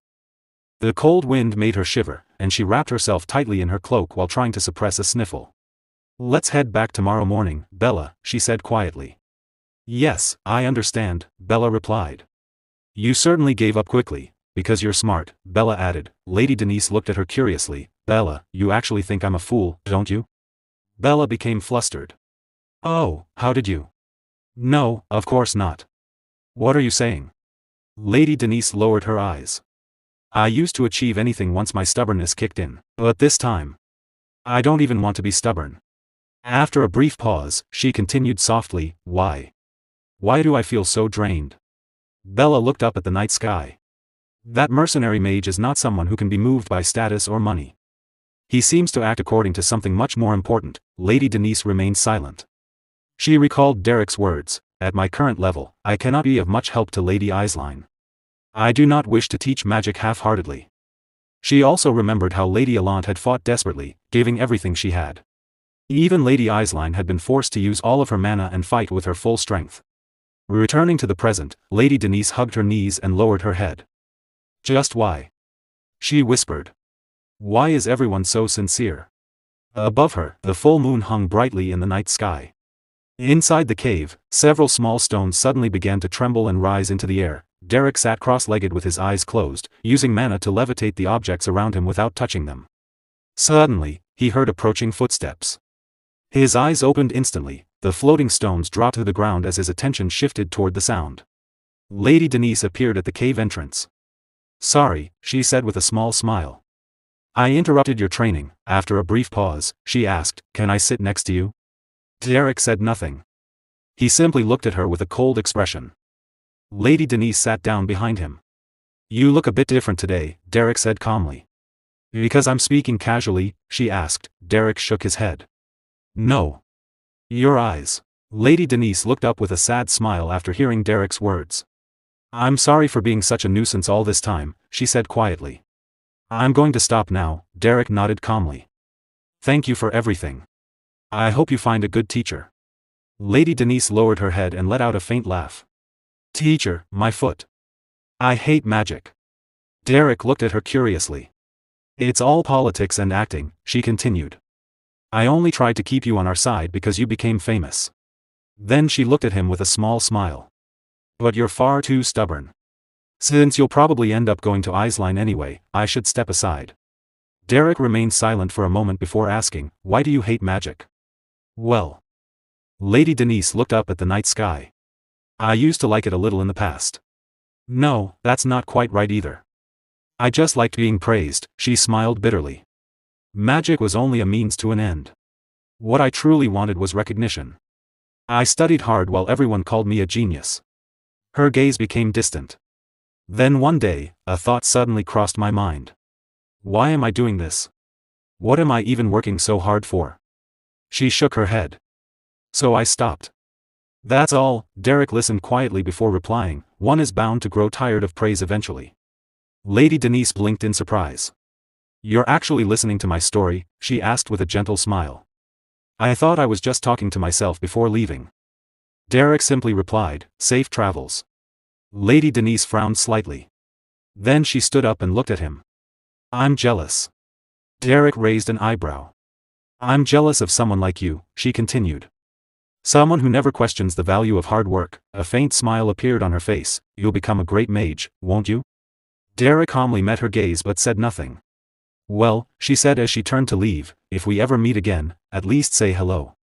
The next day, the sun shone brightly high in the sky. Lady Isline traveled toward Derrick's location with a group of soldiers, her face filled with confidence and excitement. From atop a nearby cliff, Lady Denise and Bella spotted the approaching group. The moment Lady Denise saw Isline, a trace of jealousy flashed across her eyes. She had failed to recruit Derrick herself. Without another glance, she quickly turned around and continued on her way. The scene shifted to the Veltus Grand Duchy's mansion. Inside the residence, Lady Denise sat nervously on a couch. Isline was rejected, she asked. Bella, who was brushing her hair, nodded. Yes. He's truly an unpredictable person. Lady Denise rested her chin on her hand. Because his training isn't over yet, she wondered aloud. That's different from rejecting her, though. After getting ready for the day, Lady Denise and Bella walked toward the guest dining room. You should stop worrying about this matter now, Bella advised. You're right, Lady Denise replied. I suppose he'll live in that cave forever and eventually turn into a bear, like that legend from the East. Bella sighed. In that story, it was a bear that became a human. Same thing, Lady Denise replied dismissively. Then she took a deep breath and thought to herself, does he think he's the only person in the world capable of using magic? As they arrived outside the guest room, Bella suddenly remembered something. Oh, a guest has arrived to share a meal with you. A guest? Lady Denise asked curiously. Who is it? She opened the door and respectfully bowed. Father, good morning. As she raised her head, her eyes widened. Sitting across from her father at the dining table was Derrick, calmly eating a piece of meat. Lady Denise froze in shock. Her father and Derrick were casually sharing a meal together as if it were the most natural thing in the world. Behind her, Bella's eyes widened as well. Last night, inside Lasp's great cave, Derrick sat cross-legged while carefully controlling his mana. He focused intently as the energy flowed around him. It's aligning. Just a bit more, sweat poured down his face. He poured every ounce of his strength into the technique. Suddenly, his eyes snapped open. He slammed his hand onto the ground. The mana he could no longer contain erupted from his body. The entire cave shook violently from the impact. Small rocks and pebbles floated into the air for a moment before clattering back down. After releasing all the built-up mana, Derrick gasped for breath, his face drenched in sweat. A calm voice echoed from behind him. At this rate, you might collapse. Derrick turned his head. Dreyest Wolftail stood there, watching him. After seeing Derrick's exhausted state, the man spoke calmly, it would be a waste to die right after finally learning it.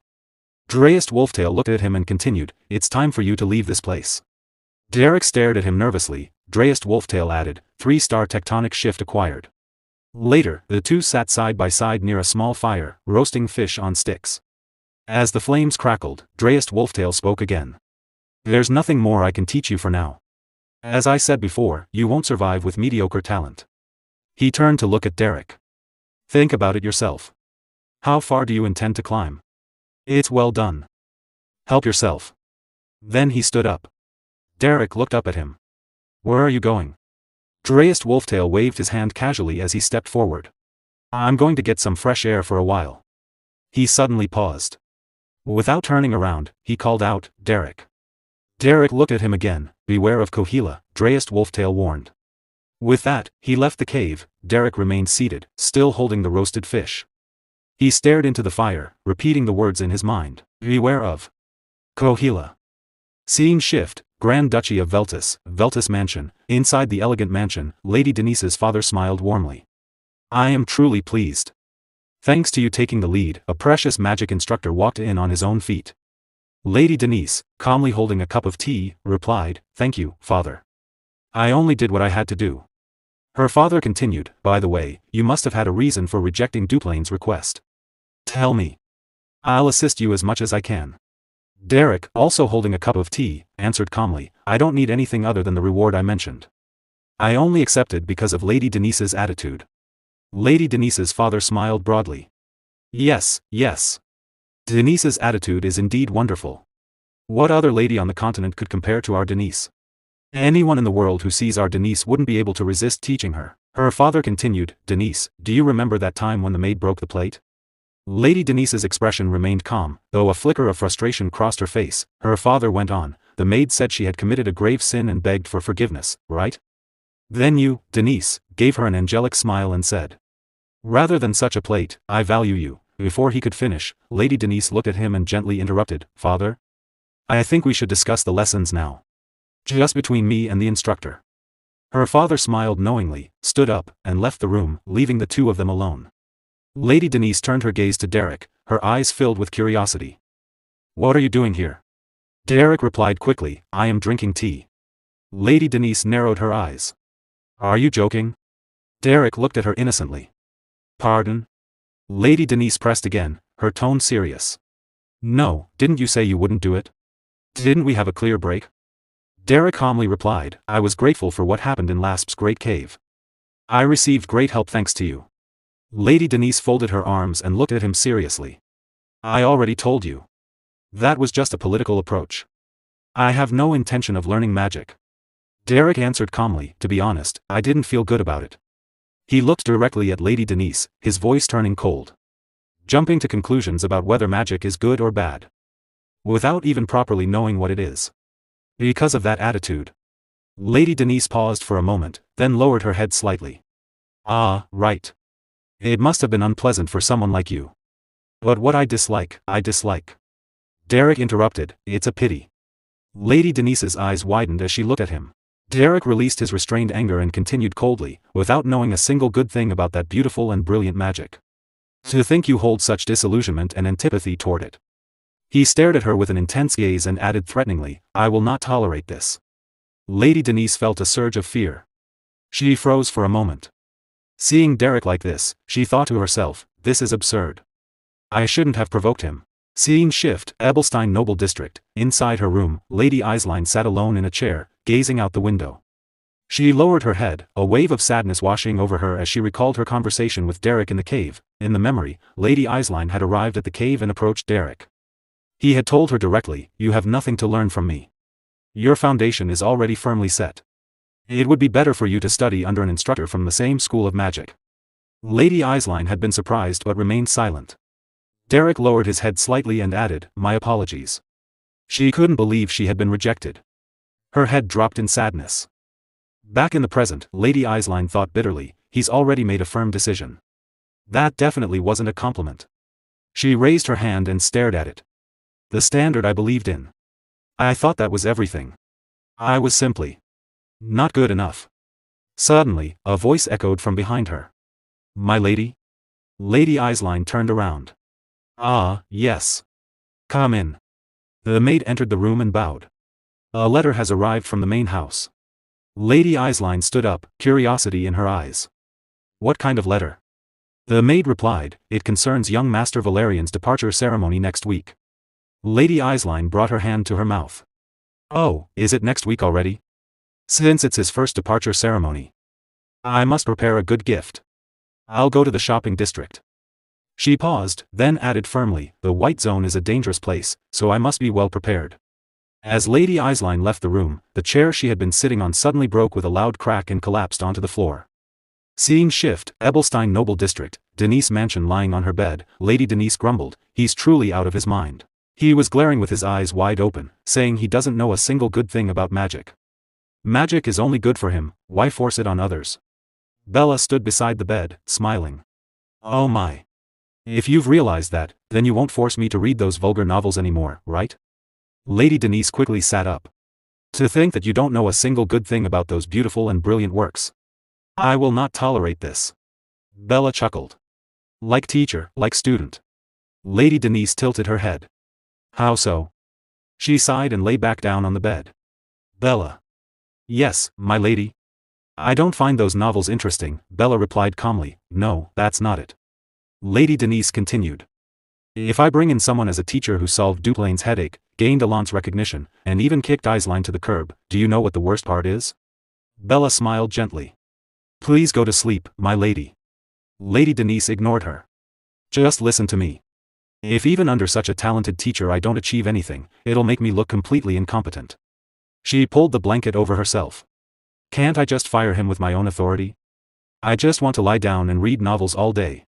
Bella replied calmly, "If you fire Derrick, won't your allowance for those novels be cut off? I shall take my leave now." Lady Denise fell silent.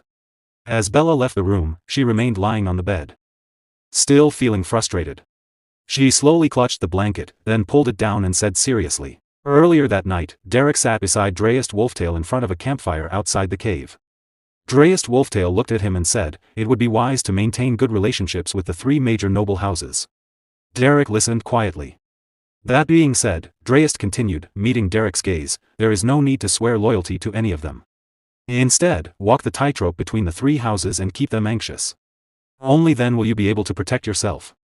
Derrick carefully listened to the advice but remained silent. Back at Lady Denise's residence, Denise was still fast asleep, hugging her pillow and snoring peacefully. Suddenly, a loud noise echoed through the house. Startled awake, Denise sat upright in bed. "What the? Are you crazy?" she shouted while clutching her pillow. Standing at the doorway, Derrick calmly replied, "I am not crazy. The sun is already high in the sky, and since you would not wake up, I simply made a loud sound." "That's not the point," Denise exclaimed. "Can't you see I'm still in my pajamas?" Derrick lowered his eyes briefly and nodded. "I can see that. Please change your clothes and come outside within 5 minutes." With that, he closed the door and left. Denise could only stare at the door in confusion. A few minutes later, after changing her clothes, she stepped outside. Derrick was sitting at a table, calmly drinking coffee while reading a book. "Hey, Derrick!" Denise shouted as she marched toward him. "There's a limit to how rude you can be. Besides, today is the weekend. Isn't it common sense to rest on weekends?" Derrick placed his coffee cup on the table and closed his book. "Yes, that is correct," he replied.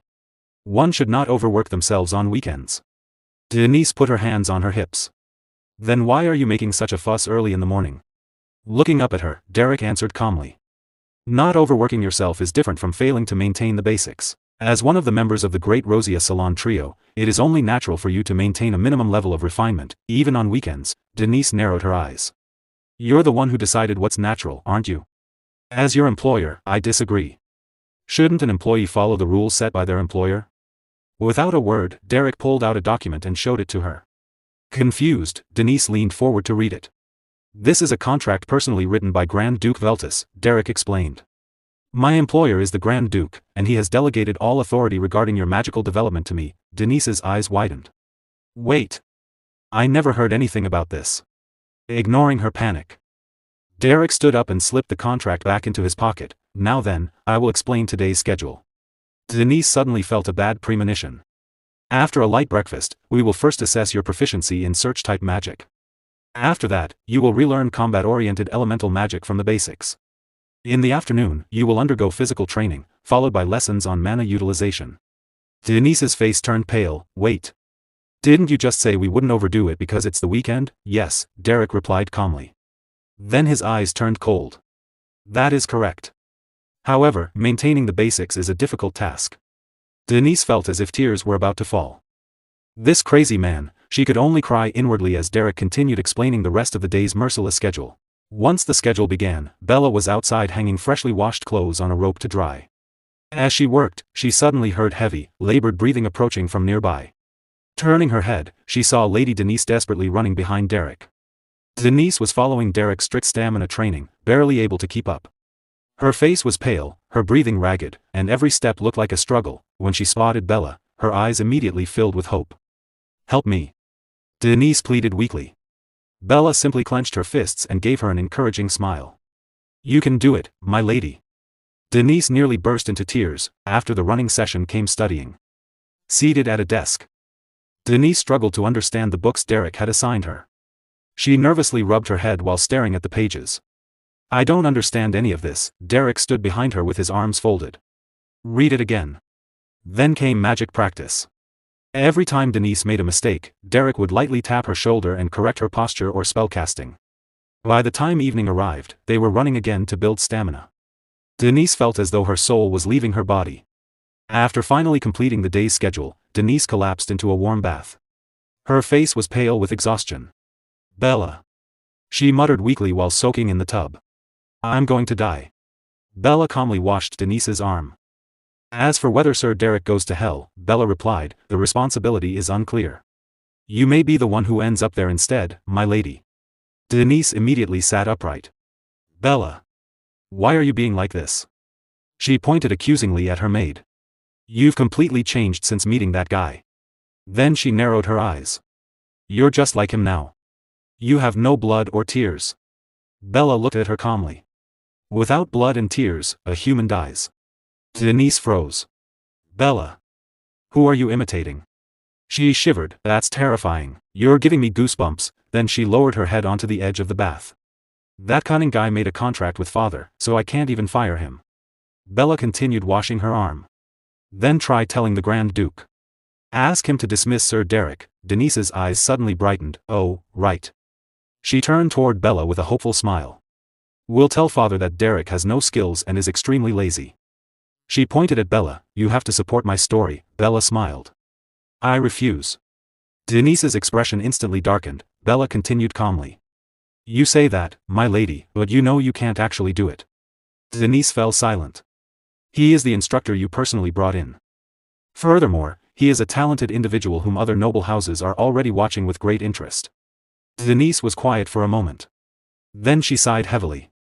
"You're right." Her shoulders drooped. "Father may be flexible about many things, but when it comes to the honor of House Veltus, he never compromises." After finishing her bath, Denise wrapped herself in a towel and slowly stepped out. She staggered forward like a zombie barely clinging to life.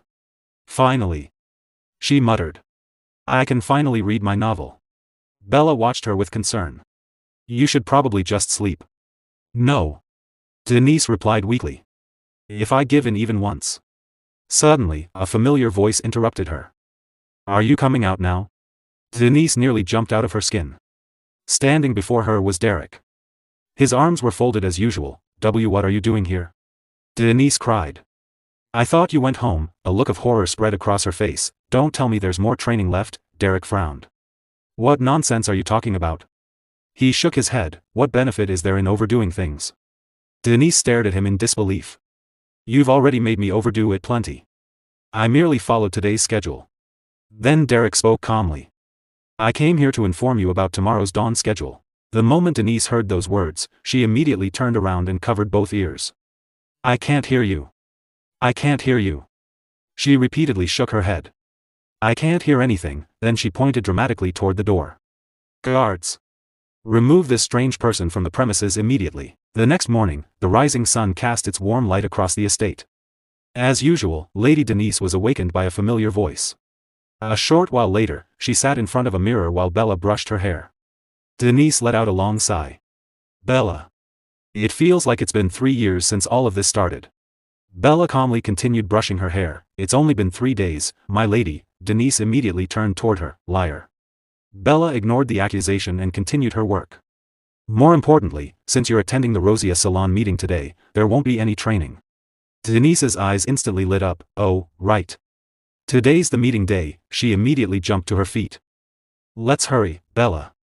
We need to leave before that crazy man shows up. Bella remained perfectly calm. Even if you don't run away, I think Sir Derrick would let you attend the meeting. After finishing her preparations, Denise headed toward her carriage. Just as she was about to leave, a familiar figure appeared before her. Derrick. The moment she saw him, her entire body stiffened.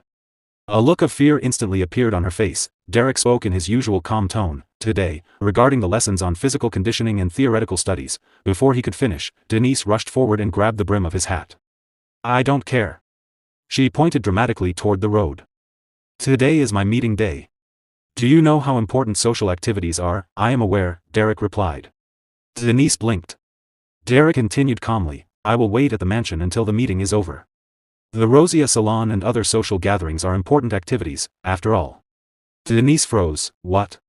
She stared at him in disbelief. Please take your time, Derrick added. For a moment, Denise simply stood there. Her thoughts raced. What?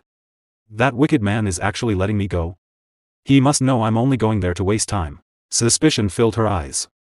Meanwhile, Derrick merely looked at her calmly without changing his expression. After a few moments, Denise straightened herself. Well, whatever, even those annoying meetings can be useful sometimes. With that thought, she quickly stepped forward and departed. Derrick remained standing where he was. His eyes narrowed slightly as he silently watched her leave. After returning from the social gathering, Lady Denise sat inside the carriage looking completely drained. It seemed as though she had no energy left at all. Sitting opposite her, Bella observed her exhausted expression and said calmly, You were so energetic during the gathering, but now you look like someone being dragged to their execution. Lady Denise slowly turned her head and replied weakly, Obviously. Dark circles hung beneath her eyes as she continued, Derrick is waiting at home. That devil. Pervert. Beast. She let out a faint laugh. Suddenly, Lady Denise began casting a spell in her hand. Seeing this, Bella asked curiously, What are you doing? I'm going to flip the carriage with magic. Lady Denise replied. I'll disguise it as a carriage accident so I can skip today's training. Am I a genius or not? Bella immediately panicked and grabbed both of her hands, forcibly cancelling the spell. My lady, Lady Denise screamed in frustration. When they arrived at the mansion, they saw Derrick talking with Mr. February, the gardener. The two were chatting happily, both wearing warm smiles. Lady Denise and Bella noticed them immediately. Holding her scarf, Lady Denise slowly walked past while muttering in surprise, What? Why is he chatting so happily with Mr. February, the gardener? Meanwhile, Derrick continued speaking with Mr. February with a gentle smile. At that moment, Derrick noticed Lady Denise. Turning towards her, he calmly said, Since you're back, please head to the study immediately. You'll be studying theory books by yourself this evening. Lady Denise stared at him in confusion. What? Later, sitting by the window in the study while reading, she frowned. How come he's not sticking to me and pestering me today?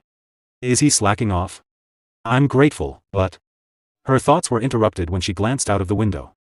Once again, she saw Derrick practicing swordsmanship with the mansion's soldiers.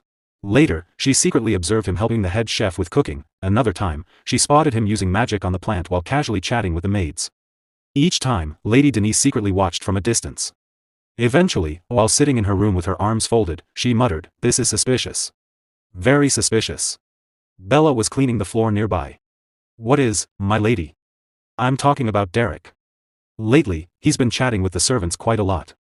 She unfolded her arms and looked directly at Bella. I don't know what he's plotting, but Bella, you must never fall for it. You're on my side, right? You won't be swayed, will you? Bella smiled warmly. Don't worry. My lady. I like being by your side more than anything.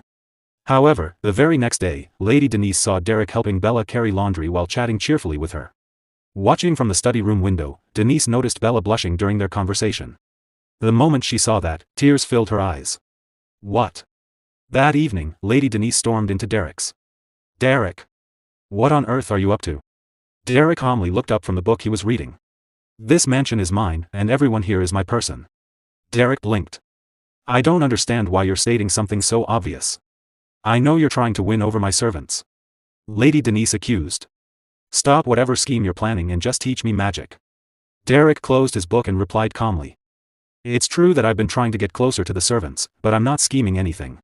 Lady Denise hesitated. Then, why are you getting close to them? It's making me anxious. Derrick placed the book on the table and stood up. Well, because I need to know more about you, my lady. Lady Denise froze. Not the elegant Lady Denise from the rumors.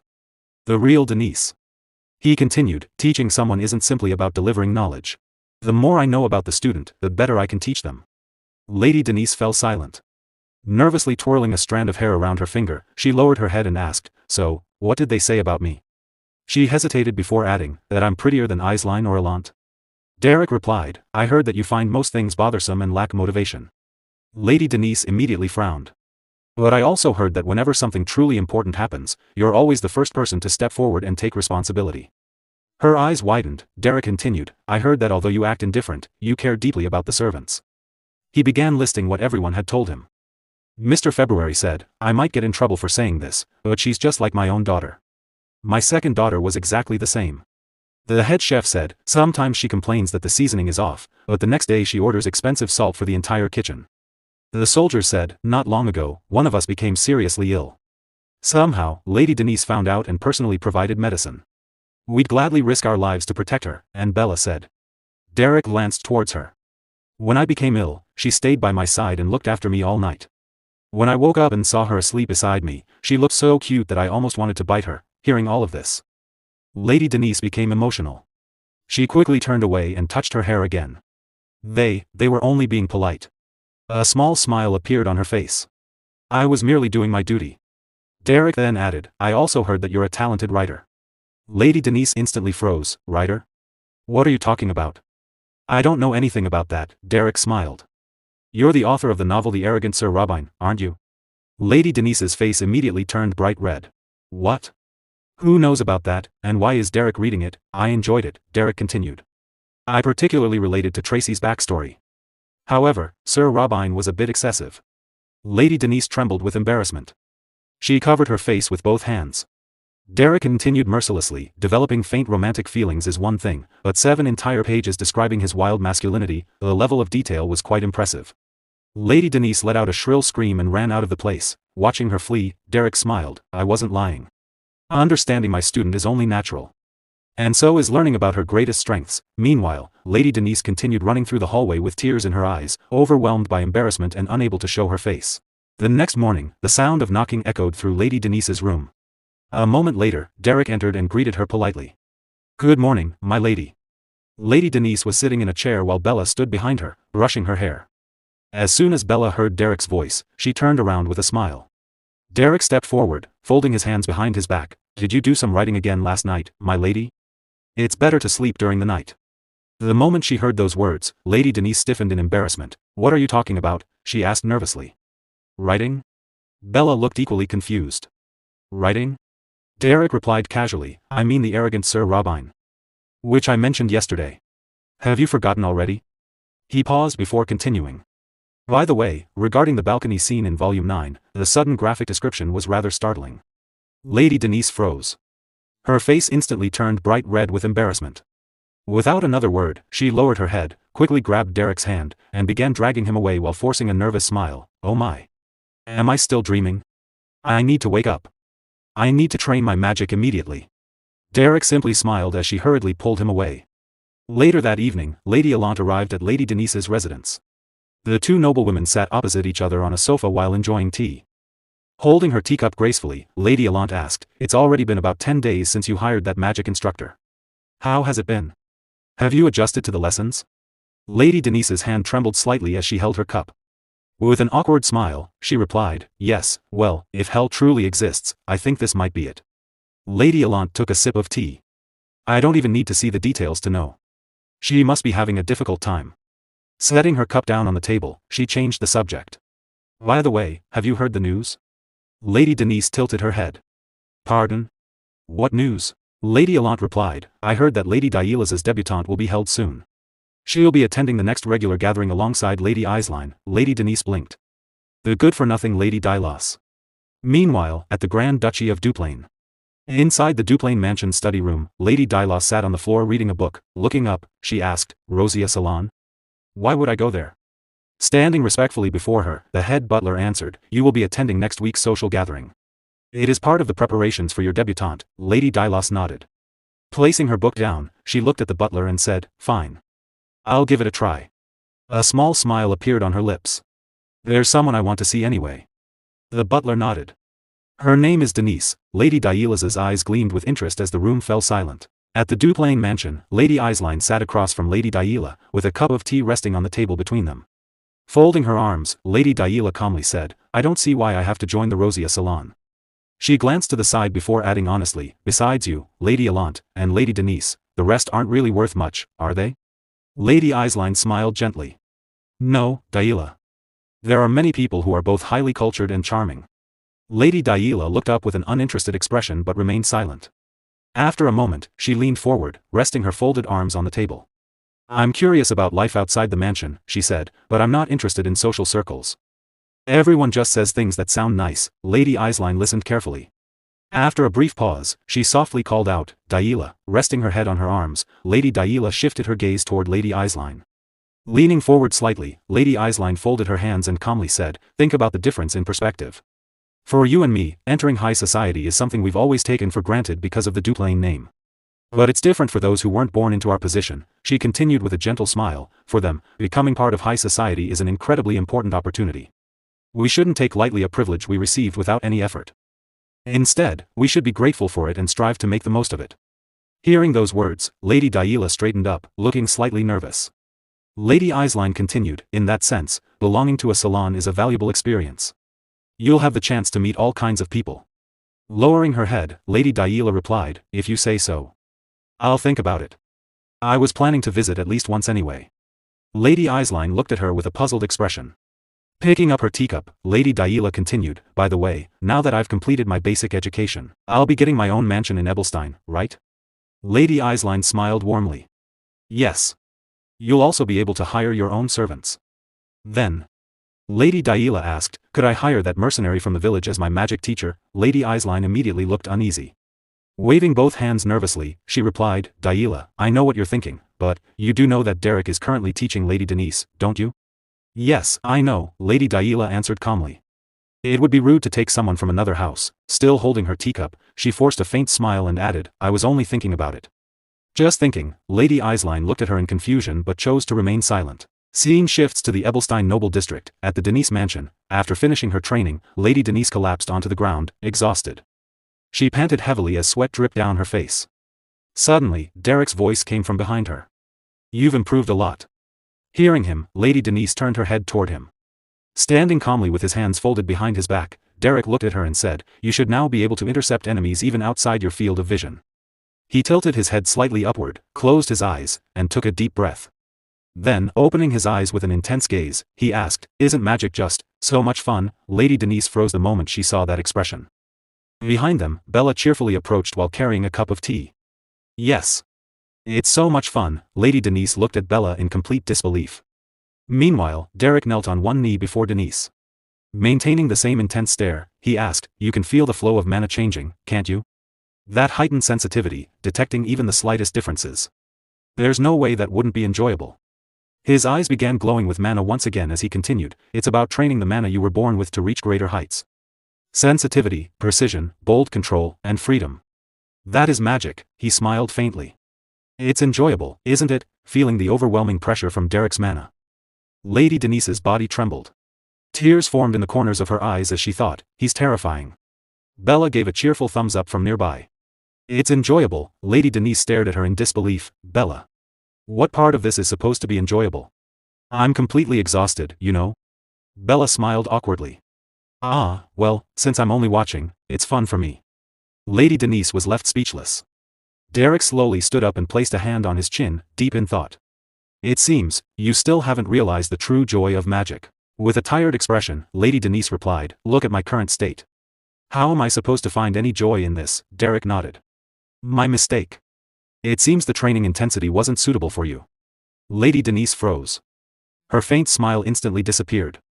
Then Derrick looked at her with that same terrifying expression and declared, I'll increase the intensity.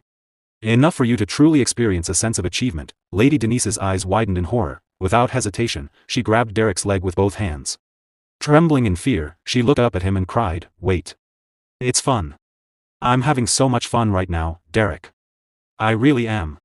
I love magic more than anything in the world. I love it. I really do. Ignoring her desperate plea, Derrick gently pulled his leg free. I must hurry. Turning around, he folded his hands behind his back and calmly walked away. I'll go draw up a higher intensity training schedule. Still kneeling on the ground, Lady Denise clenched her fists in anger and shouted after him, "You don't have to do that, you bastard." Scene shifted to the Rosia salon. The noble ladies chatted quietly among themselves. So that's the young master. Oh my, that's truly surprising. Nearby, several ladies sat around a table, gracefully enjoying tea together. That piece of artwork was simply beautiful. Meanwhile, Lady Daila stood silently, observing the room with her arms folded. Her expression was filled with disdain as she glanced around. I can't stand watching these girls pretending to be so elegant and noble. Seriously. Taking a deep breath, she began walking through the salon. Suddenly, something caught her attention. Her eyes landed on Lady Denise, who was speaking with another noblewoman. Daila stared at her for a brief moment before walking straight toward her. Lady Denise of House Veltis? Hearing her name, Lady Denise turned around. With her arms still folded, Lady Daila introduced herself in an indifferent tone. House Duplain. Daila. Lady Denise looked at her for a moment before placing a hand on her chest and politely replying, "It's a pleasure to meet you, Lady Daila." "I'm Denise." Daila raised a hand, interrupting her. "I called out to you because I already know your name." She looked at Denise with a calm but arrogant expression. "The greetings are over. Let me ask you something." Lady Denise forced a polite smile, though irritation began to build inside her. "Look at that attitude." "Of course. What would you like to know?" "I'll answer to the best of my knowledge." Still folding her arms, Daila asked, "You have Derrick with you, don't you?" Why is this little brat asking when she clearly already knows? Denise thought. "Yes, that's right," Denise replied. "Derrick is teaching me magic." The moment she heard that, Daila clicked her tongue. Lady Denise's eye twitched. Did that little brat just click her tongue? Where should I kick her? Looking back at Denise, Daila said, "You seem to be doing well." Denise blinked in confusion. "Pardon? Are those buttons in her eye sockets? How exactly do I look like I'm doing well?" As Denise continued staring at Daila, she suddenly realized something. Her eyes sparkled. "She's jealous of me, because I have Derrick." The irritation on Denise's face instantly disappeared, replaced by a delighted smile. In that case, she's not a little brat anymore. She gently placed both hands on her cheeks, smiling brightly as she looked at Daila. "She's a little angel." Lady Denise looked at Lady Daila with a sympathetic expression and gently asked, "Isn't that right, my little angel? You want to have Derrick by your side right now, don't you?" Lady Daila lowered her head, though the arrogance in her posture remained unchanged. Lady Denise thought to herself, "You've come to free me from this living hell, haven't you?" Twirling a lock of her hair with a smug smile, Lady Daila said, "You don't seem to realize it, but you should be nervous. Derrick is the type to do whatever he pleases. He can change his mind whenever he feels like it, you know." "Oh, of course," Lady Denise replied without hesitation. Lady Daila looked at her in surprise. Clasping both hands together with a gentle smile, Lady Denise continued, "After all, Derrick's choice is what matters most." Lady Daila felt a flicker of unease. Huh? She thought.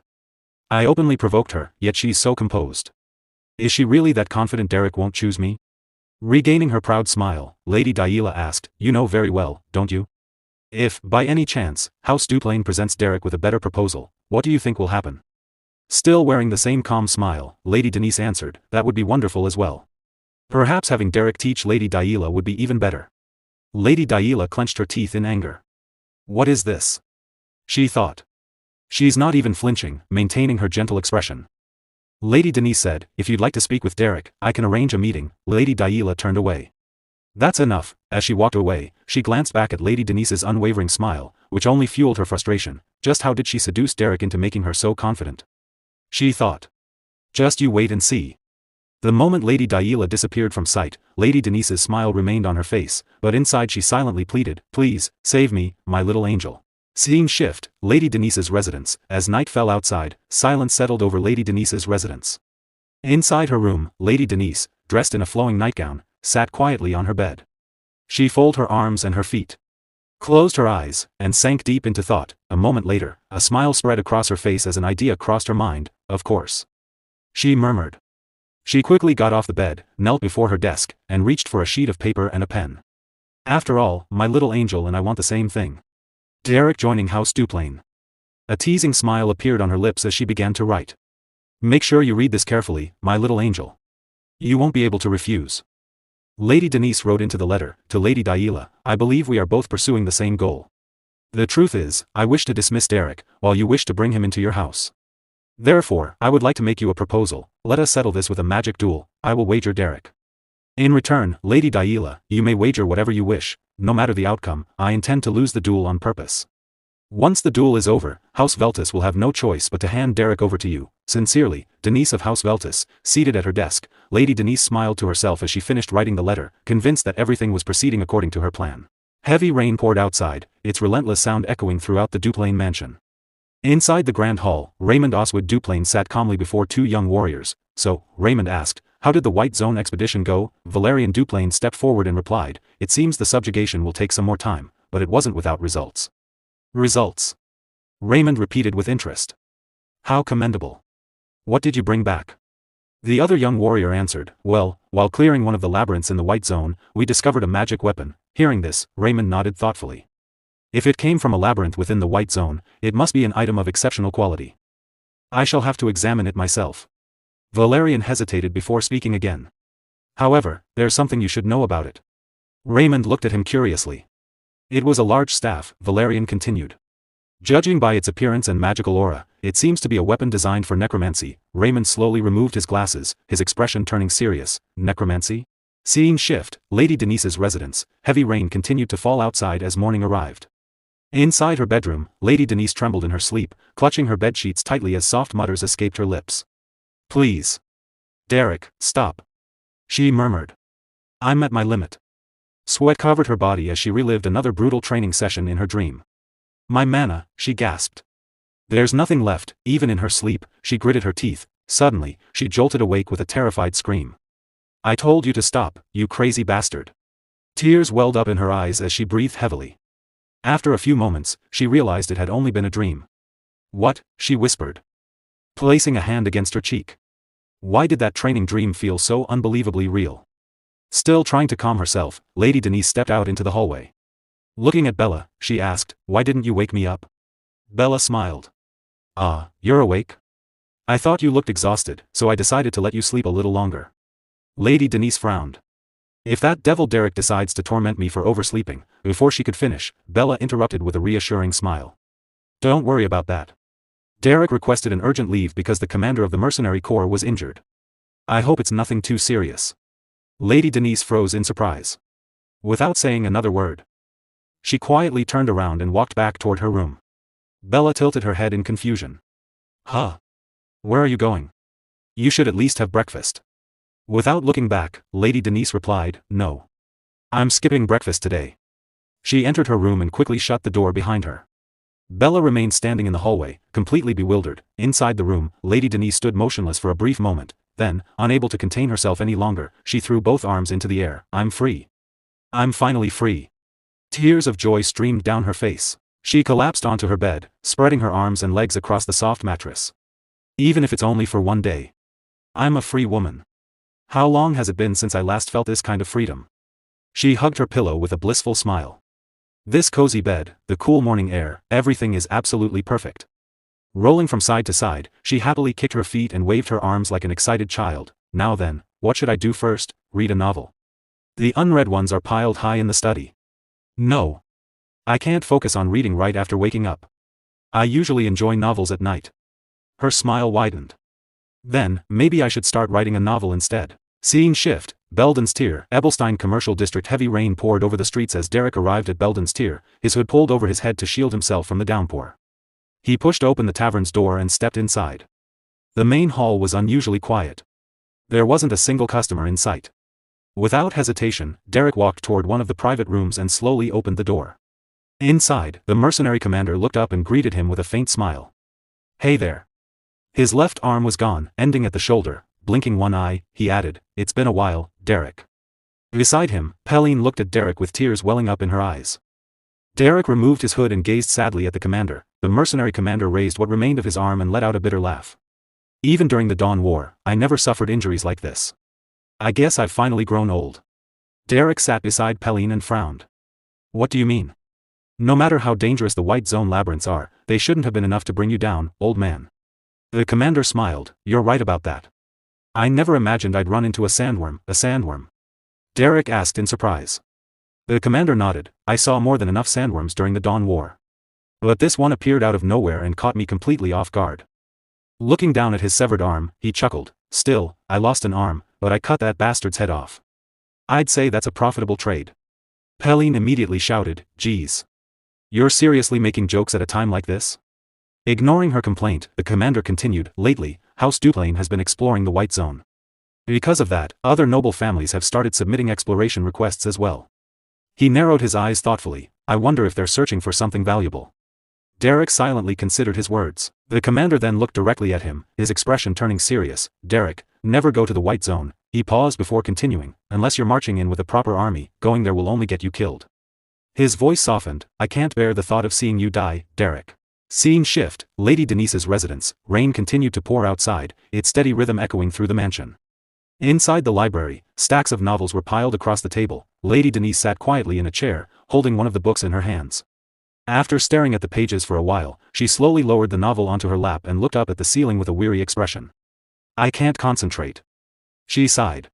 She removed her glasses and rubbed the bridge of her nose. What is it that I usually do? She paused, lost in thought. Lately, it's been nothing but magic training. Almost unconsciously, she raised one hand into the air.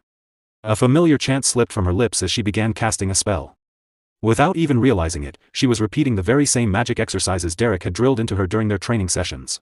At Lady Denise's residence, Denise walked quietly through the garden with a sad expression, lost in her memories. As a child, she was constantly pressured by everyone around her. Denise, you are the hope of our house, your brother is incompetent. Only you can restore our family's glory. You're a genius, Denise. The future of our house rests on your shoulders. Even Aisline would urge her, come on, Denise. Hurry. Unable to bear the pressure any longer, the young Denise broke down in tears. I don't want to. Can't I just not do it? I'm scared. Instead of comforting her, everyone became even angrier. What kind of nonsense is that? Go. Hurry. From that day on, Denise began to hate magic. Back in the present, she closed her eyes as those memories echoed in her mind. Magic. Magic. Magic. Why is everyone so obsessed with it? It's not like I even know how to do it. She raised both hands and began chanting a spell.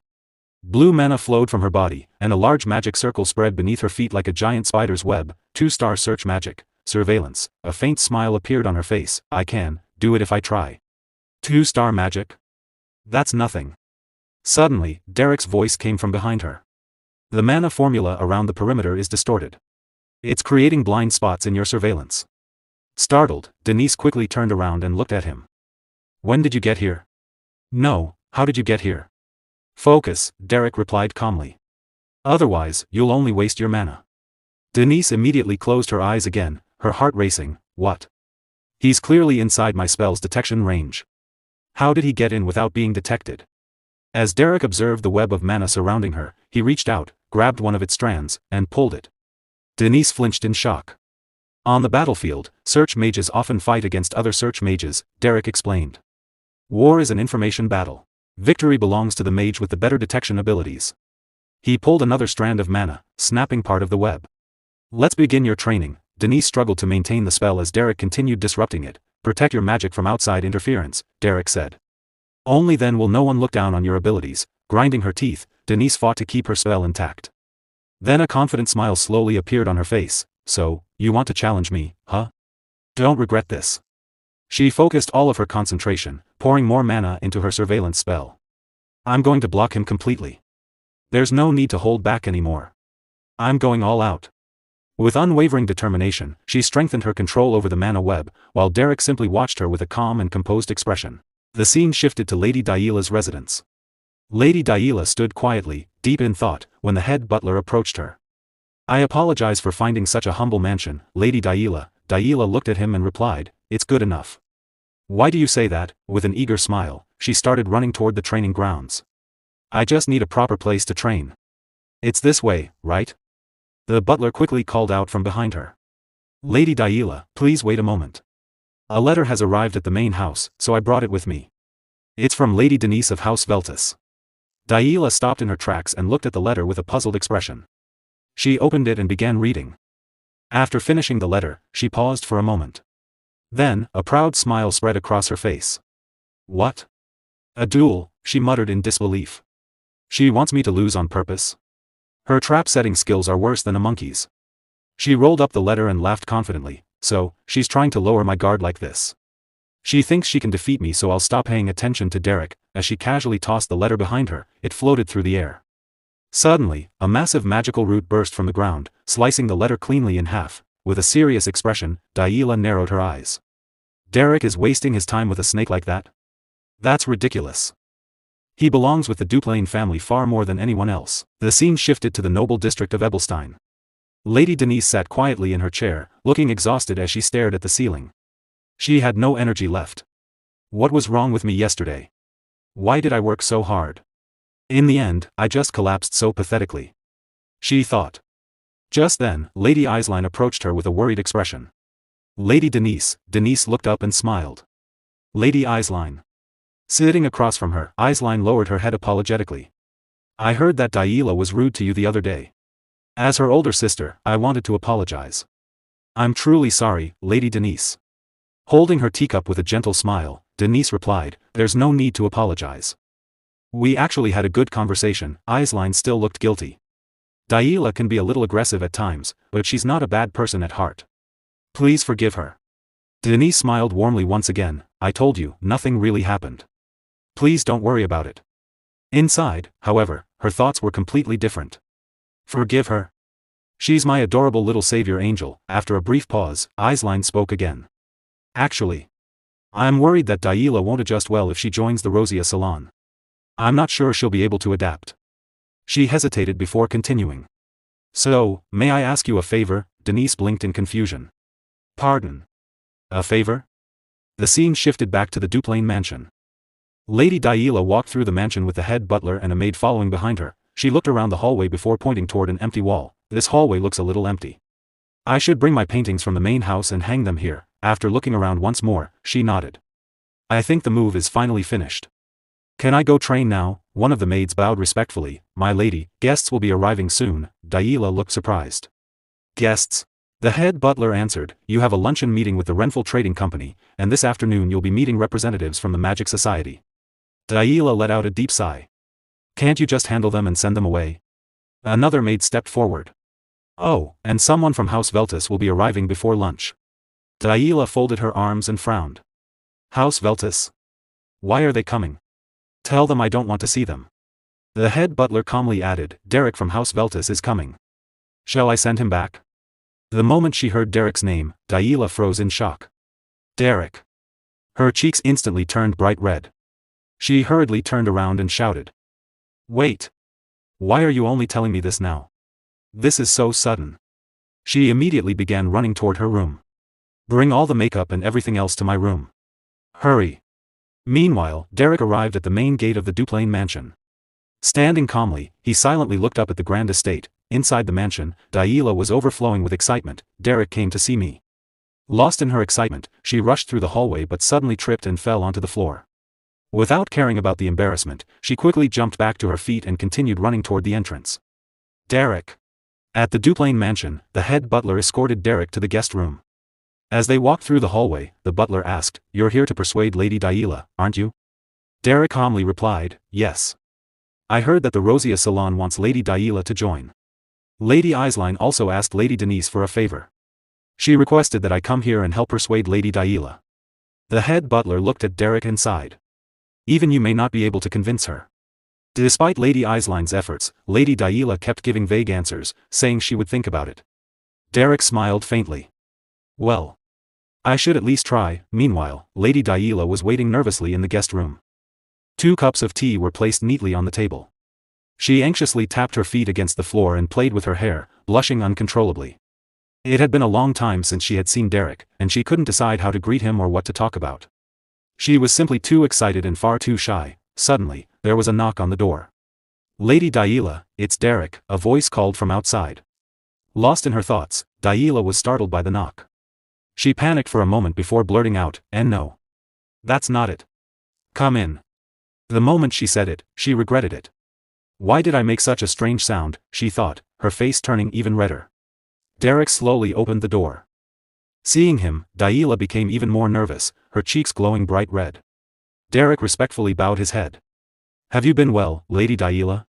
Too shy to answer properly, Daila simply stared at him.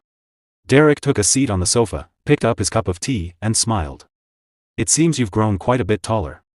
Daila awkwardly touched the top of her head and looked down. Huh. Well. I guess, a little, Derrick continued with a gentle smile, you've also grown much more beautiful. Hearing those words, Daila's face turned crimson. She covered her cheeks with both hands and smiled shyly. After a brief pause, Derrick's expression became serious. Noticing the change, Daila stopped smiling and looked at him curiously. Holding her teacup, she teased him with a small smile, you've certainly learned how to sweet-talk people. Quite the socialite now, aren't you? Derrick calmly replied, I was only stating the truth. After taking another sip of tea, he finally revealed his purpose. The reason I came today is because I have a favor to ask. Daila looked at him with concern, would you consider joining the Rosia Salon? She blinked in confusion, why are you talking about that too? Derrick answered, Lady Daila, you'll soon be making your debut in society. Joining a salon will be beneficial for both your future and your social activities. Daila looked straight into his eyes. What does that have to do with you? Derrick smiled warmly. Because I want you to explore a wider world. After all, you're my precious first student. Those heartfelt words left Daila completely speechless. She lowered her head, unable to hide her happiness. The scene then shifted to the Rosia Salon. Lady Denise, Lady Allant, and Lady Eislein were discussing the latest news. Lady Allant looked surprised. Lady Daila applied to join the Rosia Salon. What got into her? She suddenly wants to join. Lady Eislein thought to herself nervously. Daila. You never listened to me before. Lady Denise lowered her head in disbelief. That troublesome girl listened to Derrick so easily. Just what kind of person is Derrick for everyone to act so differently around him? After the meeting ended, everyone said their farewells. Get home safely. See you at the next meeting. As Lady Denise prepared to board her carriage, Bella reached out to help her. Suddenly, someone called out. Excuse me, it was Lady Daila, accompanied by her maids. Lady Denise smiled politely, I hope you've been well. Folding her arms confidently, Daila declared, let's have our duel next week. Lady Denise blinked in surprise, pardon? Daila continued, you said you'd put Derrick on the line. But if Grand Duke Veltus isn't convinced, the duel won't happen, right? In that case, I'll also offer something valuable. She looked directly at Denise, there's a painting called Landscape of the Cour's Granary in your mansion, isn't there? Lady Denise was stunned for a moment. Daila continued confidently, if I lose, I'll buy that painting from you, at a generous price. Lady Denise remained silent. Later, while riding home in her carriage, Bella asked, a granary? Is there really such a painting in the mansion? Denise nodded nervously. Yes. There is. Somewhere. Bella looked at her with a gentle smile.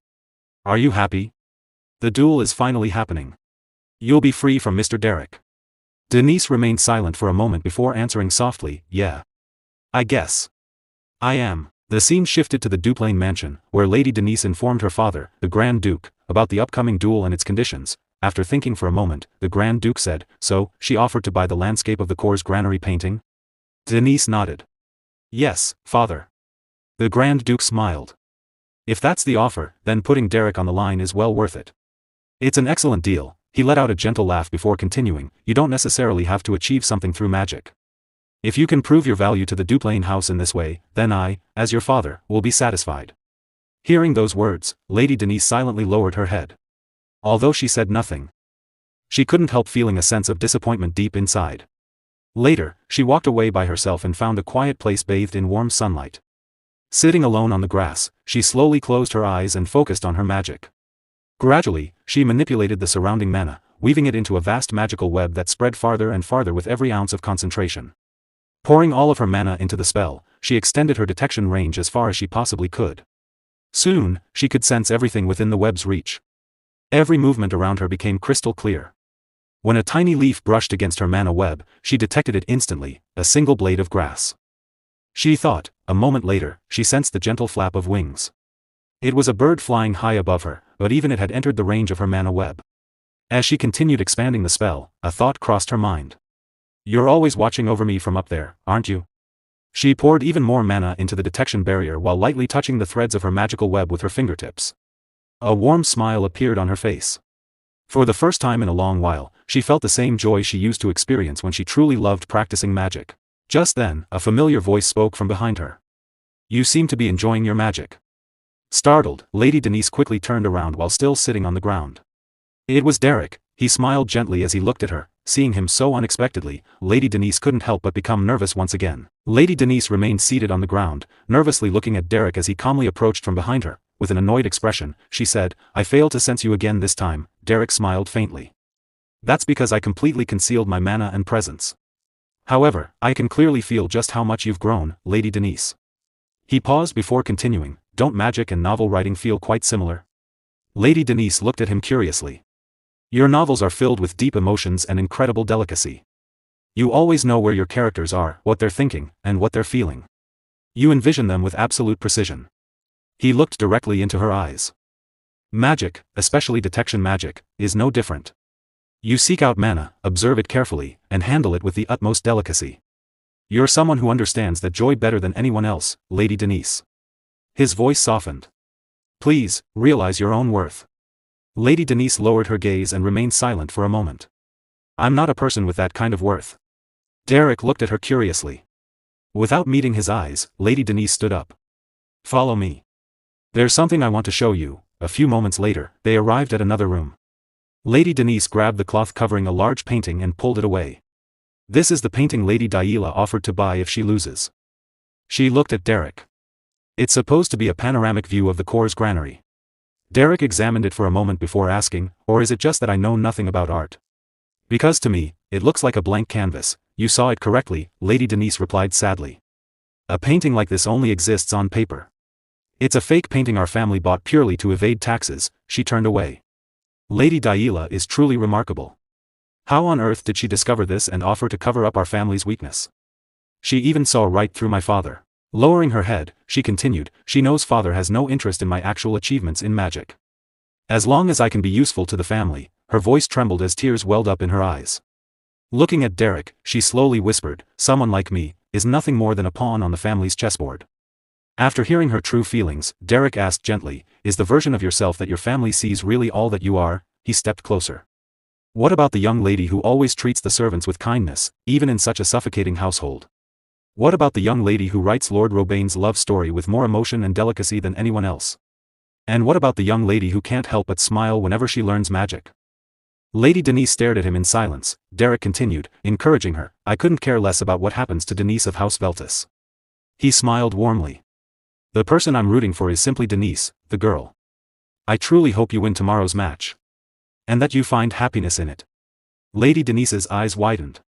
For the first time in a long while, hope began to bloom inside her heart. Later that evening, inside the Veltus mansion. Lady Denise sat quietly in a chair, hugging her knees. Behind her, Bella watered the flowers with a gentle smile. You must be thrilled, my lady, Bella said. Tomorrow you can throw the match and finally send Mr. Derrick on his way. Lady Denise spoke softly. Bella, is it really okay for an empty person like me to work this hard at magic, while truly worthy people give it everything they have? Bella smiled gently. We're all empty inside.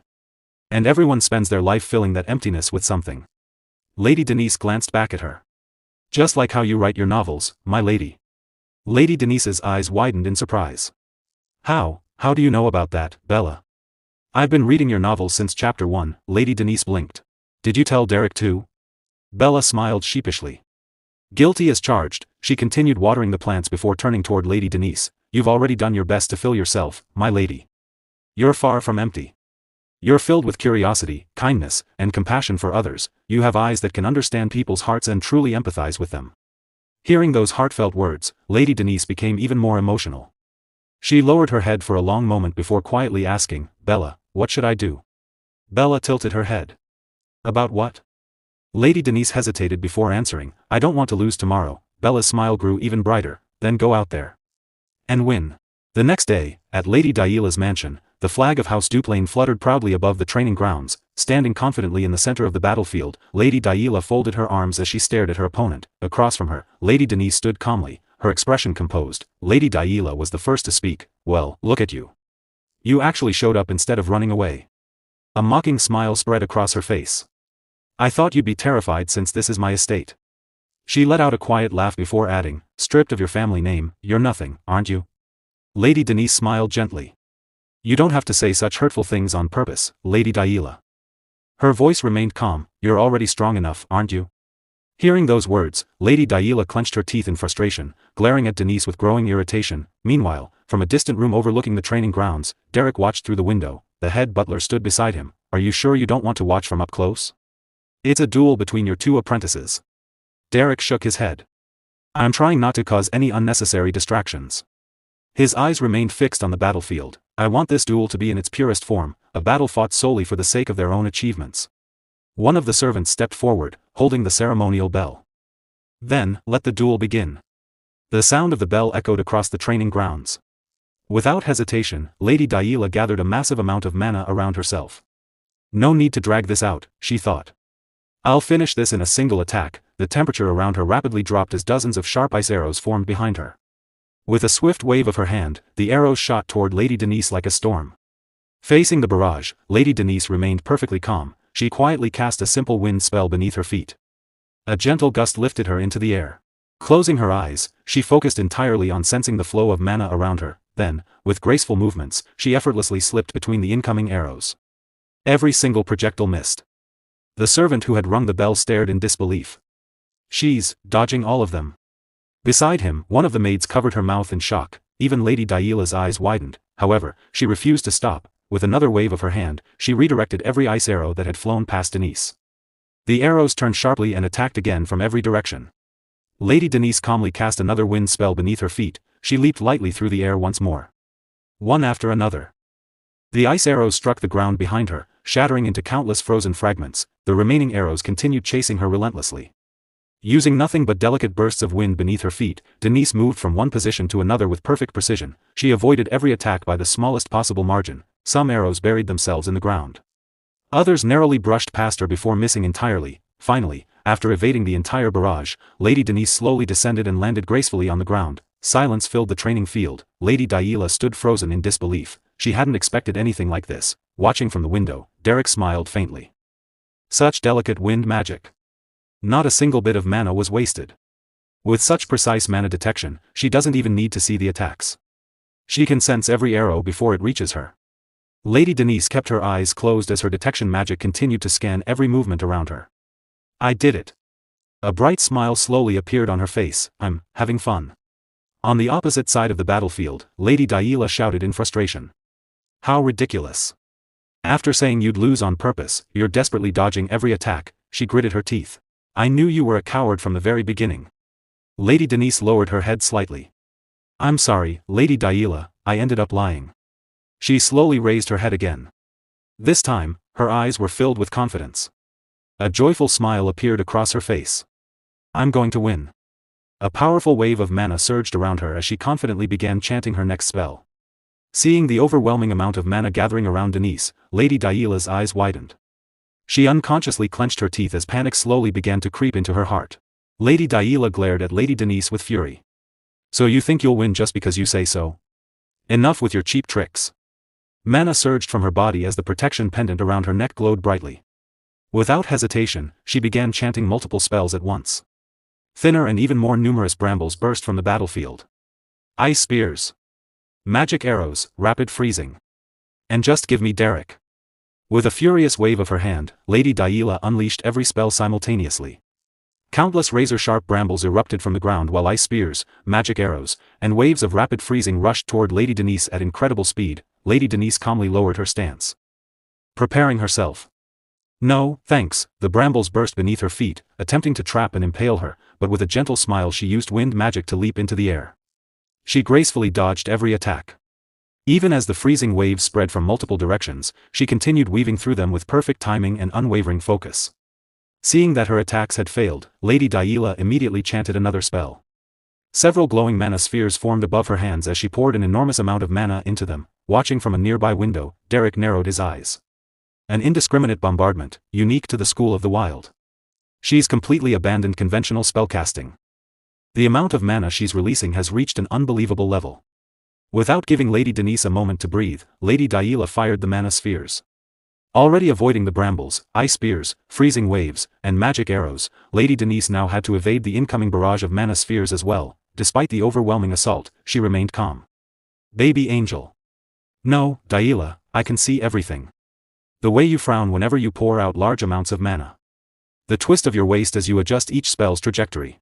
Even the footsteps you take before your next incantation. Using wind magic beneath her feet, Lady Denise darted across the battlefield, changing directions with every leap.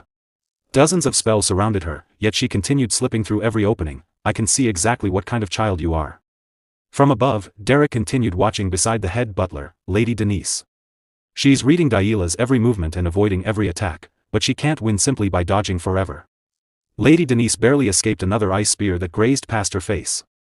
This is the limit of mana sensing, which doesn't require an incantation. What I need now is mana surveillance. But that spell requires chanting.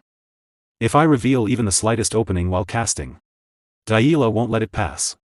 If even a single attack grazes me, my protection magic will activate, and I'll lose. She continued dodging while carefully observing the battlefield, then a faint smile appeared on her face. She finally understood what she had to do. Bending low, she narrowly avoided another wave of rapid freezing. The brambles burst beneath her, mana spheres streaked past her shoulders, and arrows flew inches from her body. Right now, there are 4 attacks most likely to hit me. First, the mana spheres. Second, the rapid freezing. Third, the brambles. Fourth, the magic arrows, as one of the arrows sped directly toward Lady Denise. Lady Daila smirked while controlling every spell with her hands. I've won. The arrow struck, boom. A massive cloud of dust exploded across the battlefield, completely hiding Lady Denise from view. Derrick stared into the smoke, confused. Lady Daila waited confidently for the dust to settle. It definitely hit her. Then why didn't the protection magic activate? Her confident expression suddenly disappeared. What? As the dust slowly cleared, Lady Denise was still standing. Blood trickled down the side of her head and stained her face. In her hand, she held her protection pendant. She had removed it from around her neck before taking the hit. Lady Daila's eyes widened in disbelief. The protection pendant. She took it off, and willingly let herself get hit. Despite the wound on her forehead, Lady Denise smiled gently. The protection magic didn't activate. She looked directly at Lady Daila. That means I haven't lost yet, right? Even Derrick stood frozen in shock, unable to believe what he had just witnessed. Lady Daila grew even more furious. Consumed by overwhelming rage, she poured every last drop of her remaining mana into her magic. Her eyes burned with frustration as an immense aura of mana gathered around her. Meanwhile, Lady Denise had already cast her detection magic across the entire battlefield. An invisible web of mana spread throughout the area, allowing her to sense every movement within its range. Standing calmly, she observed everything through her mana web, this time. Ice spears, magic arrows, rapid freezing, and even more brambles. Lady Denise thought as she analyzed Lady Daila's spell. She doesn't care if she collapses from mana exhaustion after casting all of this. If those spells activate, I'll lose. Without hesitation, Lady Denise silently created a small magical object in her hand. Her spell still needs about 1.5 seconds before activation. I'll win before then. Taking advantage of the brief opening, Lady Denise hurled the magical object straight toward Lady Daila. Unaware of the incoming attack, Lady Daila continued chanting in anger and desperation. The protective pendant hanging around her neck glowed brightly as she poured more mana into her spells. Then, just as the magical object was about to strike her, Lady Daila noticed it with a look of surprise. In that instant, her protection pendant activated automatically. The magical object collided with the glowing barrier instead of Lady Daila. Lady Daila froze in shock. Watching from the mansion window, the head butler's eyes widened in disbelief. Derrick simply closed his eyes, already knowing the outcome. Even the maids and servants stood speechless, unable to believe what they had just witnessed. Lady Daila remained motionless as the protective barrier shimmered around her. After a brief moment of hesitation, one of the servants stepped forward and rang the bell. The duel is over. Lady Denise is the winner. Lady Denise placed a hand over her chest, closed her eyes respectfully, and bowed. Thank you for this duel. I humbly accept the result. Hearing the announcement, Lady Daila slowly lowered her head. The weight of her defeat finally overwhelmed her. Tears filled her eyes and streamed down her cheeks as she silently cried. After duel, by the time Lady Denise and Lady Daila returned to the mansion, evening had already fallen. Outside the mansion, the carriage and servants were still waiting. One of Lady Denise's servants looked at Bella and said, "My lady is late." It seems the sparring match ended quite a while ago. Bella was sitting on the ground with her knees drawn up, her arms wrapped around them. I know. She replied quietly. She wouldn't even let us watch. I'm worried. The noises from the duel were so loud. Suddenly, a familiar voice called out from behind her. Bella. Bella quickly turned around and sprang to her feet. My lady. Lady Denise came running toward her with a bright, joyful smile.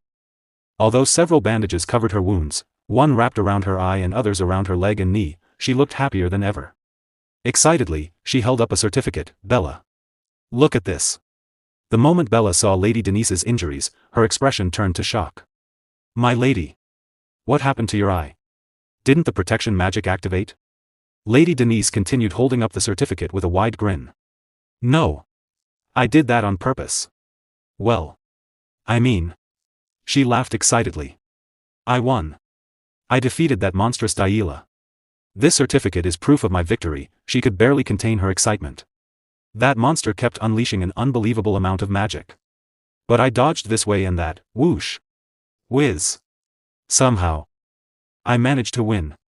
Still worried, Bella grabbed Lady Denise by the shoulders and gently shook her. My lady, please calm down. Just calm down for a moment. Lady Denise took a deep breath and finally settled down. Yes? Bella looked into her eyes and softly asked, My lady, are you happy? Hearing those words, Lady Denise fell silent. After a long moment, tears slowly welled up in her eyes. Then, through those tears, she smiled, a sincere and beautiful smile. I am. Her voice trembled with emotion. I'm truly happy.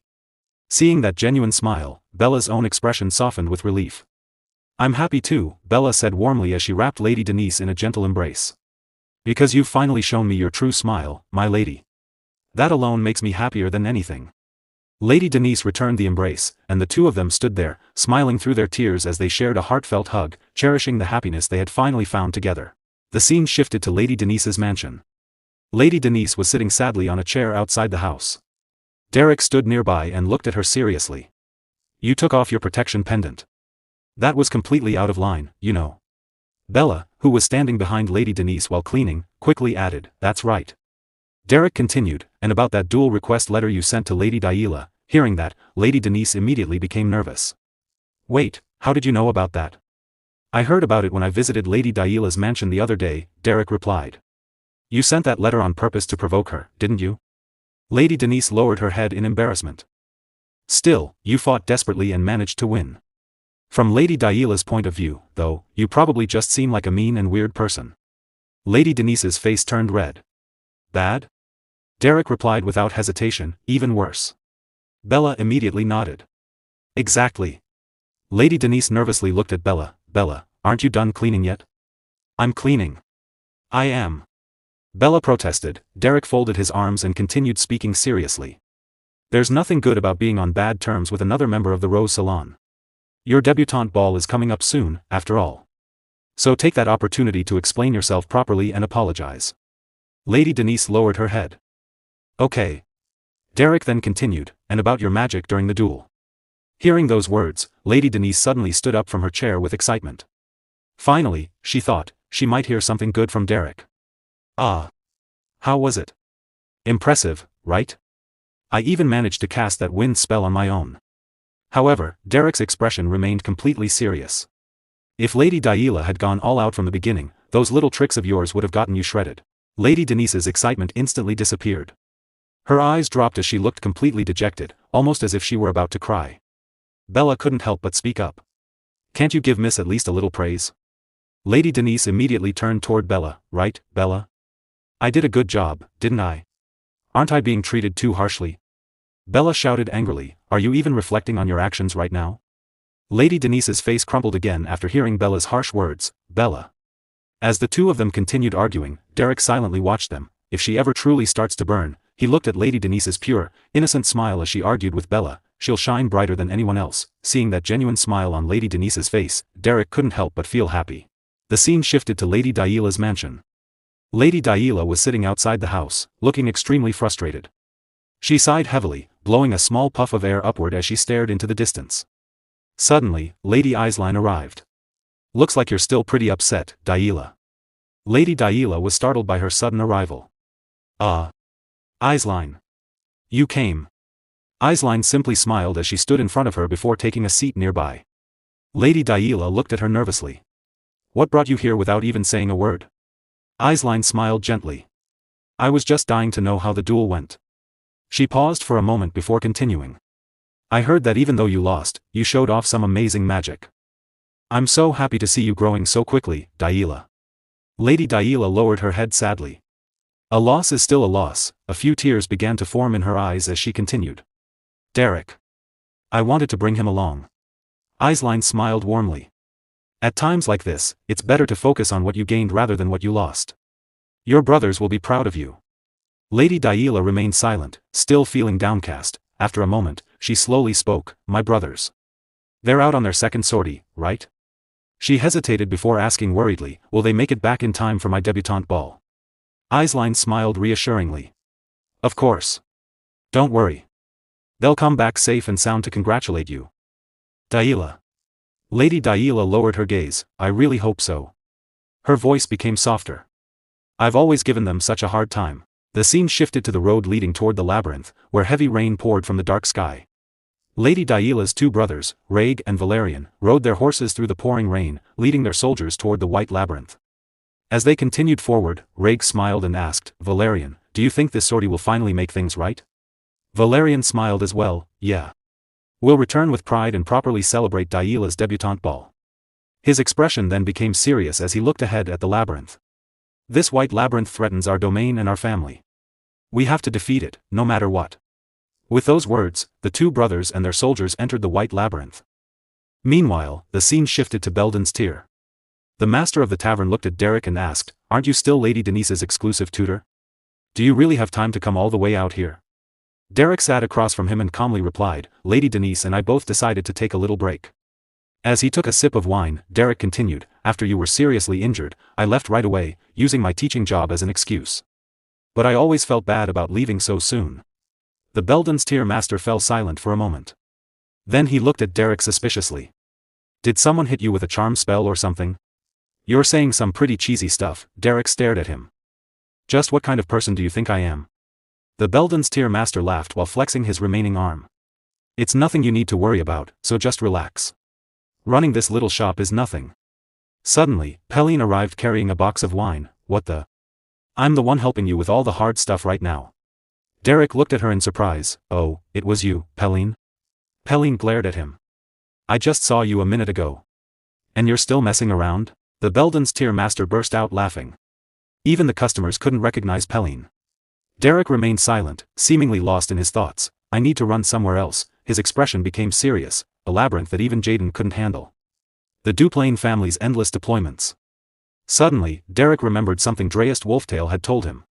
"You know someone named Valerian, right? He's the eldest son of House Duplain." Dreist Wolftail had then said something that shocked Derrick. "Before you come of age, he'll dabble in necromancy." Derrick remembered his next words. "And you have to kill him." Back in the present, Derrick rested his hand against his chin as he thought deeply. No way. Could it be related to all of this? He quickly shook off the thought. No. Maybe I'm just overthinking it. After all, Dreist Wolftail had specifically said, "Before you come of age." The scene shifted to the open sea under a full moon. The moonlight illuminated the dark waters as a small boat moved steadily across the waves. A lone figure was riding in the boat, heading toward the distant horizon. It was Dreist Wolftail. As he continued sailing through the quiet night, his expression became solemn. Such a shame, he lowered his gaze as he thought about Derrick. "But I had no other choice, Derrick." His grip tightened slightly. "If I had told you the details, you would have started preparing for it. And that would have only brought about even more tragedy." Dreist remained silent for a moment, staring ahead at the endless sea. "Please understand." His expression was filled with regret. "This really was the best I could do." The scene shifted to the white labyrinth. Valerian's face was filled with fear and worry as he shouted, "Retreat! Fall back!" Giant worms suddenly burst through the surface, attacking their soldiers and sending them flying into the air. The soldiers screamed in terror as the creatures tore through their formation. Valerian stood frozen in shock, his mouth hanging open in disbelief. Then he saw one of his soldiers lying on the ground with his arm severed. The soldiers. His eyes widened with horror. "My precious soldiers." Before he could react, another giant worm erupted from the ground and tore a soldier apart. The soldier screamed in agony as Valerian watched helplessly. Suddenly, Raig grabbed Valerian by the shoulder. "Hey! Get a hold of yourself. We have to get out of here." Valerian finally regained his senses. "Retreat. Save your lives. Fall back." The remaining soldiers quickly retreated, following Raig and Valerian as they desperately tried to escape the monstrous worms. Valerian gritted his teeth as they fled. "I feel so powerless." He glanced back at the white labyrinth, his expression filled with horror. The labyrinth keeps growing stronger. His thoughts turned toward his family and their territory. "I'm supposed to protect my family and our land," but the harsh reality weighed heavily on him. "But I just don't have the strength." Meanwhile, back at Lady Denise's mansion. One of the servants hurried toward Lady Denise. Lady Denise. A letter just arrived from House Duplain. Lady Denise quickly opened the letter while sitting on her bed. Her eyes widened with surprise, and then her face lit up with happiness. After quickly changing her clothes, she rushed outside to find Derrick. Derrick was sitting outside on a chair when Lady Denise came running toward him, waving the letter excitedly. Derrick. A small tear formed in her eye as she happily held up the letter. I got invited to Daila's debutante ball. Guess I wasn't totally cut off after all. Derrick looked at her calmly. It's just a formality between noble families. It's not like Lady Daila has forgiven you. Lady Denise immediately became annoyed. That's exactly the part of you I can't stand.